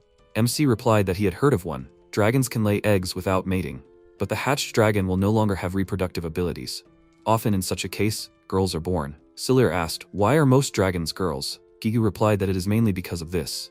Dragons mate closer to the end of their lives. From such unions, females are born capable of bearing the next generation. Such are called dragon masters. Siller said that the biology of people and dragons is very different. Gigu said naturally that is why such dragons are very expensive. MC asked, expensive? Gigu asked, what is it? Siller answered that some thought just flashed through his mind, he can't remember. Siller asked Gigu to continue the story. Some unknown dragon master laid an egg with the next dragon master. Gigu offered Siller to guard this egg until it hatches. That's the task. Even an egg with a dragon master is unusually expensive. Gigu said that such a thing can only be trusted to a reliable and experienced person. He allowed to use even those powers which MC used on the Tobin wolves. Siller realized that the story with his promotion reached here. Gigu said that the payment is not small, 3 million lire. Siller agreed. He said that he will take care of it. When the protagonist came home, he told Colette about everything. She said that 3 million lire is a lot. MC said that's how highly they are valued. The pay is good, of course, and the main thing is that this way they can improve their reputation. Is Colette thinking about something? The protagonist asked what it was. Colette said, a master dragon, but this was the first time she had heard of such a thing. She didn't know how to say it. It was like an egg that one leaves behind before dying. Something similar happened to Leah. Siller said that this was exactly what he was trying to remember. An empty egg. Leah was found next to the remains of a dead dragon. The original dragon Leah. Did they realize that there was a master dragon among them? Colette wasn't sure, but it all fit. Siller confirmed her guess. There is no evidence, but it is quite possible. Compared to humans, dragons are much purer creatures. It turns out that Leah is a master dragon. This is expressed in their following their instincts. After her mother laid the egg, she must have gone to choose a resting place. MC said he was sure Leah was a Balor master dragon. Colette said that meant this child was special. Siller asked if something was wrong. Colette thought about something and said, a rare master dragon was so close. How could he not be surprised? The protagonist asked Colette if this bothered her. She yelled that it wasn't that. She was just thinking about the children. She was curious about how this happened. 2 days later, Paslon base. Lee saw MC and happily yelled that her daddy was finally back. She was sure he would be late. Siller jokingly thanked the baggage handler. Colette, he said she was amazing. The protagonist asked Leah if she was okay. She cooed in response and asked to play tag with her. MC asked for some time to rest. Lee, as a human child, requires a lot of strength to play with her. He apologized and said that he was very tired on the way home. Lee was upset. Siller suggested that they do this. Leah will show how fast she runs. He asked how fast she can run around Paslon. Leah happily ran. The protagonist said that he knew it. Her strength was amazing. Even with the boost from his dragon form, he would hardly be able to keep up with her. Colette asked if he hadn't become faster. Siller gave an example. For example, he is trying to catch up with Leah now. It will take 10 seconds. Colette understood that the protagonist meant that he did not have enough energy. That's the thing. Siller became sad and said that this is the whole problem. Suddenly, Colette shouted that with her, he will have at least 5 dragon orbs. MC agreed and thanked her for it. At that moment, Leah ran up, frightened. Siller noticed the princess in the carriage, which he had not seen before. The princess greeted him and apologized for the sudden disturbance. Siller said that it was nothing. He asked, what happened? And who was it? The princess explained that it was a merchant who had made a deal with the royal family. He really wanted to meet MC and she could not refuse him. Siller was surprised. A merchant? This was not the lowest position. The princess asked. Maybe the protagonist was against it, then she could send the merchant away? Siller asked what he wanted to talk about. The princess mumbled that the merchant was talking about a deal and insisted on discussing the details in person. She knew it was suspicious. Of course, she would be present at this meeting. Siller calmed her down and said that he would talk to him. The merchant introduced himself that his name was Pierre Gunon. It was a great honor for him to meet.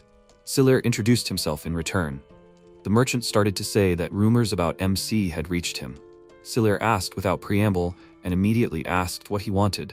After all, the merchant asked the princess to organize this meeting. Was it so important? Pierre apologized and said that he would get straight to the point. The protagonist had recently played with a dragon. Could he take another look at this dragon? MC asked why. The merchant replied that he just wanted to take a look. MC thought about it. He did not feel any evil intent in this man. He was dressed luxuriously, even though he was an old man. If he did something, he could stop it with the help of his dragon form. The protagonist called Leah. She happily ran to the window and asked if her dad had called her. Siller asked her to come over.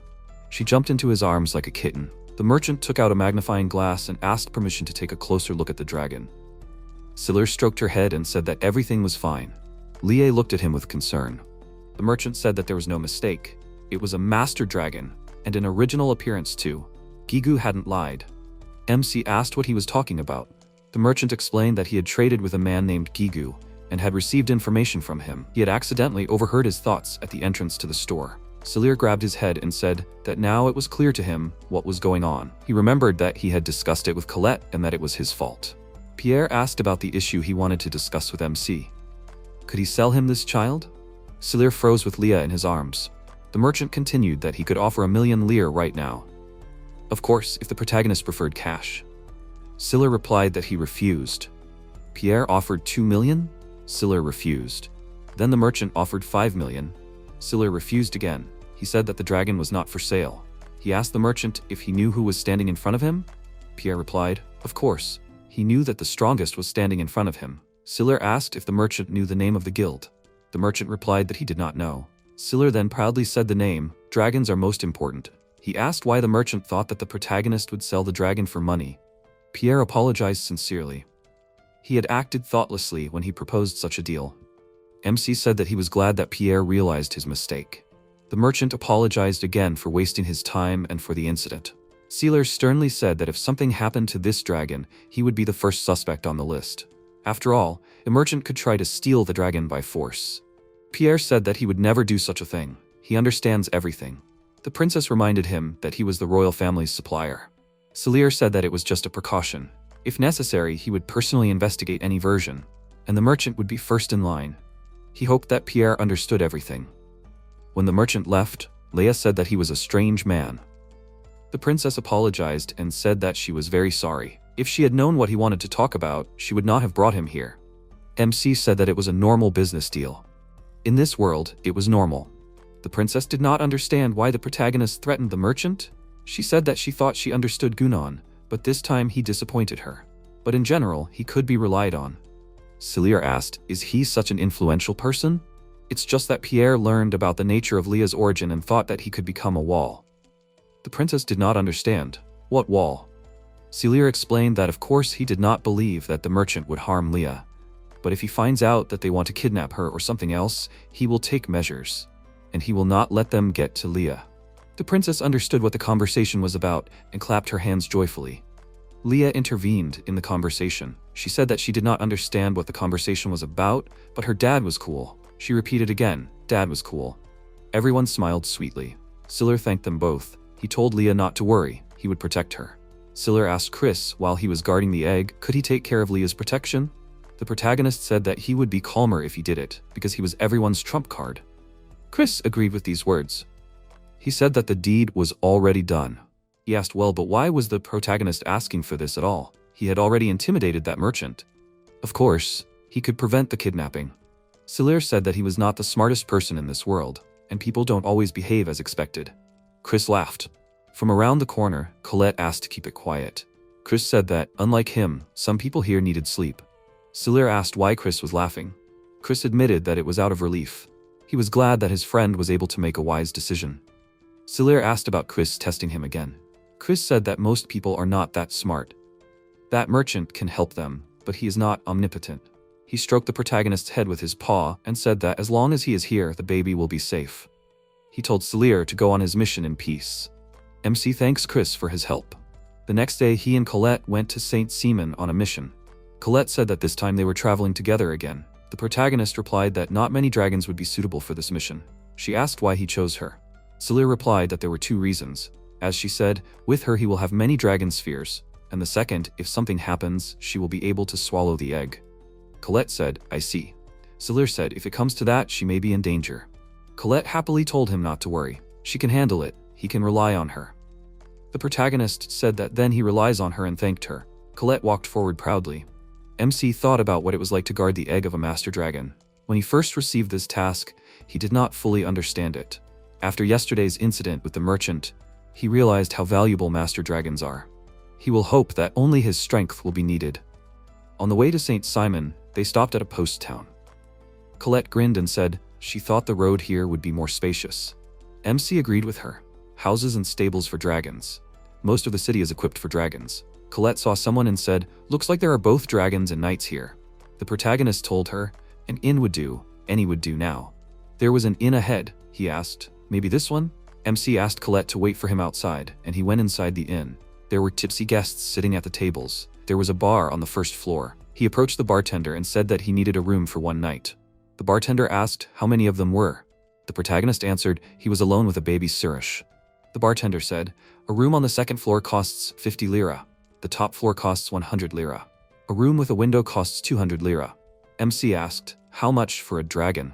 The bartender answered, the dragon is included in the price of the room. He offered to put the dragon in a free place in the stall. The protagonist understood everything. There is always one attitude towards dragons, no matter how much you talk to them. He told the bartender that he would take a room with a window. The bartender agreed and asked to state his name and the name of the guild. The protagonist introduced himself, Siller Larose. The guild is Dragons First. There were 3 people sitting at the nearest table. They heard the name and one of them was surprised. Oh, Dragons First? MC turned his head to them and asked, is something wrong?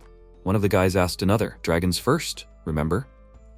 The guild leader is a celebrity now. The protagonist did not provoke, as you say. He thought, what's the point of talking to dead drunks? Suddenly the third guy remembered and asked the first, was he talking about that rumor that the guild leader got rich with the help of a woman?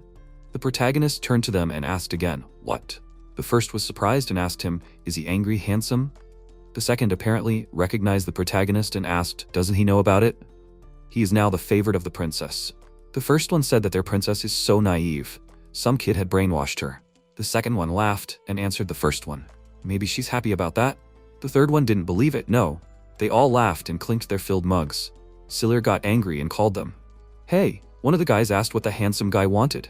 The protagonist said that the princess was not that frivolous and demanded an apology. They laughed back. What could he do to them? The protagonist used transformation. He defeated the enemies with one blow of the dragon's paw. They flew to the floor. The mugs shattered into pieces. The bartender asked the protagonist what he did with them. MC answered, "Nothing special." The bartender understood everything and holding out the keys said, "Here are the keys to Silier's room." The protagonist was surprised and he was free after all this? The bartender answered, "Bar fights are common. Such a difference in strength, they are lucky to be alive. Besides, the bartender likes guys who defend the honor of a girl." The protagonist laughed and thanked him. The bartender handed him the keys and told him to enjoy. The protagonist went to his room. A girl sitting at one of the tables watched him leave with an interested look. MC lay down on the bed. It was boring to lie down. If he went down to the bar, he might get into a fight again. He stayed at the hotel to save energy. But he had already spent almost a whole second, consider 1/4. Should he go to bed? Suddenly there was a knock on the door. He thought, were those guys? MC opened the door a little and asked who was there. There was a girl. She asked if he could come in. The protagonist was surprised. A woman? He felt the scent of a dragon coming from her. He thought, was she a dragon knight? Siller asked, was she on some business? The girl was holding a bottle and 2 glasses in her hands. She asked, let's drink together? The protagonist was surprised. He invited her to come in. The girl thanked him for that. MC looked out the door. Was there any ambush outside? He asked what her name was. She answered, how rude of her. A strange girl showed up and asked to come in. She asked to be called Lisa. Lisa filled the glasses and handed one to the protagonist. He reached out and took it. Lisa offered to drink to their acquaintance. He agreed and they clinked glasses. She drank and laughed loudly. Lisa saw that he was not drinking and asked, what's wrong with him? He won't drink?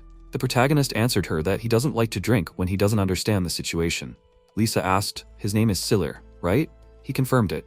She said that she was at the bar and according to rumors, he is very strong. The protagonist asked her, did she see everything? She looked at him and said, in general, she would like to feel the embrace of a strong man. Doesn't he find this strange? The protagonist was surprised and thought that she was speaking straight to his face. The girl is a dragon knight and she is close to her dragon. Is that why she is looking for a strong man? But he had a feeling that this is not all that Lisa is looking for.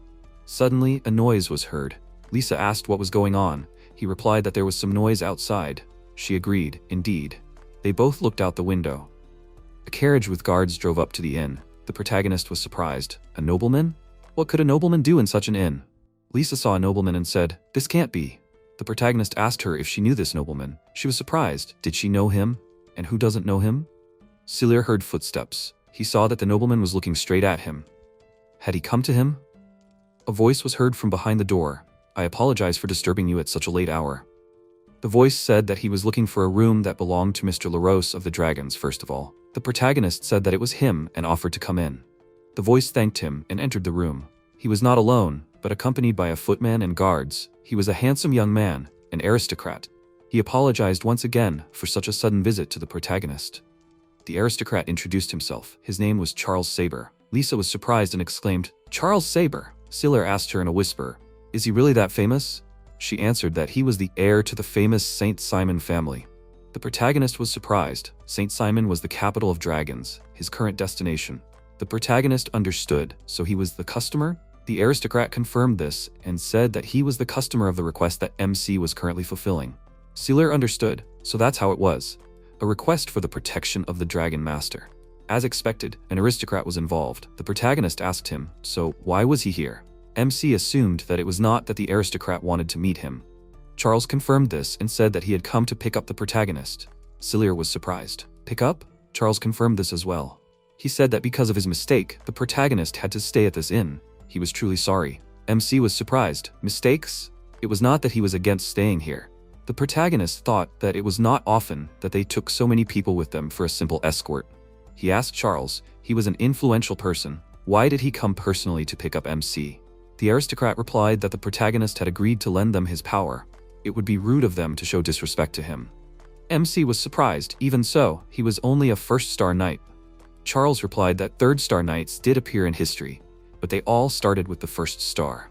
The protagonist noted, well said, and he thought to himself, no matter what he said, Charles would find something to say in response. He was not one to cling to titles. The aristocrat told the protagonist that they had prepared a place for him to live. He asked permission to accompany him there. Siller replied that he shouldn't have, but he was grateful. He remembered that Lisa was standing behind him. She laughed and said, no big deal, she was leaving already. She stopped at the door and told the protagonist that he was more interesting than she thought. The door slammed behind her. The protagonist thought that something bad had happened with Lisa. Charles apologized for interrupting him. MC said, "No big deal." The noble asked, "Can they go then, Sir LaRose?" The protagonist turned up.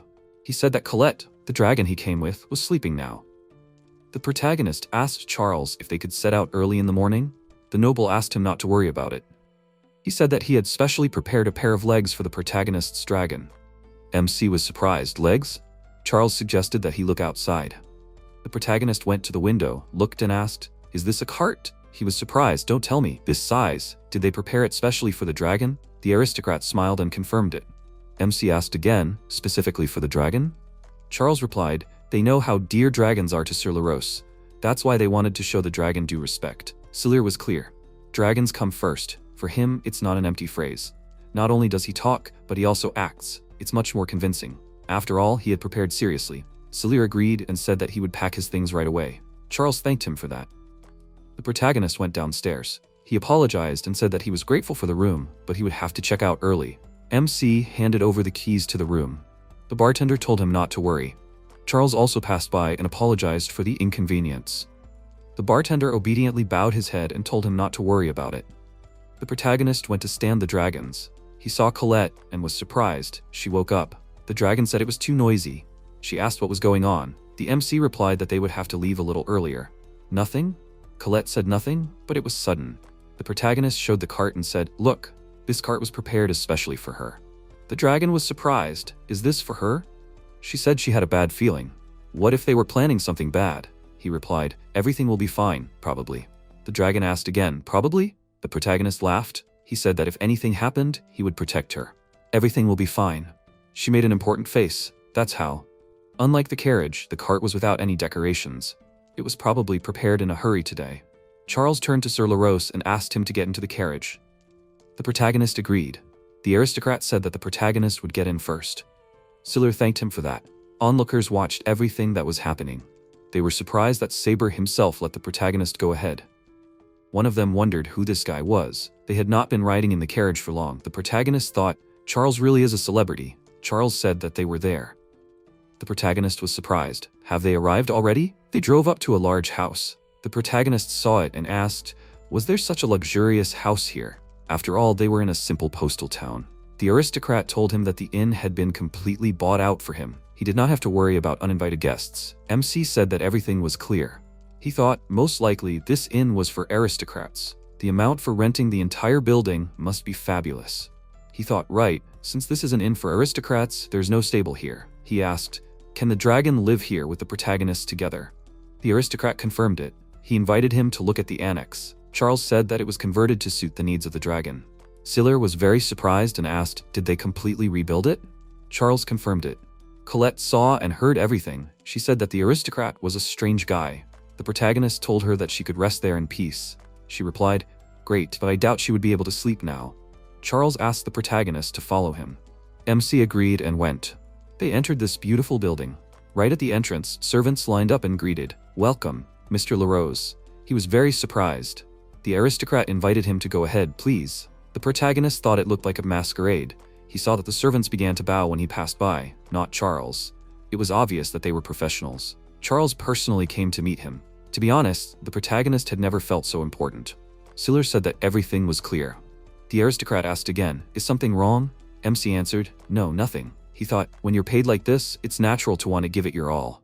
Well thought out. Confidence. Charles has used this method before. The next day, he and the aristocrat set off for their destination. He asked Charles if he always approached his requests with such a scale. The aristocrat was silent for a while, and then asked if Sir LaRose had ever seen a dragon egg in the wild. The protagonist answered, "No." The aristocrat said, "There is no specific period for a dragon egg to hatch." MC asked again, "Isn't that the case with all eggs?" The aristocrat objected. "Dragons are different from the rest. Even though they all belong to the same species, some babies hatched in a couple of minutes, while others took more than a year." The protagonist was surprised. He thought, right, Lee might have been one of the slow ones too, and the claw found near the nest was all that remained of her mother. Then a lot of time must have passed. If we talk about the original dragon, then she was most likely very attached to the egg and looked after it until the very end. This is the most likely option. Meanwhile, the aristocrat continued to tell, and there are no external signs of the beginning of hatching. Their task is to protect the egg for as long as it takes. Floods, fires, earthquakes may occur, allies will become enemies, but the egg must remain intact and safe until the dragon hatches. The protagonist said that this is a difficult task. Charles agreed and said that he wants to ensure the egg is as safe as possible, and he hopes that Sir LaRose will help him with this. The protagonist understood everything. He said that he will do everything in his power. After some time, the protagonist looked out the carriage window. He saw that dragons were sitting on the roofs of the houses. MC was surprised at what he saw. They arrived in the capital of dragons, St. Simon. Since dragons have become a part of everyday human life, people began to build more spacious cities. But St. Simon is something out of the ordinary. Siller said that the city is huge. The noble agreed and said, "After all, the most outstanding people of this world have gathered in this city." MC was surprised and asked, "Are most of the dragon masters in St. Simon?" Charles confirmed, "That's right, to be exact, about 70%. The protagonist said, "I see, that's how it is. A prosperous city with magnificent roads and buildings, but because of its scale, it looks empty." A strange feeling. The noble said that this is their destination. They arrived at the gate, where many guards were standing. The protagonist was surprised that all this was right in the middle of the city. The guards surrounded the carriage from all sides. Charles looked out the window and said that it was him. The guard reported and said that he apologized for the inconvenience to Mr. Saber. MC thought, even a little pompous. They arrived at the building. The nobleman invited the protagonist to get off. He thanked him in turn. Colette's voice was heard from the carriage. She asked if she could come down too. The protagonist confirmed and told her to get off. She dropped to the ground and stretched like a cat. Colette said that she was tired. She wouldn't go home like that. It would be better to walk. Siller apologized and said that he would talk about it. Charles turned to Sir LaRose and asked permission to accompany him to the place where the egg was kept. He led them along a long corridor. The protagonist was confused. They entered a hall where there were many warriors and dragons. In the center of the hall, on a pillow, lay an egg. Colette said that she didn't want to stay here for long. The protagonist thought that there was simply a murderous aura here, and he saw the egg, the target that they must guard this time. The egg of the Dragon Master. He asked, "So this is the one who must be guarded?" The noble confirmed it was a dragon egg. The protagonist was clear about everything, and asked if he could take a look at it a little. Charles gave him permission. The MC walked towards the egg. He noticed that the closer he got to the egg, the more tense the guards became, despite Charles's permission. It wouldn't hurt to be careful. The protagonist approached the egg and said it looked pretty ordinary. Colette complained that she didn't like it here at all. Could she wait outside? The protagonist agreed and said she could go. As she left, she asked to call her if anything happened. The protagonist found himself sympathizing with Colette. The experienced guards emanated a strong killing intent. They were all watching and were ready to pounce at any moment. The pressure was unbearable, as if the MC was boiling in boiling water. But he also wanted to finish the job. It was time to finish for today. Suddenly he heard someone asking what the dragon was just talking to the man about. The protagonist was confused. He didn't understand where the voice was coming from. MC looked and asked, "Is this an egg?" The egg answered yes and asked, "Does the protagonist even understand what the egg is saying?" The protagonist asked again, "Is this the egg telling him? The child that is now inside the egg?" It confirmed, and it said, "Everything is clear." The egg demanded that the protagonist listen to it. It asked to immediately escort everyone who is here outside. The egg does not want to hatch while there is such pressure around. The protagonist was surprised and asked again, "What? Is it already going to hatch?" The egg answered that it could have done it a long time ago, but there is such an unpleasant atmosphere outside. Siller was surprised and asked, "That is only because of this?" Charles approached LaRose and asked, "What's the matter?" MC politely asked Charles if the guards here could please step outside for a moment. The guards frowned deeply. The egg was making sounds that only the protagonist could hear. Charles asked for what purpose. The protagonist replied that the egg would hatch when everyone present stepped outside. Charles thought about it and asked for what reason. The protagonist replied that the aristocrat had been with him and Colette all this time and had never brought it up. It was the same thing. The aristocrat thought about it and asked if it was still in the egg. The protagonist replied that he was surprised too. Charles agreed and said that he trusted him. He called all the guys and said that he was asking everyone to step outside. Everyone stepped outside the door. A cracking sound was heard from that room. Charles was surprised. Was this really happening? The protagonist said that Charles could step outside. Everything should be fine. Charles walked in and shouted, "Wow, he actually hatched." He turned to the protagonist and thanked him. He really was very grateful. After some time, Celia and Colette were sitting in the living room. MC told her how it all happened. She was surprised, hatched before the guards reacted. He answered, "Exactly. I didn't think it would happen so quickly." He asked Colette, by the way, did she also hear everything that was happening outside, being in the egg? She answered, it seemed to her that she heard a voice, so she broke the shell. If she had known that there was some scoundrel there, she perhaps, like him, hid in her shell. The protagonist said that he understood then. Perhaps it is not so unusual that this stage depends on the feelings of the dragon. Some children are afraid of pressure, and others not understanding the language of dragons. That is why this process can take so much time. An aristocrat came to the living room and apologized to LaRose for the wait. The protagonist asked, "Did everything go well?" Charles replied, "Everything is just fine, and the little dragon is completely healthy." "Thank you, LaRose." The protagonist was happy. "That's how it is. That's great." Charles asked him if he can talk to dragons. Celia confirmed it. "That's true. The baby from the egg said that he was afraid of the guards. That's why he couldn't hatch. The aristocrat was upset, I understand, so that's how it was." Celia said that he was very surprised that the aristocrat took it so easily.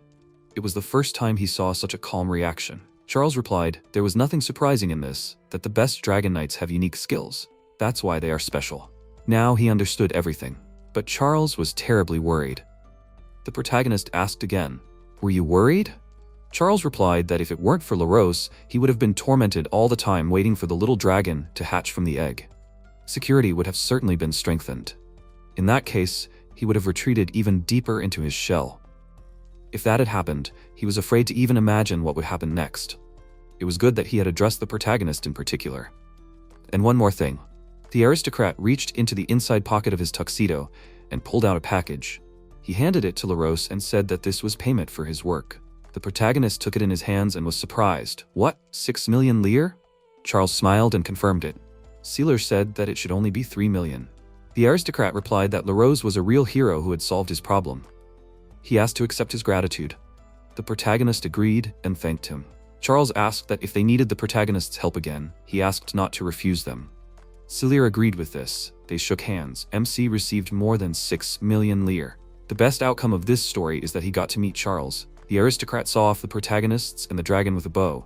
He thanked them again. They went their separate ways. Colette asked if everything was all right. The aristocrat said he would take Celia to Paslon. She said he shouldn't have refused. After a while, they came to the city and the protagonist said, and so they reached Saint Simone. She really wanted to see everything here. Besides, such excessive attention was tiring, right? Colette agreed with him and said that she didn't want to be fussed over like that anymore. The protagonist thought that Colette probably didn't appreciate such a good attitude towards herself. He asked her, "Well then, what other form of attention would she prefer?" She asked again, "Attention?" The protagonist thought that it would be nice to unobtrusively find out what Colette liked. Others too, even if they can speak, cannot always fully express their feelings. She thought about it and then said, "Yes, that's exactly it. Although, perhaps it is too luxurious, right?" He didn't agree with her, especially since she had just gotten some money. She said she wanted a separate room to eat in. MC was surprised. Why? She said that if it was noisy around, she sometimes felt like the food was going into the wrong stomach. He understood and asked, was she used to carry luggage? She confirmed it. The protagonist was surprised. Wow, they chew the food again, returning it from the stomach. Colette said that the second stomach gets clogged and cleaning it is a real hassle. Celia was surprised. Is that so? But isn't eating separately lonely? The dragon answered, better than washing it off later. The protagonist agreed. Okay, if she says so, then how to return to Paslon? He will arrange everything right away. She asked again, right? He confirmed and said that he wanted her to say this earlier. If she needs anything, she should ask and not be shy. She was happy and thanked him. He confirmed that since they understand each other, they should not be lazy in communicating and strive for mutual understanding. They walked through the city and she said in surprise, and yet, there are so many shops selling dragon equipment. He confirmed, yes, quite a few. More than 7 out of 10 shops here specialize in dragon goods or selling dragons themselves. Like in St. Simon. Celia asked if he should look into any shop. What if they found some unknown dragon equipment there? She agreed. He was glad. Great. Where is a good shop here? Colette looked at one of these and asked, what? This one. It looks smaller than the others and old-fashioned. He thought about it and suggested going there. She was surprised. What? Why? There are newer shops. MC grinned and said, a hunch. Colette gasped and agreed, oh well. The protagonist thought he doesn't know why, but he is so drawn to this shop. And also this strange feeling. And they went to this store. He opened the door and apologized loudly. Colette said that it was very dusty here. There was an old man in the store and he said, "Welcome." The protagonist thought about it. It seemed like the store was still open, but something seemed wrong. Colette asked, "What is this here? Is there anything useful here?" "Only old tools and a complete mess." MC said that he would look around a bit. The dragon was surprised. "What?" "Well, nothing can be done." The protagonist decided that he was sure there was something there. Sealer approached the man and asked if he was the owner of the store. "Can I see him for a minute?" The man with a stern look from under his glasses asked, "What are you looking for?" The protagonist answered, "Well, some things for the dragon." The man was turned on by the book and answered, "They are lying around somewhere. Look for them yourself." The protagonist groaned and agreed. He scratched the back of his head and looked around. The dragon asked, "Did something happen?"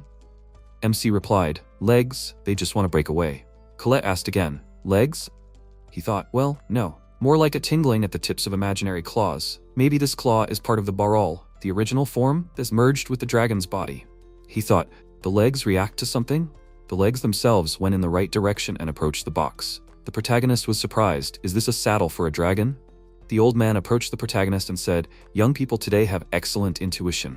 This is a unique dragon tool, one of a kind, created specifically for a certain species." MC thought, a unique dragon tool. Siller said, "Coincidence or not, but this saddle is perfect for Sirish." Colette was surprised. For her? The protagonist asked the old man, "So what is this saddle for at all? Maybe this one has some special properties?" The seller replied, "Once you put it on, your belly won't get bigger, no matter how much you stuff in there. You can always stay in the same shape." MC was surprised and asked again, "Right?" Colette was happy to hear it and said that she wanted it. She suddenly became as if on edge. The protagonist stopped her with a shout, "Colette?" She immediately calmed down. Sirishas use energy not for digestion, but for movement. The protagonist didn't know how exactly it worked, but didn't it affect their appearance in any way? Siller agreed. Okay. He told the seller that they were buying this saddle. MC asked how much it cost. The old man named the amount. Colette screamed indignantly, 5 million. Wow. The protagonist agreed to pay that much money. The dragon was surprised. What?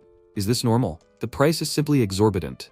MC asked her. She wants it, right? She confirmed that she does. The protagonist said, "Then why not buy it?" Colette gasped with joy and thanked the protagonist. The seller asked him, "Well, what, young man? Won't he even check?" The protagonist answered, "He sees that the saddle is real." The seller was surprised, right? Why does he think so? Selir explained, "It seems to him that the saddle itself called him to itself." The old man chuckled and said, "Well, okay. In that case, the protagonist can pay half. 2.5 million. MC was surprised. What? The old man answered, he liked the precision with which Selir found this saddle in a pile of junk. He said that the protagonist can take it for free, if he really needs it. MC was indignant. "No, this is too much." The protagonist thanked him and handed over the money, said, "Look, here are 2.5 million lire." The old man looked at the money and groaned. Selir turned to Colette and asked, "Well, will she try it on?" The dragon happily agreed. The protagonist put a saddle on her. She said that the saddle was so light, she didn't even feel it. MC said that there was almost nothing there now, so it was hard to judge the effect. She agreed. Well, okay. If so, she decided to put something else.